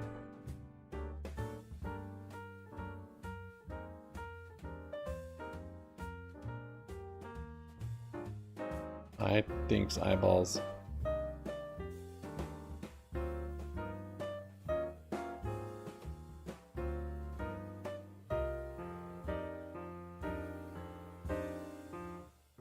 Exciting scenario playing out, or the pattern we have to watch, is the series of lower highs off our peak, which we got in late July. And so even a bounce at the 200-day moving average, as good as that might feel, should we get something like that, I think it's apt to be a bounce into a range of resistance and creating another lower high along the way.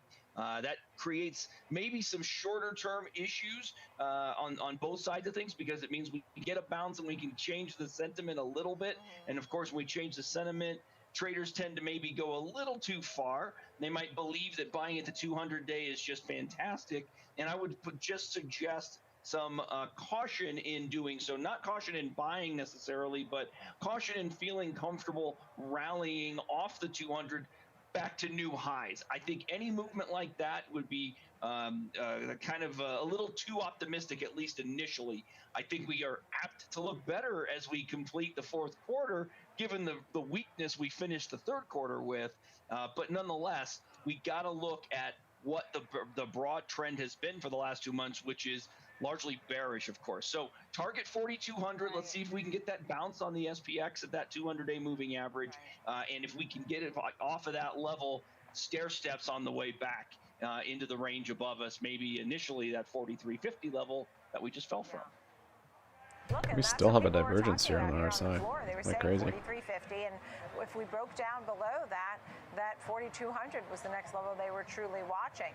So you're right on with that. And as you said, look, since August 1st, we're down, I don't know, 6-8%, depending on the moment of the day. That being said, let's get a look here at Duolingo. That's one of the names you're watching, DUOL, today. Tell me a little bit about that chart and what jumps out at you about it. Well, I'll tell you, obviously, when you have a rough day like today, we're getting broad participation here, selling back below the level that I think traders were monitoring, which was this breakout ledge at around 168 or so. Last Thursday, again, gave what started as a fantastic candle, as you're going to see on this chart. 3 days ago, this lengthy tail at the upside of the candle, which tells us that we had been much higher throughout the day. So we had what Think how many shares of barbecue do you end up with? Would tell you is a fake out breakout. It broke out, but it didn't hold, and we have since retreated pretty well. So I think traders need to maintain a semblance of just caution here a little bit. This is a great example, Nicole, as to why traders are looking for confirmation on breakouts to validate reasons to be in these positions. A lot of traders get a little antsy. You see that move in the beginning of the morning and you believe, okay, this is the move I've been waiting for. I'm going to pile into that trade. And if you made that situation, if you stepped into that trade too aggressively, you might My be trailing off 12 contract points just already, closed. if not more.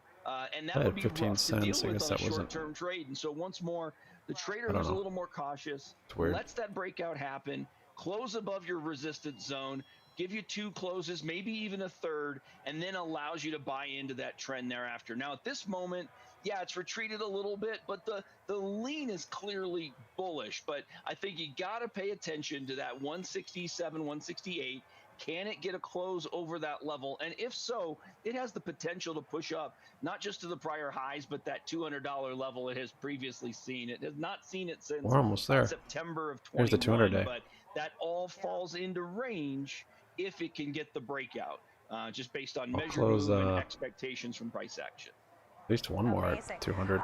That being said, let me turn your attention to a super microcomputer. I don't know that people realize how much this name has truly run up more than 350% over the last year.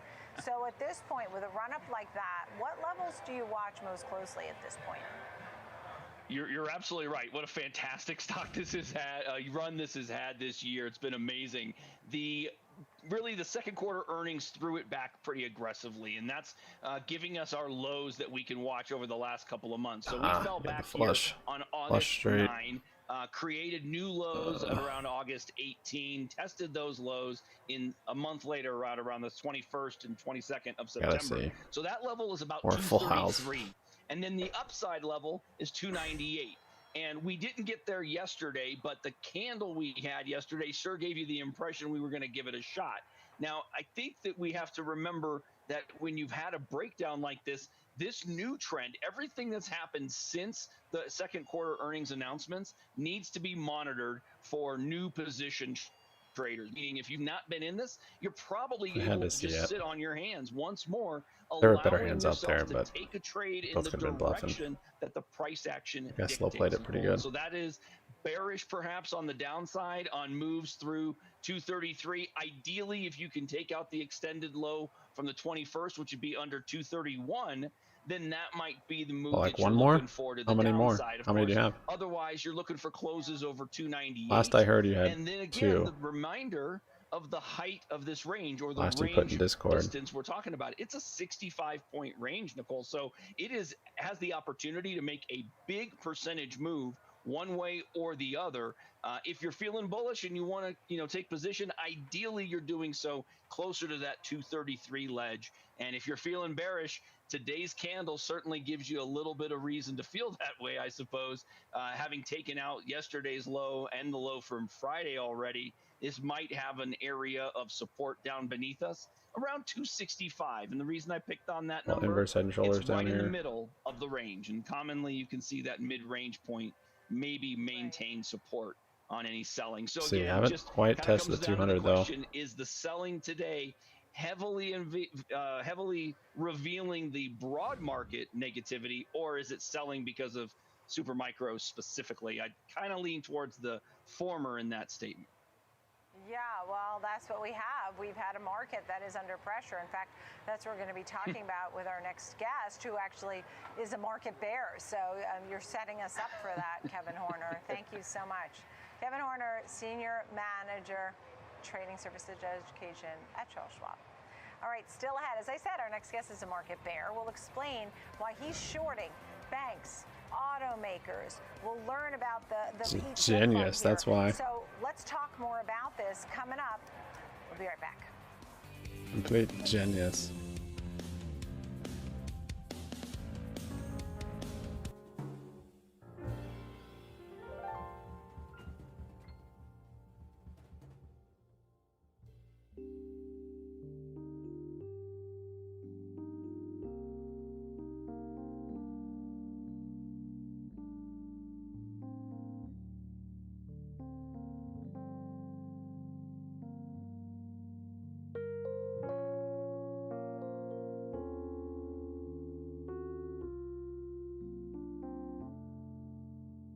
No way they're gonna get that close to 200 and not test it.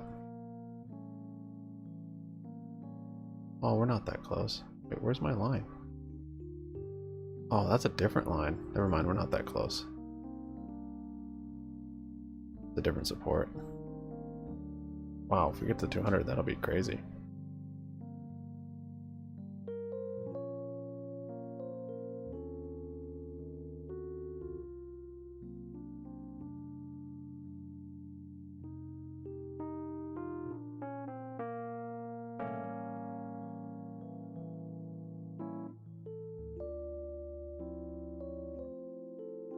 How many were you gonna buy at 7?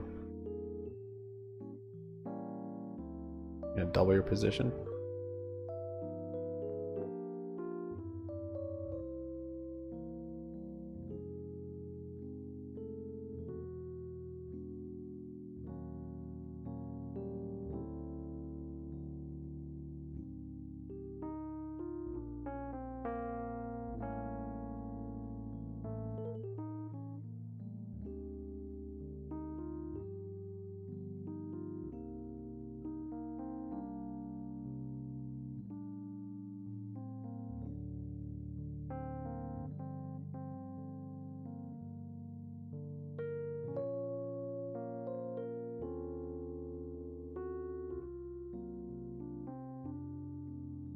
Cool, ace king.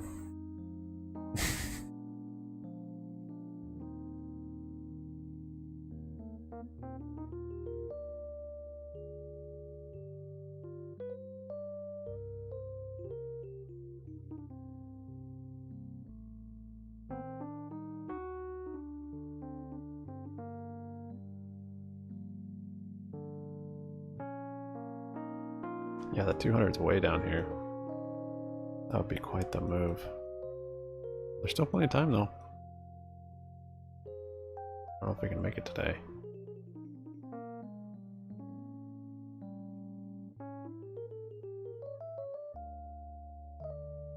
Seven, 4.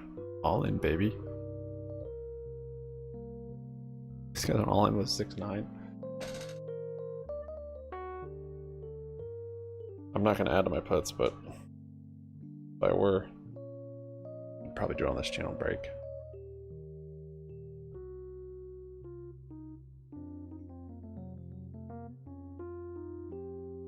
Maybe I should add to him.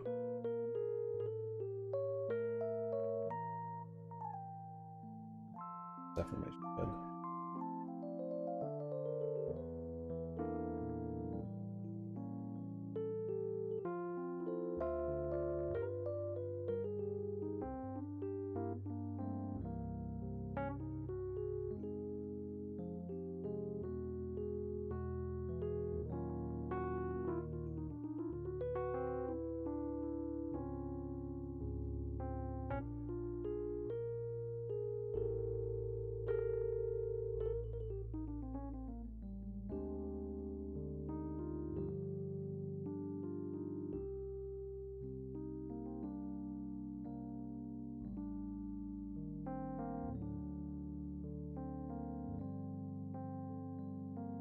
You guys are just all tilting? Oh wait, oh wait. Maybe it calls today. Or after 200.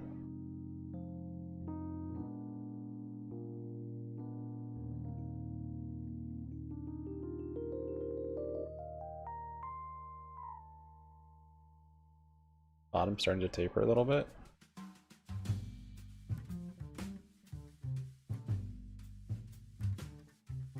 Or hops.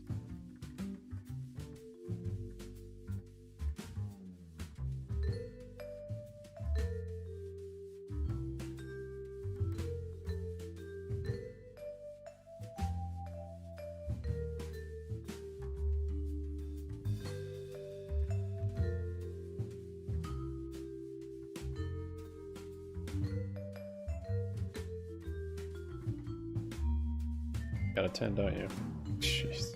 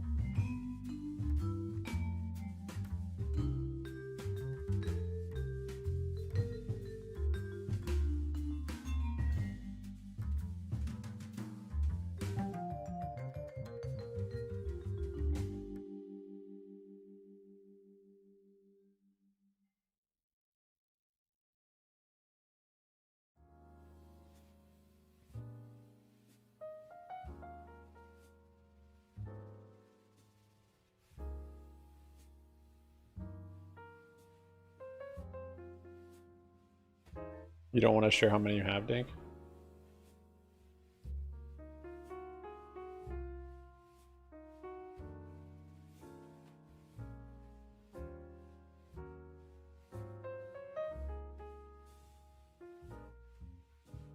What's up, Psych? You out? Memo, whoa, Akyo.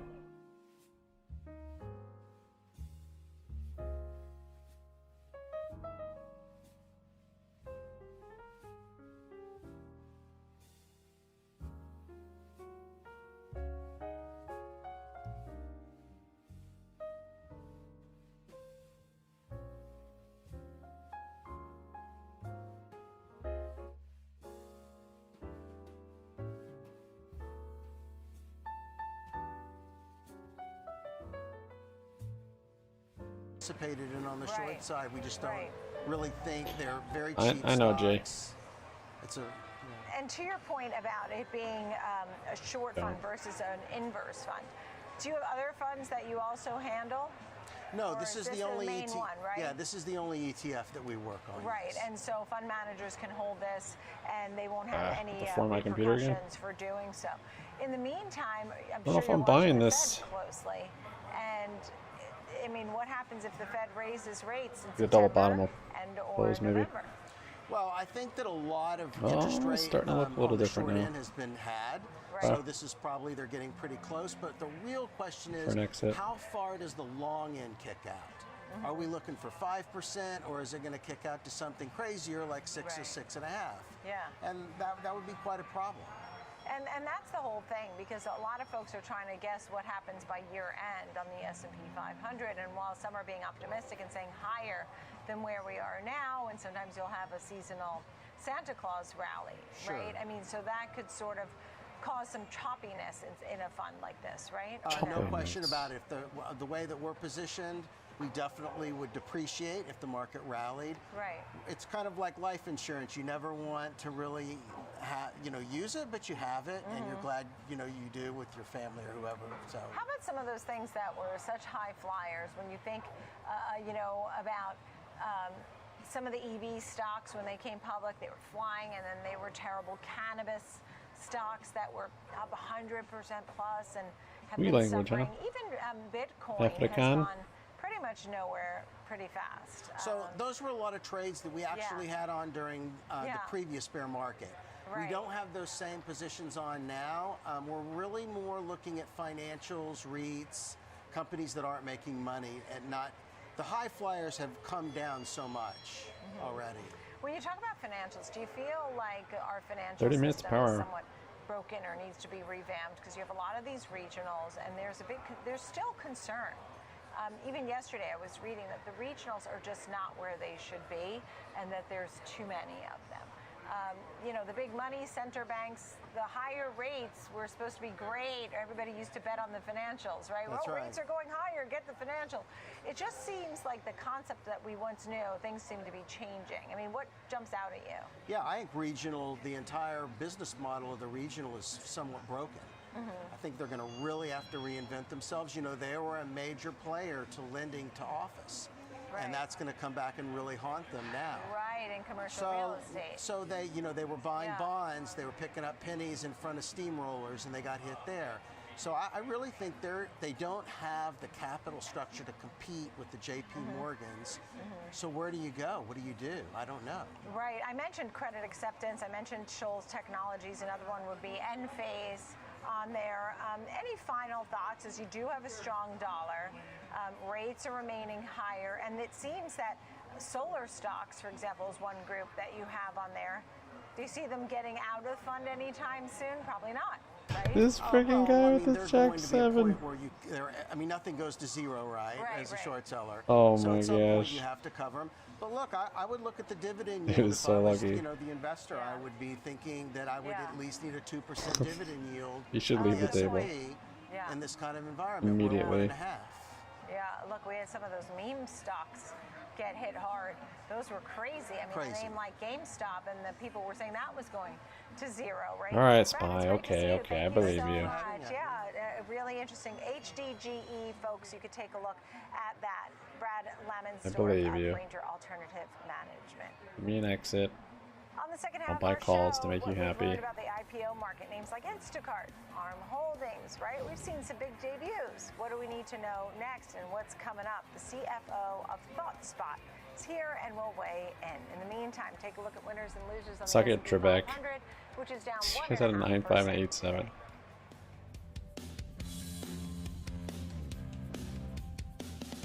I'd like to get a stable, but lose all my chip first.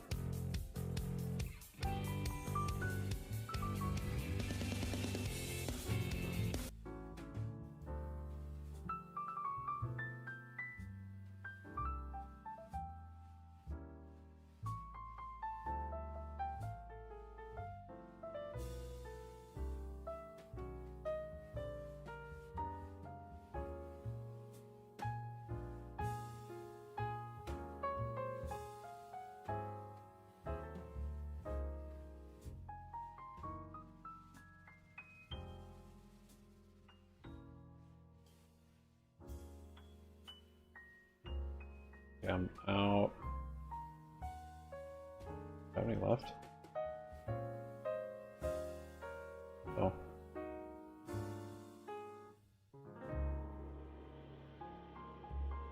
I do have one left. I gotta let one just close on stop loss. Out of the principal.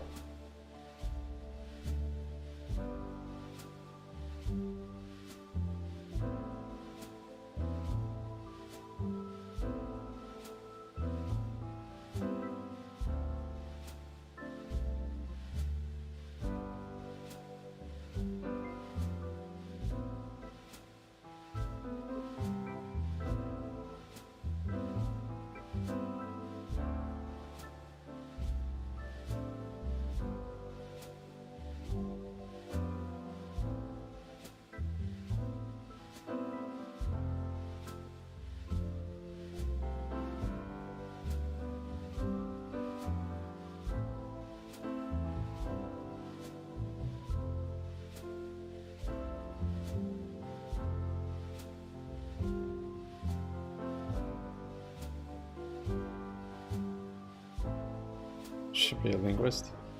My daughter's a linguist.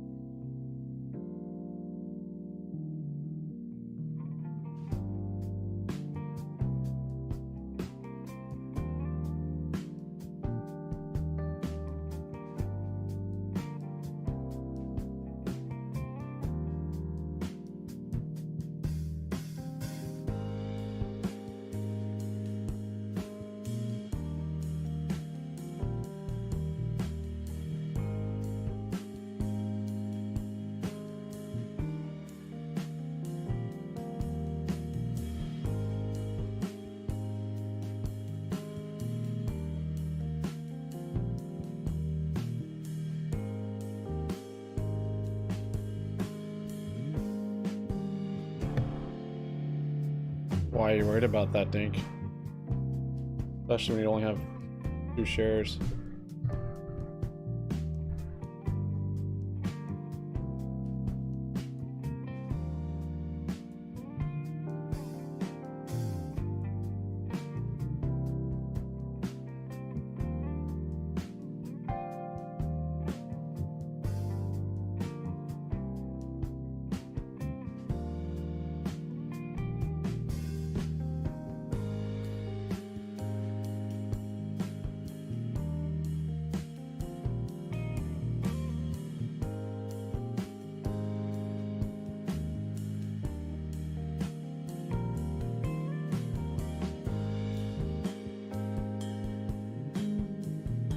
was down around that 43.30 level, 42.80 level. We're talking about the futures here right now, and I want to just point to, or taking out last week's lows, but also taking out last month's lows. You can see, again, that was down around that 4,300 level. So basically yields on the move higher, back to levels we haven't seen since the summer of 2007, and a lot of weakness here across the board here. Taking a look, this has us nearing that 200-day moving average, as I mentioned, which again, for the futures is right around 42.16. But look, the Dow and also small caps, the Russell, which has been leading the way to the downside, now below both the 50 and the 200s. This selling, Nicole, has become a bit more widespread than initially what we were seeing, and you can definitely start to see it playing out here in the NASDAQ, as mentioned, down around 2% on the day.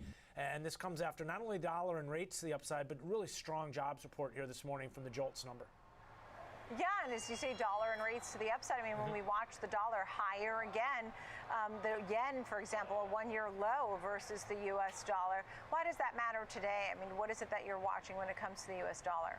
Well, because it coincides with the big move up that we've seen in rates as well. I think that oftentimes when you're talking about the dollar, there's a couple things that are moving it, right? You either have the U.S. side, which is rates, ultimately, treasuries, or you have the tail kind of wagging that dog, being the European markets and some of the other foreign currencies. In this instance, as you pointed to, some of the weakness we're seeing in the yen ahead of a big announcement tomorrow. They're going to establish their bond purchases, and we'll get some more specifics on that. But as mentioned here, it's not just weakness in the foreign currencies, strength we've seen in rates here, and the move that we've been watching to the upside in yields, especially after that number this morning spiked things also. Taking a look here at the 2-year, you can see comfortably around this 5% level. This is the shorter end as it's holding up right at that very psychological threshold. But take a look at the 10-year, near 4.8% here, Nicole. And as we just kind of blend the dollar here into this discussion, you can see it got up to 107. So all of these, you can see very well-defined trends to the upside,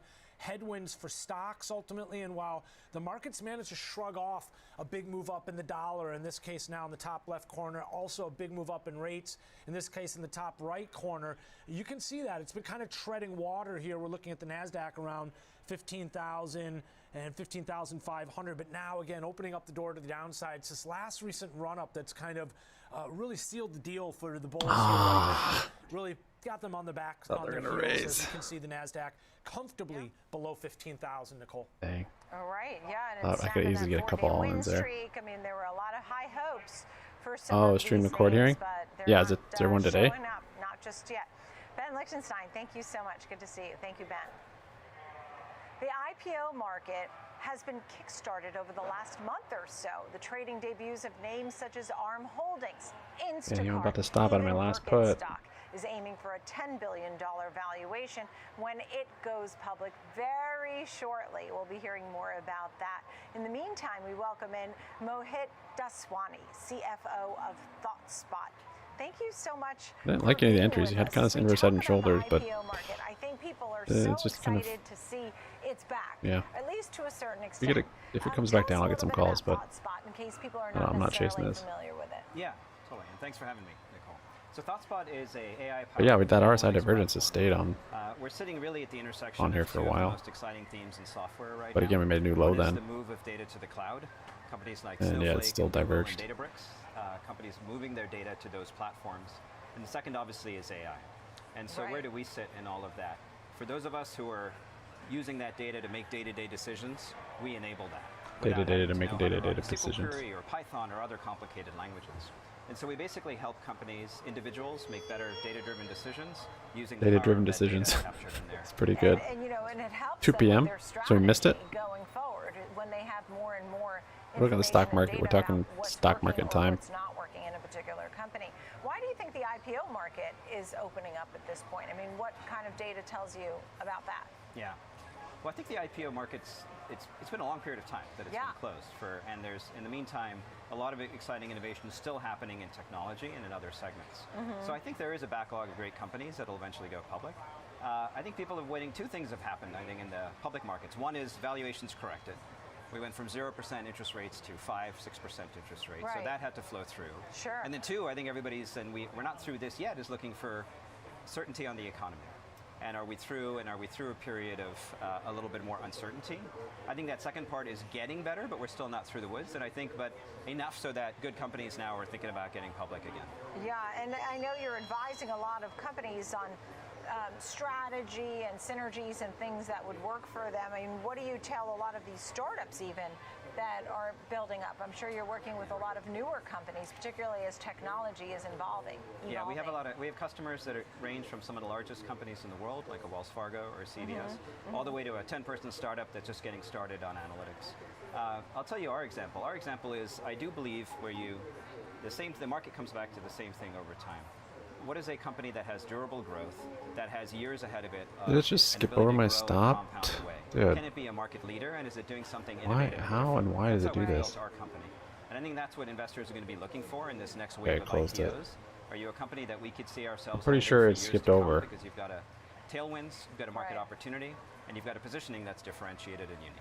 Yeah, understood. I mean, basically, you're looking for I just went all in. Whoops. some way to really be. Oh, I thought there might have been straight out there actually. That sets us Crap. aside, makes you a Should take a little more time on that one. if I didn't you realize I had can so be a many leader chips. somehow. Sure. I mean, what are your thoughts on some of the IPOs that have come to market, and many of which have had their Had peak like and then 6.2 they pull million. back? I mean, forget the SPACs. The SPACs were very difficult for investors to really navigate. Some of these names this year maybe are faring a little better, right? We had the Kava Mediterranean Foods that was here.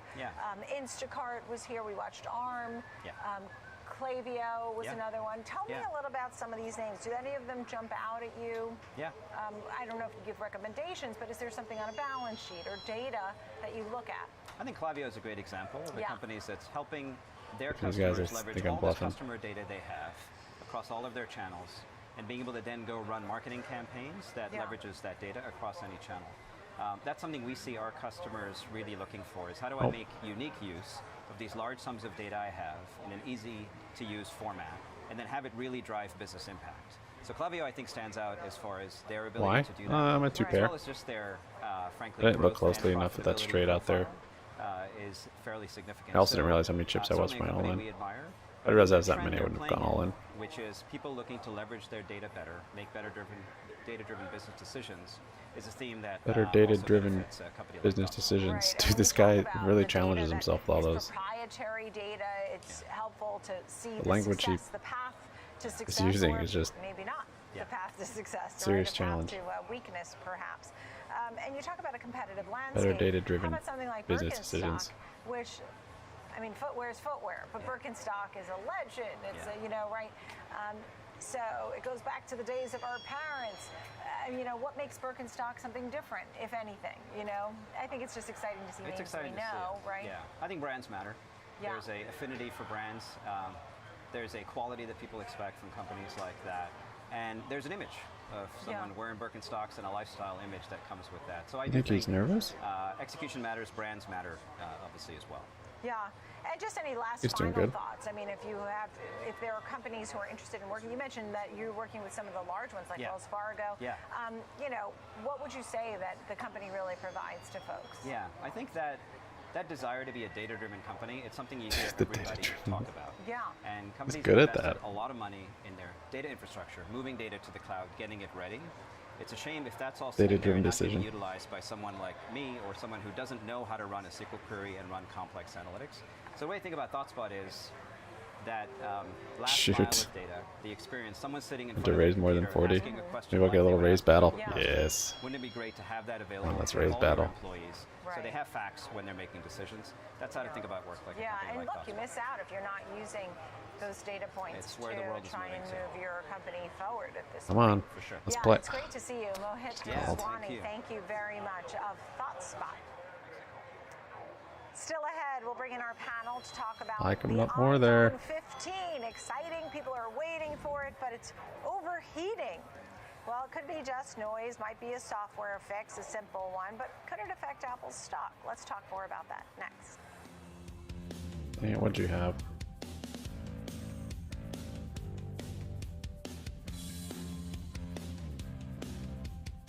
Download the Schwab Network app and join in.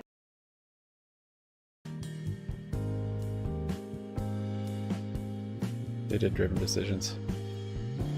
How are your guys' calls looking?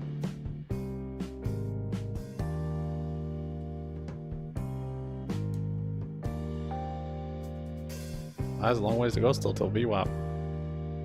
We're getting kind of pullback that I could see clearly. Be down to play also. Otherwise, this could just be bears building liquidity, I feel like. Oh, let's see, here we are.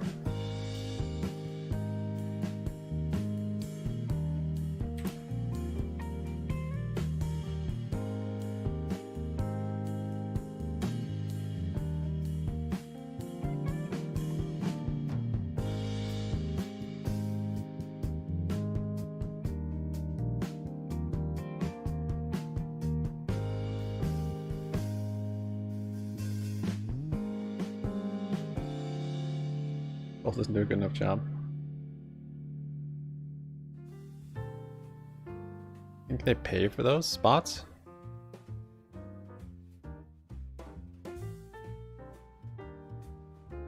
Negative 23. Those are dailies, I'm assuming, Bubba.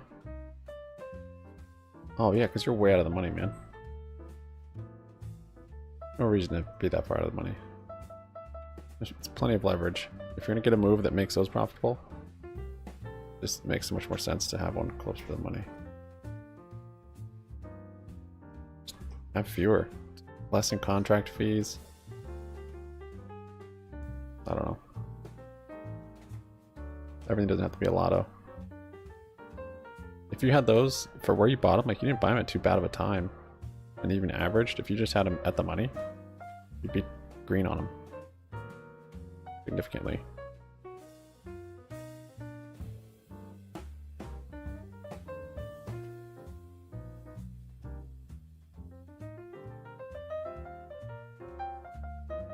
Oh, look at that flop.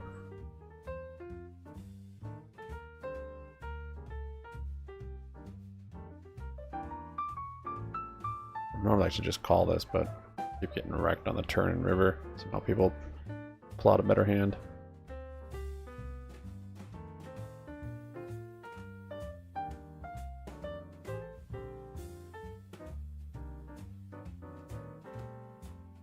Go all in. Just you and me. There we go. Oh, you got a lower straight. Too bad.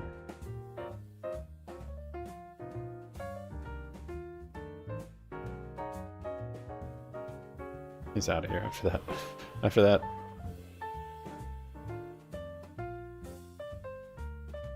Well, GME didn't do that weird consolidation algo today. It actually moved up to VWAP and down and back up.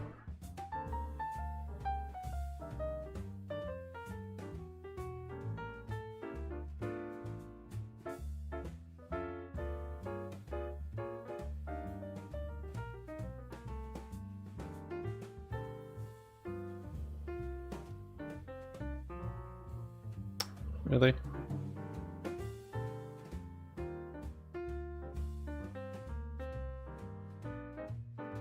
Still down. I think I bought in like 2 or 3 times.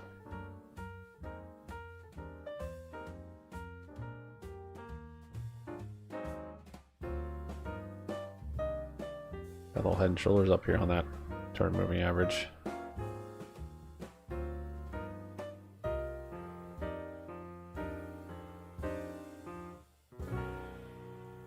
$20 on the 30.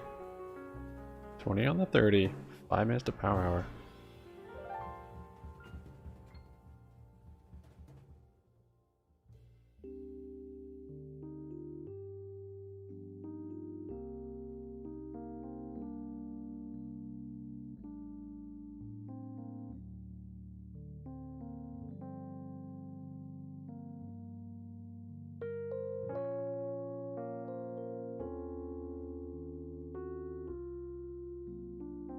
Down 22%. And so there's not a, smartphones aren't a growth market. That's the problem right now. And so that's probably why Apple's stock is where it is. They don't have really any growth opportunities. Even if it does right get now there, besides their it's going to get there services, soon which is enough for actually your doing dailies. well. They're way out of the money. they're not going to sell a ton of laptops more. They're not going to sell a lot of iPads and the iPhones. They'll just stay kind of where they are with occasional dips and valleys. But overall, I don't know. I think Apple's going to be doing quite well. I think the iPhone 15 Pro Max is the one to watch out for. As far as the holiday season, yeah, I mean, I think that's going to be it. Yeah. What happened to the headset, Logan? Were you waiting to hear about the Vision Pro headset? Well, I just think it's an interesting long-term vision for Apple, and to see how You think it's gonna come all the way back up here VR space, the Vision Pro before headset like was a long really enough before cool close for you to be announcement compared profitable? to kind of the boring announcement that we got recently. I thought that Vision Pro announcement was Because by the time the end of the day, they have to be to in see the money. where they go with that and how they develop that technology. That could be a long-term growth initiator for Apple. Obviously, Apple still kind of remains as 423 and a half. market for the S&P 500. If you want to buy the market, you want to buy an individual name, you go into Apple. So I think it's going to maintain that kind of status for a little while. But I think as far as a long-term growth trajectory, that Vision Pro is something to watch out for. They're still going to sell iPhones. They're still going to sell their services. But I do think that's an interesting space to look into. Yeah, and Daniel Rubino, when we talk about the chips and the run-up that we've seen, NVIDIA still got some more positive comments. Any final thoughts about the clear winners for the next 12 months, whether it's in the hardware or the chips? You tell me. Sure. So Intel kind of announced their Meteor Lake processors for laptops, which will be coming out later this year. It's a big advancement in they claim it's a biggest architectural change in their chips in 40 years. It's going to be very efficient, should compete with Apple's M processors. I'd also watch for Qualcomm. They're announcing just in a couple of weeks their new Orion processors. These are built in-house without ARM limited assistance, so the claim is. And these should also compete against Apple's M processors. And those are going to be some really exciting things in chips. Or 2250. Thank you both. Daniel Rubino, All right. Windows Central. Logan Gillen of Jewel Financial. Thank you both so much. Good to see you. Really appreciate it. That's going to do it for us here on the watch list. Thanks for being with me. I'm Nicole Petalides, live on the floor of the New York Stock Exchange. I just heard from the guys. Birkenstock will be trading here on the 11th of October, so we'll watch for that. Thanks for being with me, friends. Keep it right here. Market on Close is next.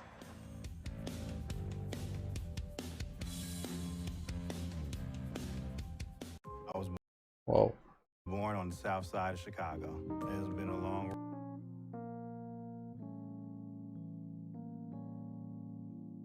Weird. That flash?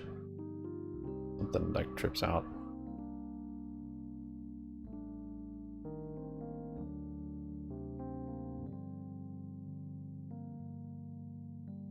Got a head and shoulders here on the 180. If we can break here, I'd probably get some calls too. At least maybe move to VWAP.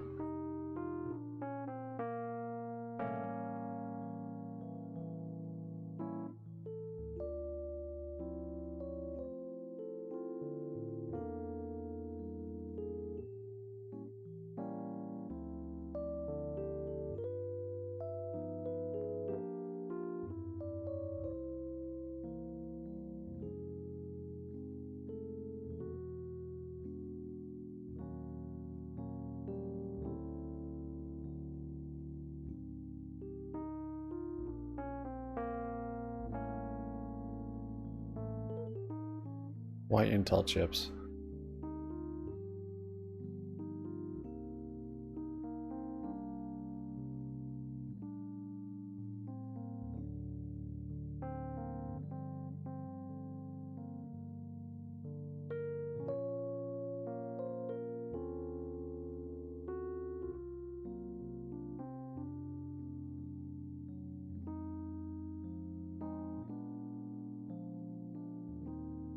Not coming down there a bit.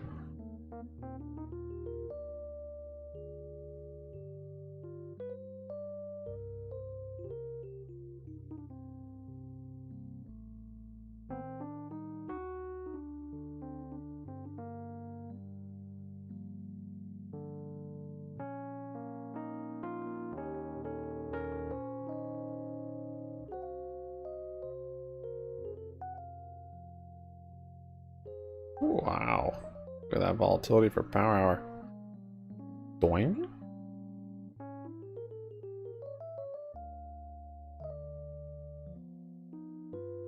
They're trying to be behind. Interesting.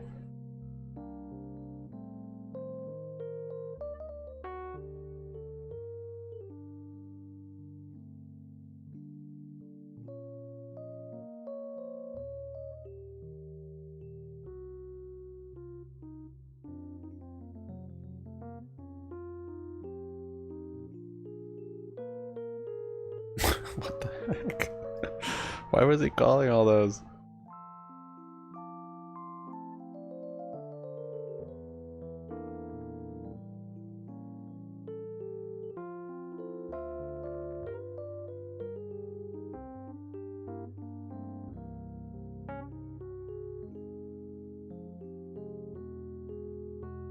If it bounces on this channel. Might not, we could still be making our way back to 200 moving average. Wow, look at that. This thing's volatile right now.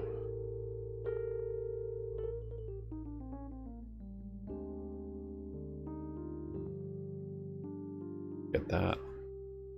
Volume really picked up. Significantly lower. In fact, they're all down more than 1%. The one that's down by the most is the NASDAQ 100, down almost 2% on the day. The small cap Russell 2000 is down 1.7%.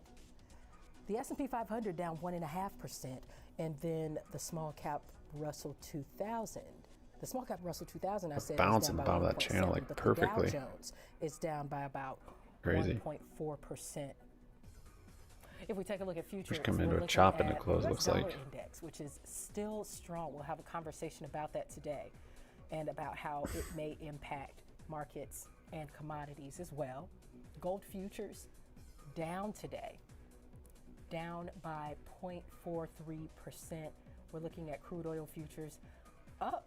We'll find out if we think it's going to get back to $90 a barrel. Bitcoin futures down more Spy, than holy crap. 2.5%, and that US dollar index was up, still strong Wow. on the day. Now let's kick things off with a look at the broader market with Kevin Hinks. Might be He's starting a senior little short equities squeeze here on contributor here SPY. on the Schwab Network, also the host of Fast Market. Kevin, thank you so much for joining. It's another day. It's more selling. You said this morning that it would get ugly. Well, Renita, you know, this was a soft opening of the trading day, a market that was down early, tried to firm up, and then when that JOLTS number hit and that big spike in job openings really shook this market. Oh wait, no, I thought that was a heart. Heading higher.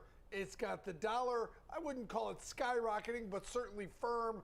It's got crude oil now. Nice, that was actually a nice check on that diamond. This is a big number.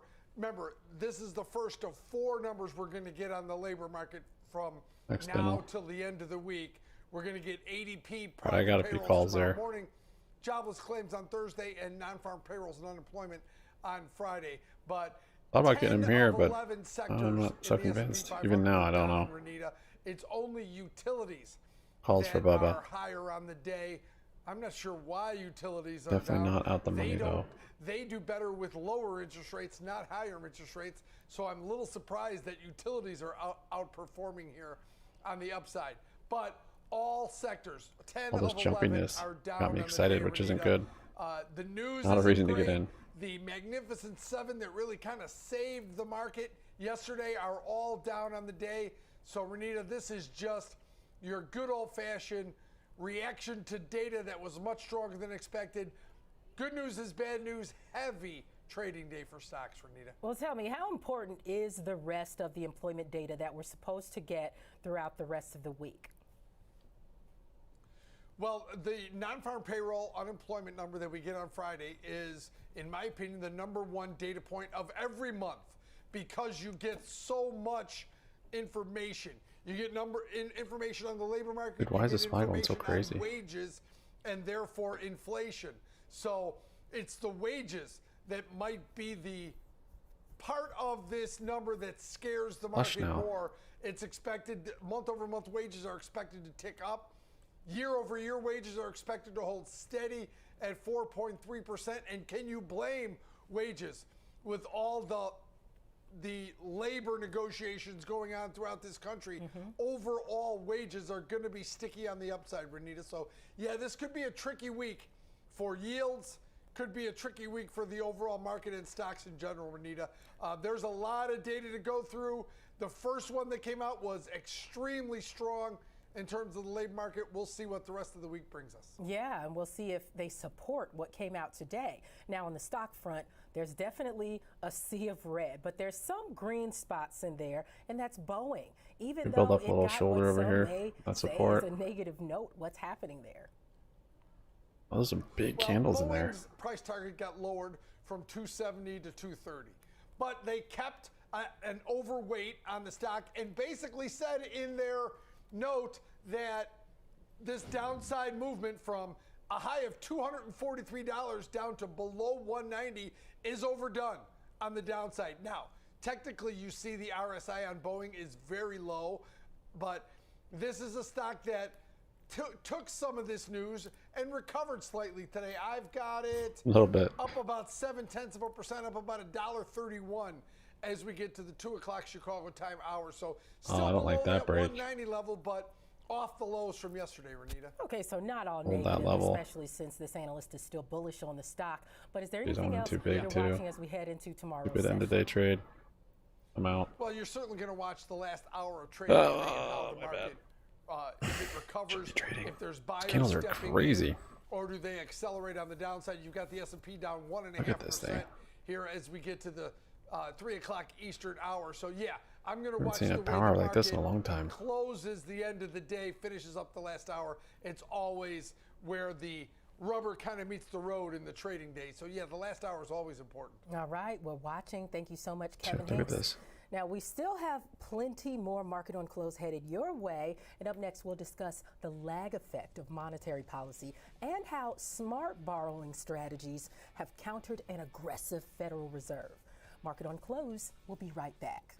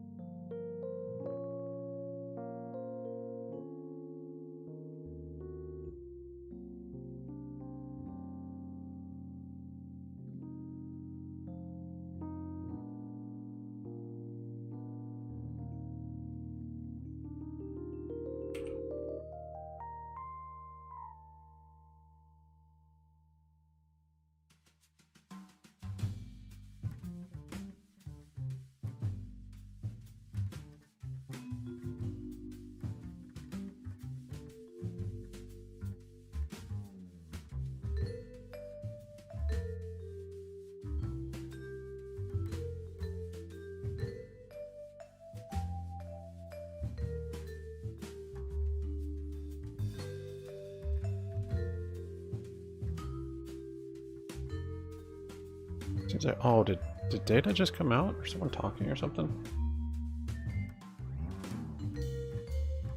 That's what that looked like. We have today.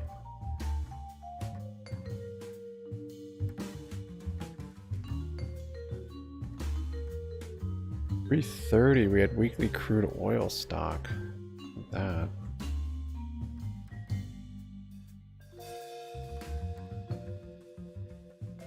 Like someone from the Fed's talking or something.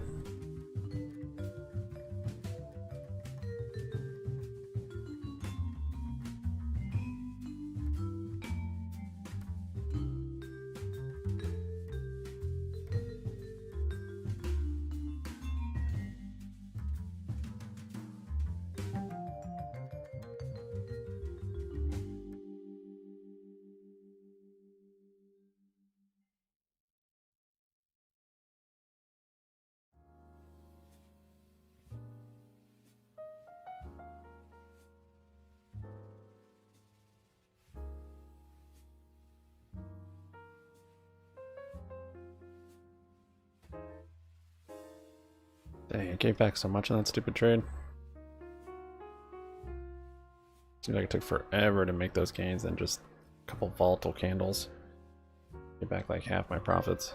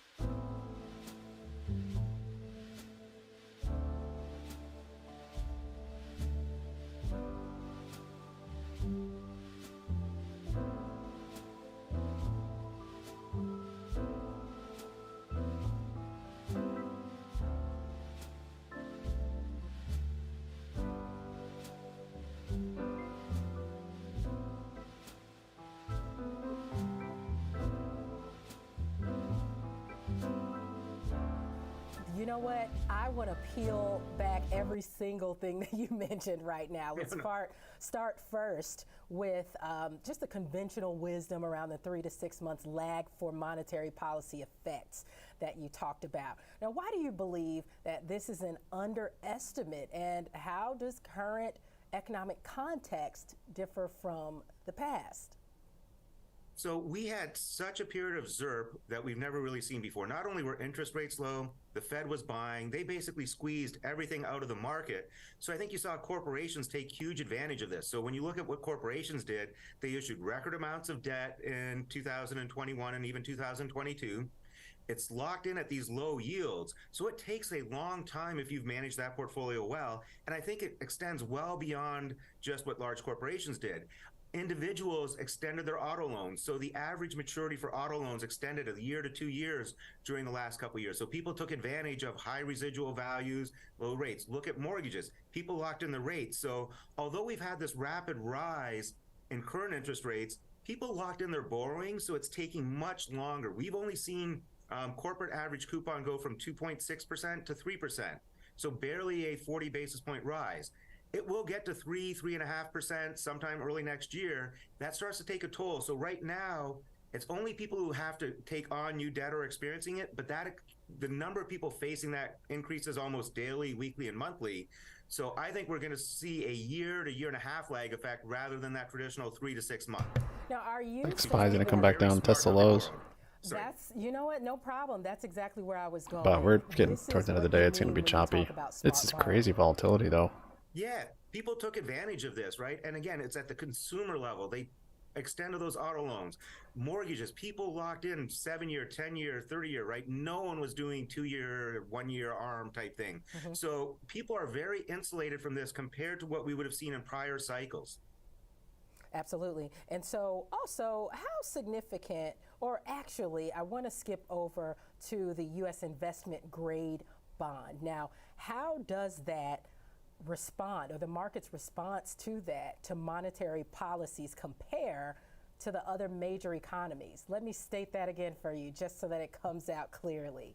When we look at the U.S. investment grade bonds market response to monetary policies, how does that compare to other major economies?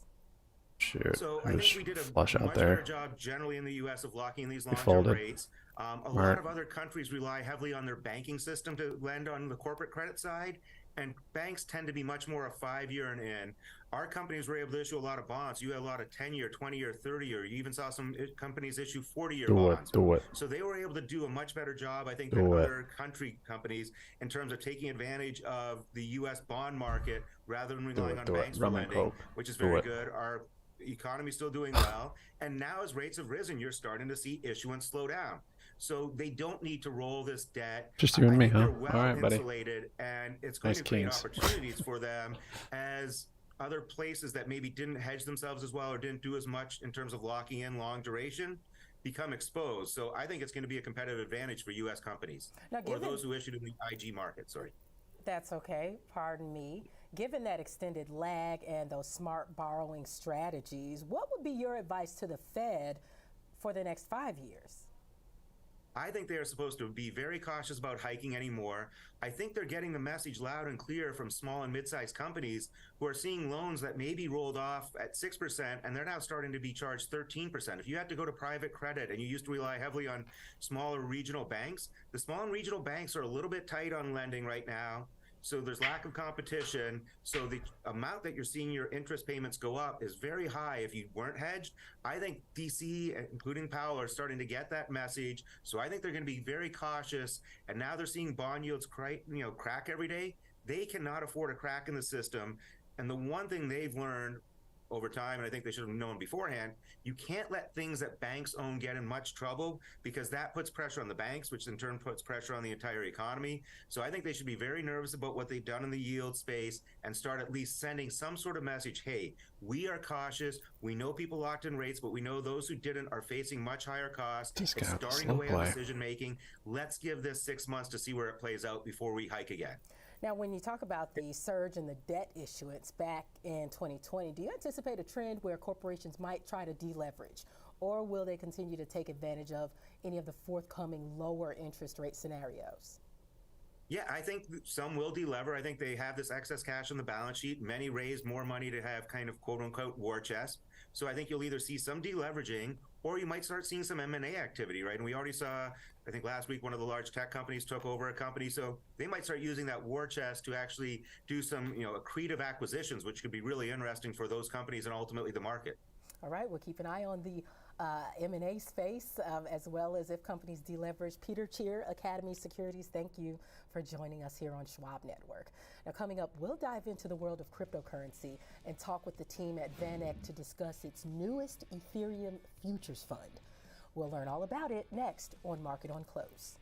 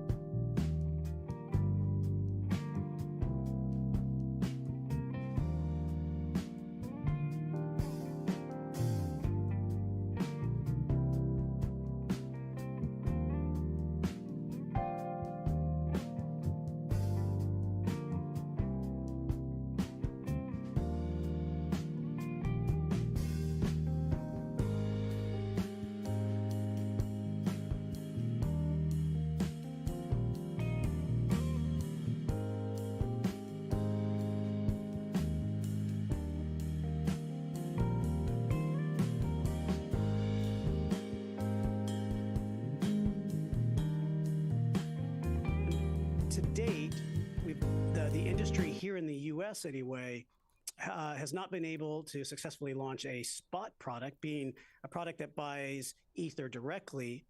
But futures markets have launched a couple of years ago in Bitcoin's example, for instance.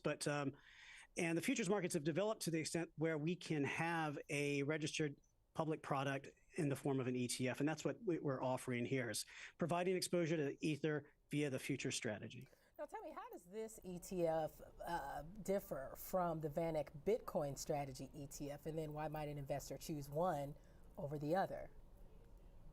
Yeah, that's a great question. So Bitcoin in of itself a brand name in the crypto space, the granddaddy of cryptocurrencies. And it is different than Ether or Ethereum. It's a different blockchain and different use cases.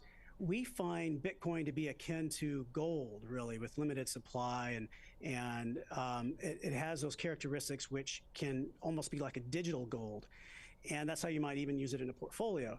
Ethereum is kind of like the supercomputer of the internet, the app store on which many new applications will be developed, and many have been developed. And so as we look to the future for technology and business and finance, Ethereum is the backbone of a lot of these apps that will help make things more efficient and cheaper for a lot of users. And in that sense, Ethereum and access to the investment Ether, or to its underlying currency Ether, is kind of like a growth stock. So you could look at it that way, where Bitcoin is more kind of like a hard asset or kind of like gold, and Ethereum is more like a growth stock. Well, when we look at Ethereum serving as the primary layer for decentralized applications, how does its potential growth and risk match up against the potential growth and risk of major cryptocurrencies like Bitcoin? Yeah, well, Ether is the second largest cryptocurrency out there. I think it has solidified itself as that layer one of choice. There are many others out there.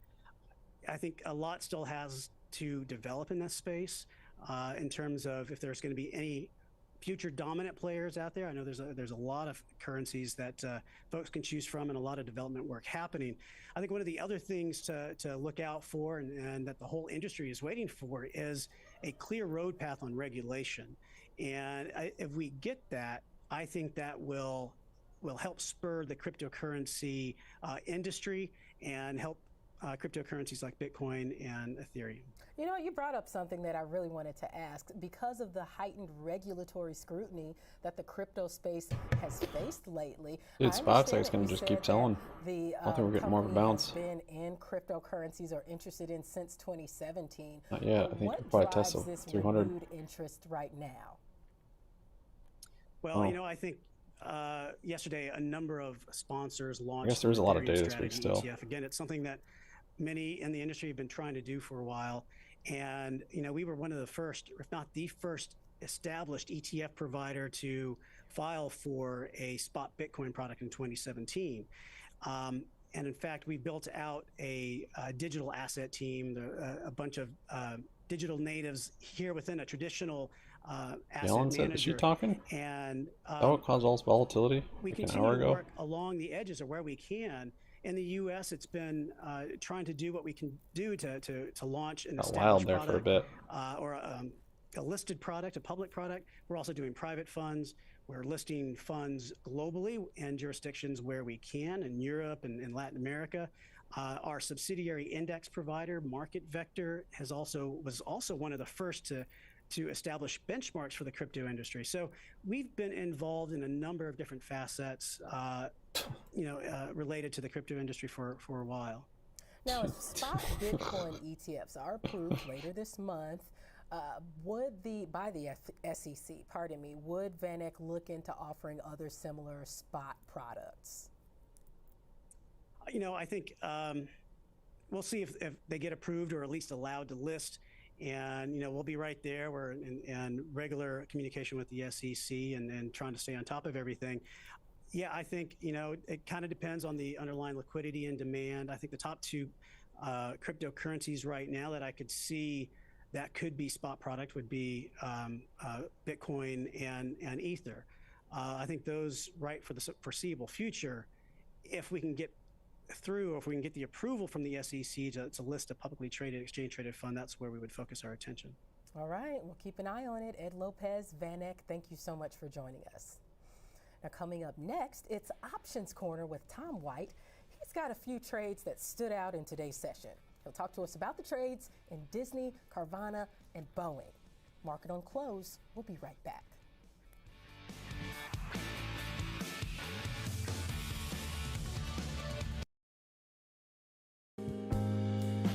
Worked out nice. They both had straights.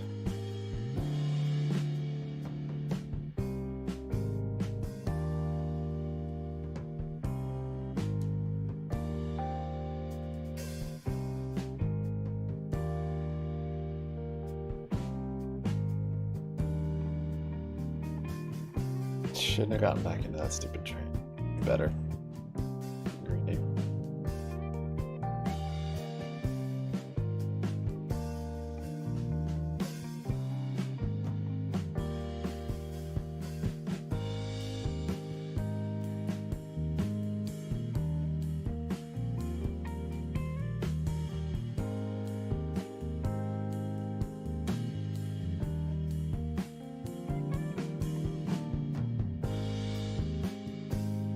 Oh, he's got a king, doesn't he? 9, 10. A pair of 10s. Bad kicker. I really do think I'm bluffing.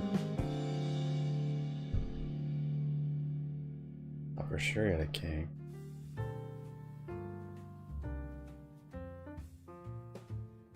Alright, I think start reviewing the trades here. No reason to trade the last 30 minutes. Done for the day. Should have quit here. Volatility. I didn't know Yellen was even supposed to be speaking.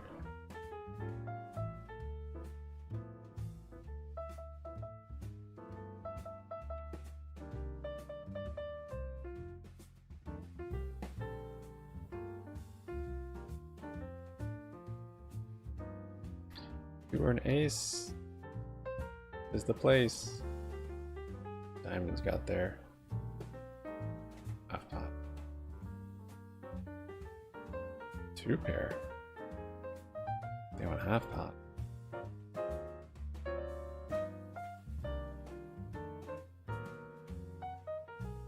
Alright, I'm making out of this. Okay, let's review. Again, my second string saved it today for me. We can maybe, well, my first string was green, but I tried to call the reversal too soon. I gotta figure out how to do this. I think for my first trade or two in the morning, I'm gonna trade bigger, and then so I can't trade with that account anymore, and I just slow down. I naturally slow down then for some reason. I don't know. Let's see here though. Okay, first trade 10-12 was a put.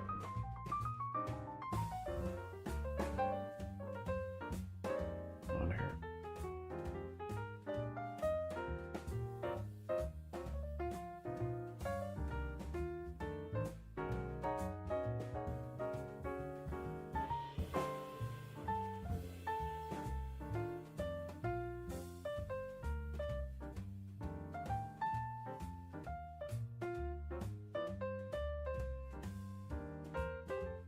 Trade 10-12. After that big drop. That was after jolts. Kept dropping. Could have grabbed one. VWAP. Could have grabbed one on the shoulder. I guess I didn't because this was low of the day. So I don't like to do that. So I'm happy with my entry, I suppose. Yeah, got one here. So waited for the first bounce. Channel. Got one there. And then got 2 more at 12.14 right here on this candle. Then sold one at 10.16 on this candle. Then bought 2 more. 10.24. I did reload twice on it. Or 10.24. Sold 2 at 10.25. Maybe I realized I shouldn't have done that. I think so. Is that profitable? No, that was a small loss on that little one. Realized I shouldn't have done that. Kill losers quickly.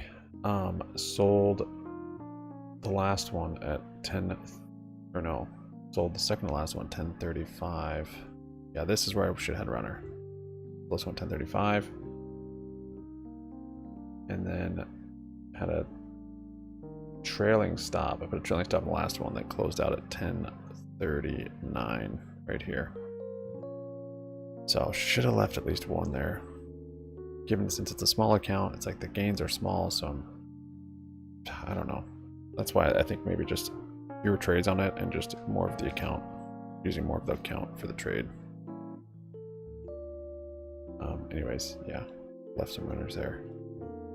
So I was out at that point.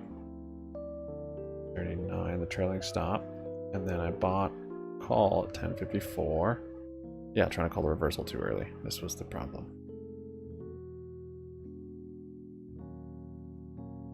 There.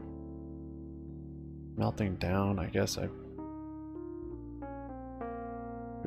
was at the low from the other day. I thought we were gonna build a handle.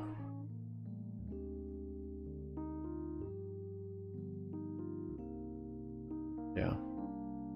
I just should have stopped out of this one much quicker. Bought another one at 10:56. So again, I thought I was averaging into a good play here. 56, bought another one. And it was still a good play. I just need to stop out of it. It turned bad. Bought another one at 11:33. I mean, I could have just kept averaging and averaging. Thing is, there was no signs of any kind of, or actually there was. Yeah, no, there was. This was a good play. Because like we had this steeper sell-off here, and then it flattened out here. Just kind of got moved, I think. So it was starting to taper and bottom out. I just started buying in and averaging in too early and before confirmation of the move up. So it was a good trade. I think it was smart. I just should have been more patient with entering it, basically. Then bought one more at 11:33. So right here, the bottom of that channel. And then got nervous and sold them all at 11:33. It basically broke just outside my channel, and I just closed it, which was stupid. Gotta give it a little room to breathe. The lines aren't perfect. It's this general area. Yeah, so closed them all right here. Literally had all these calls. Had calls here, and closed them here. So, of course, next up was this double bottom. However, I was still up on that account, so that's great. I was out of buying power though, all out. So it could have been better on that account if I just held just a little longer. However, I didn't let my mistake of getting shaken out alter me in the belief of this bottom tapering and starting to round out.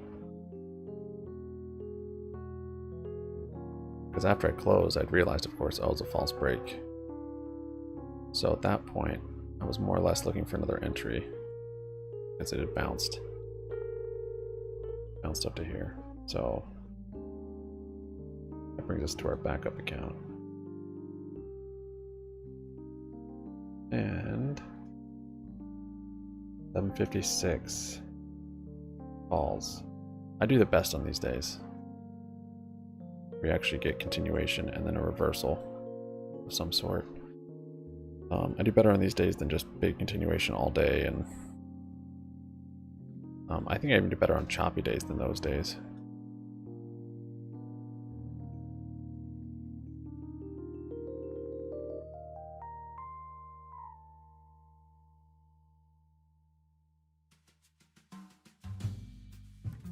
$11.56 was getting calls. So right here, dude, couldn't time that much better. Let it right on that double bottom. Bought 5 calls.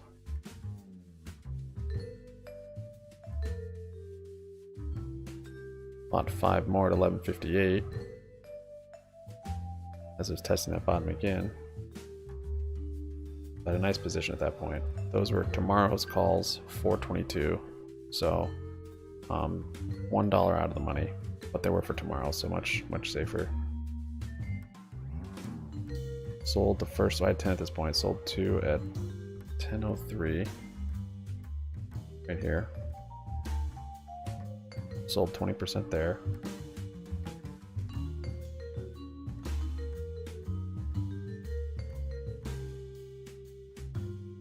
I think part of the reason on this secondary account is because I have the buying power. I'm more willing to sell it. And if I can't get back into it, I don't want to sell it sometimes. That's my problem on the other account at times. Today it wasn't, but other times it is. Sold 2 more. Excuse me. Sold 2 more at 12:04. So right here. I still had 60% left.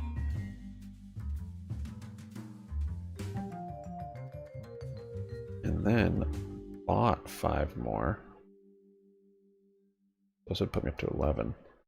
Bought 5 more at 12.17. Right here. Bought 5, 12.17. So I thought the reversal was happening. At least a big pull up for the bears. Don't like that entry that much. It was okay. Okay. Bought 5 more, so I had 11. Oh, and then I got scared on some of those. Sold 4 of them, 12.21. Wait, is that for a profit? Oh, it was actually for less than I bought those other ones for somehow. How is that possible? I just thought it might be chopping here, I think, so I sold 4.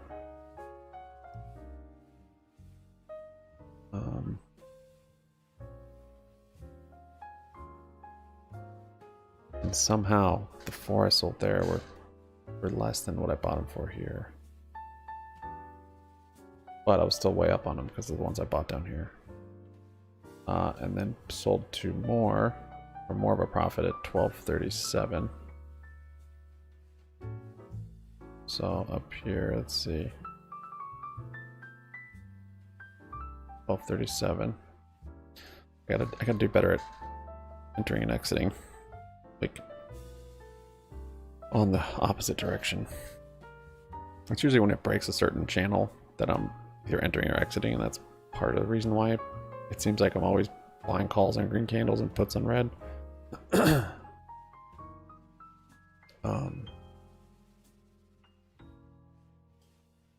But still, this one 12.37. I think Weeble's off. TradingView has that candle as a big green candle, as is this one. Oh, maybe Weeble uses like the minute behind, like what it's opening on. So this 12.38 was actually 12.38 is where it closed. It was on this candle. I closed it. Closed 2 of them there. Closed 2 more at 12.39. Closed 1 more at 12.47. So these are all profitable. Right here. I'm not sure how many I was holding at this point. I was still holding some. Yeah, maybe 5.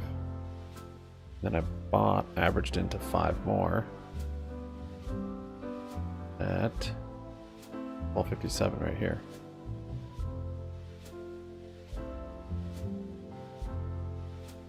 Interesting. That was a bit risky. Late in the trade, averaging in for a potential move to VWAP or even higher. But it already made a pretty good move from the bottom, and it could have still been bears building liquidity. A little risky there. Bought 5, 12.57. Sold 3 of them at 109. Yeah, I waited too long. Way too long on that exit. Sold 3 here. Was that for a loss? Small loss from this price, but still well above my average. I don't want to believe it was over. I don't want to believe. Been a little more quick. Sold 3 there. Sold 4 more. I think this put me totally out at 116. But I kind of want to wait for a little bounce, and I did. I got it. So sold the rest here for a small loss. But the count was already up a significant amount at that point. Then bought puts at 120. Right here. 120. Finally starting to rally a little bit. 10 minutes of Fugazi for the calls. I say 120? Yeah, 120.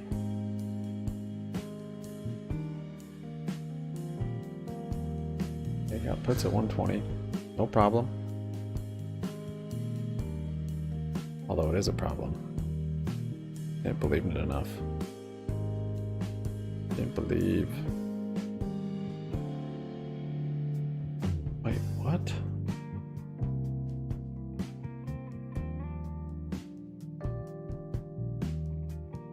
Weird. Yeah, okay, the candles don't line up. So right here I got puts. 10 of them. I didn't believe. I sold.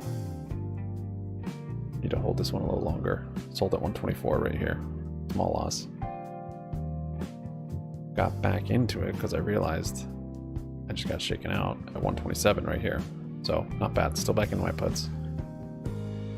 Loss was somewhat mitigated. Not really, but still worked out. So about 10 more, 10 there, back in. Oh yeah, then I went in kind of heavy. Then bought 5 more at 141. Right here on this green candle. That was kind of a cheeky trade. It's pretty aggressive. Just in this channel. Bought 5 more, then I had 15. Then bought 5 more at 142. Next minute, and I had 20.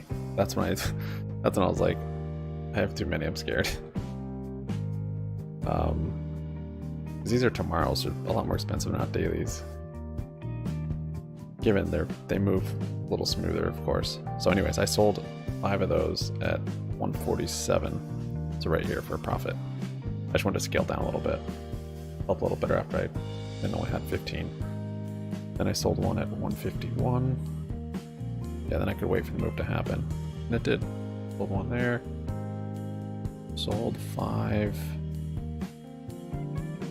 152.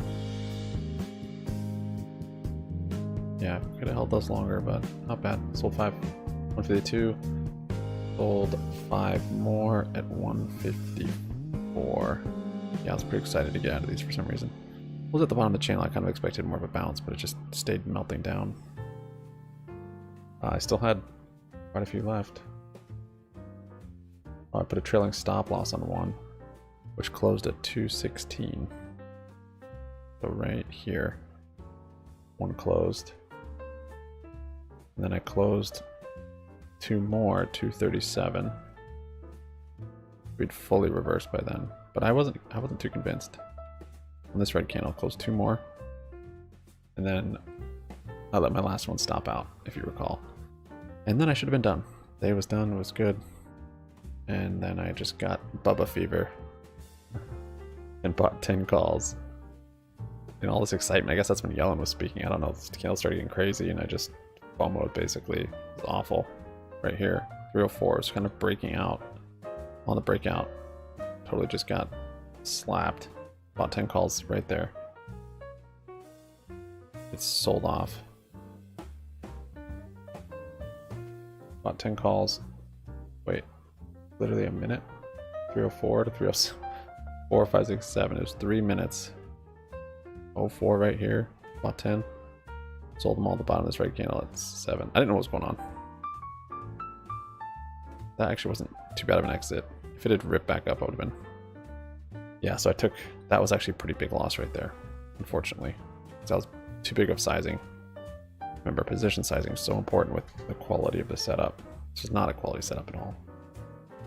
I shouldn't have been trading it. It was more of a YOLO. But yeah, they ended up good. Still, green on both accounts. Secondary account coming in hot. Apple's being stubborn. And GME down 1.5%. Percentile. Didn't quite make the 200 today. SPY is just grinding down the bottom Bollinger Band on the daily. So might get a bit of a bounce. I would assume. Pretty bearish looking though. Do still have data, I think, tomorrow and the next day. So probably pretty big moves in the extended hours the rest this week. Bubba fever, yeah, Bubba fever. I was getting calls. I was so hyped. I'd never known you to ever buy calls, and so I just wanted to support you in buying calls. So I totally did and squandered $300. No, it's good. Just happy to support the cause. I guess you have Bubba Fever negative 85%. This is what happens. You have all this awesome moves, but then it's just going to chop. An awesome move, and then it's just going to just chop and just take your money. I'm just going to keep making awesome moves after awesome moves. It's got to build liquidity. It's got to theta farm. Got to catch all the suckers that think it's still going to do this over and over and over.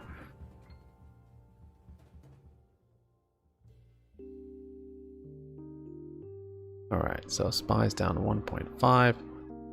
GME's down 4.9. Pretty solid sell-off here on GME. We might have one more day of it before it bounce. Very well. If this prior resistance becomes support.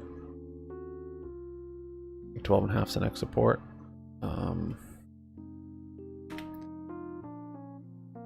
AMC's down 2.5. Again, it just eclipsed over that resistance again today and right back in this wedge. So this is not looking good. If it doesn't break to the upside and hold, this is the bear flag. And it'll be confirmed by a break of this downside move, this downside channel. And held under there, unfortunately. So we'll see on AMC. A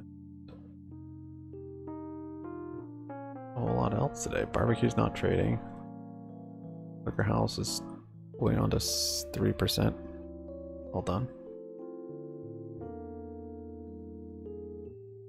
Bubba, you've heard my recommendations.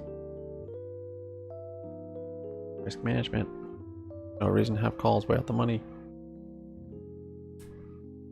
Here's your rally, 10 minutes Fugazi. Don't overtrade once you do well. I did it too right here. Just for that, that was good. ABVWAP, but see, you don't have any time. That's the thing. You can just chop like this the last hours, and you could even still end up down here somewhere. Doesn't have to go to VWAP. If it does, could be the last 5 minutes, could be the last 5 seconds, could be in extended hours. Given you do have 15 minutes on those calls, so after the market closes to still close them. But you did well, man. Good job.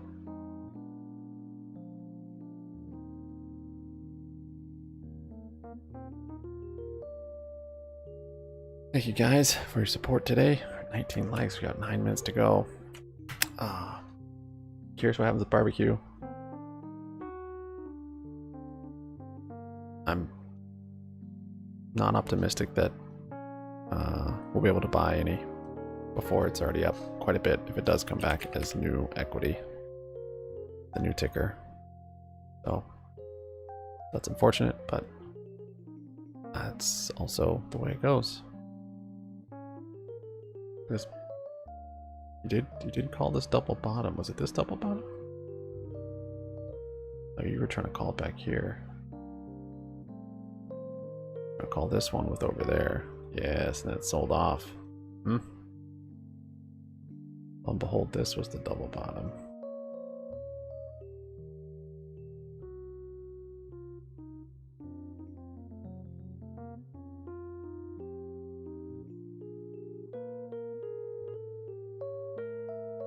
Managing Director, Trading Derivatives at Charles Schwab. Randy, thanks for coming. Hi, Renita. Thanks for having me. Absolutely. I actually want to start with a brief look backwards. You spotted some trends that happened in the market in September. I gotta figure out if I should get more puts on SPY long term. Has this long history of being a really terrible month. I can't bring myself to do it. We've just sold off so much. 6% of the time, going back about 70 some years. Guess I gotta help. And that really hasn't gotten any better. Some of these old trends have improved in recent years. This one has not. In fact, as you know, the S&P 500 lost ground in September. It was the fourth consecutive year in a row that we went down in September, and in fact, it's been there's my day the though. last 9 Thanks guys for the support. That it's I'm probably gone gonna cut down in it. September.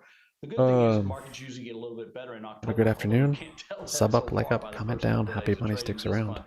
So it just has a long history of being a terrible time, but the good thing is when you get so low. Up on our Discord if you haven't. It's linked in chat as well as the description. A little bit shaky, certainly. tell you that this quarter started out so Tomorrow we shaky. have Today, worse than ADP yesterday. employment We at see 8:15. significant declines today. PMI, S&P final that's U.S. true. services there are a lot PMI of at catalysts out there 9:45. weighing on this. Obviously, we've Factory got some orders at dysfunction in 10. Congress. ISM We've services got at a 10. potential So ouster of the Speaker of the House that we got hasn't some stuff happened to in a move couple tomorrow. hundred Bowman years, speaks at which is a long 10:25. time going back. We've got the triple threat of the higher Chicago Fed President Goolsbee gives welcoming prices remarks and at Banking ever higher interest Symposium. rates. I mean, the 10-year Treasury Another is exciting at day a tomorrow. 16-year high, going all the way back to 2007. Hopefully we get nice, clean That then, of patterns course, and presents continuations like a today. pretty, compelling alternative to a stock. When you're looking at depending upon the length of the Treasury, you look Thanks, at Jay from the anywhere Bay. between about Thanks, 4.5% Guts. and 5.5% yields. Thanks, Which if you Jose. I don't know hold what the Apple's Treasury doing. till maturity Being comes stubborn, back like at 100%. not going That's down a for you, pretty or compelling alternative to investing in an equity that has a dividend yield that's higher than that. And frankly, there just aren't that many of them. So it makes Thanks, it very Busy difficult. The other challenge is it presents Thanks, guys. Appreciate it. refinancing challenges for See you on smaller Discord. companies that are indebted, because A as lovely that debt rolls afternoon. over, they continue to have to refinance at higher and higher prices, which makes it very difficult for them. That's one of the reasons Peace why out. we see the mega caps outperforming the smaller and mid caps. I'll leave the news on because for the last they 5 generally minutes. have pretty strong balance sheets. Talk to me about the VIX as we get into this conversation of risk and how markets are interpreting it. It climbed over that dangerous 20 level today. Why is it so dangerous, and what is the road ahead? Yeah, the 20 level is not really the danger level, but it's sort of the start of that. So I've been analyzing the VIX for the whole 30 years that it's been around. And generally, if you stay below 20, you're kind of in what I call the normal zone. Once you get between about 20 and 30, you're in that elevated uncertainty zone. Today, for the first time since June 1st, when the debt ceiling deal was signed, we've seen the VIX creep above 20, which means the uncertainty level has gotten quite a bit higher. Prior to the debt ceiling, where for most of the beginning of this year, people were worried about a potential debt default, it was above that level a lot. But now that we've had that deal, this is the first time since then. So the level of uncertainty, in other words, traders' comfort with their ability to forecast what's coming up here in the next month or two, has now elevated to the point where there's just a lot of uncertainty. It's not panic yet, and it's not high anxiety. High anxiety kind of comes in at 30, and panic comes in at 40, which we haven't seen that since the pandemic hit. But it certainly shows that there's a lot of uncertainty and a little bit of worry going on right now in volatility. Worry indeed, but let's talk about earnings, because believe it or not, it kicks off next week all over again, right? What are you watching in these quarterly reports? Well, earnings season does kick off unofficially on Tuesday of next week, when we'll start to get some of the big cap names will come in, and then the latter part of next week, we'll get some of the big banks, which tend to be some of the early reporters. Hopefully that will be a catalyst that can counterbalance some of these negative catalysts we have and lift these markets up a bit. So that's a whole week from now, unfortunately. We've got a couple of challenges in the meantime. Well, back on earnings first, though. The good thing about earnings is that we think the earnings trough, at least most of the data shows us that the earnings trough for this year happened in Q2. So the expectations for earnings this quarter, the reporting season is just about to start, is essentially flat, with about a 1.5% gain in revenues. And both of those numbers would be slightly better than what we saw in Q2. So the other thing is that they generally are better than the expectations, which means that we're certainly on the upswing on earnings, and the expectations for Q4, which we're now in, are even better. So that should be a bit of a positive catalyst offsetting some of these other negative things. A positive catalyst for sure, but I'd be interested in looking at the outlooks as well, because seasonality also plays into all of this. Do you have any expectations for the outlooks for the next quarter after that, or even the full year? Yeah, so again, all of the expectations going forward from here on are supposed to be improving. For Q3 is supposed to be better than Q2, Q4 better yet, and the outlook for even 2024 is still very, very strong. Obviously, that can change if things continue to deteriorate. If we go into a major downturn and sustain this throughout the remainder of this quarter, that could all change. But at the moment, the companies that have provided guidance, and this is an important factor, the number of companies providing guidance is higher this quarter than we've seen in several years. And the number of companies providing positive guidance is also very strong. So again, it's not just analysts, but the companies themselves that are expecting things to continue to improve throughout the remainder of this year and into next year. So that's a positive thing. Now, one negative potential catalyst that we might see this week is the labor market. We got a jobs report today. It was stronger than expected. That was one of the catalysts also pulling the markets down today. Right. There's been very little deterioration in the labor market, which It doesn't sound like a good thing, but really that's what we need. We need to see deterioration in the labor market. That's what the Fed's been trying to engineer in order to see inflation pressures ease. That hasn't really happened yet. And unfortunately, this particular report is going to reflect initial jobless claims primarily from the second half of August and the first half of September. And in each case, those claims came down, which means that not only is the labor market strong, it's actually getting stronger based on that data. So I think the estimate for what we can expect in non-farm payrolls on Friday of this week might actually be a little bit too low. And unfortunately, I don't think that's going to bode well for the markets on Friday. All right, we'll see if it's enough to inflict action from the Fed in a different direction. Randy Frederick, thanks so much for joining us. Now, coming up, the closing bells are next, and we'll bring in our closing panel, the closers panel, to break down the market day and to find out which stocks caught their attention today. Market on Close. We'll be right back.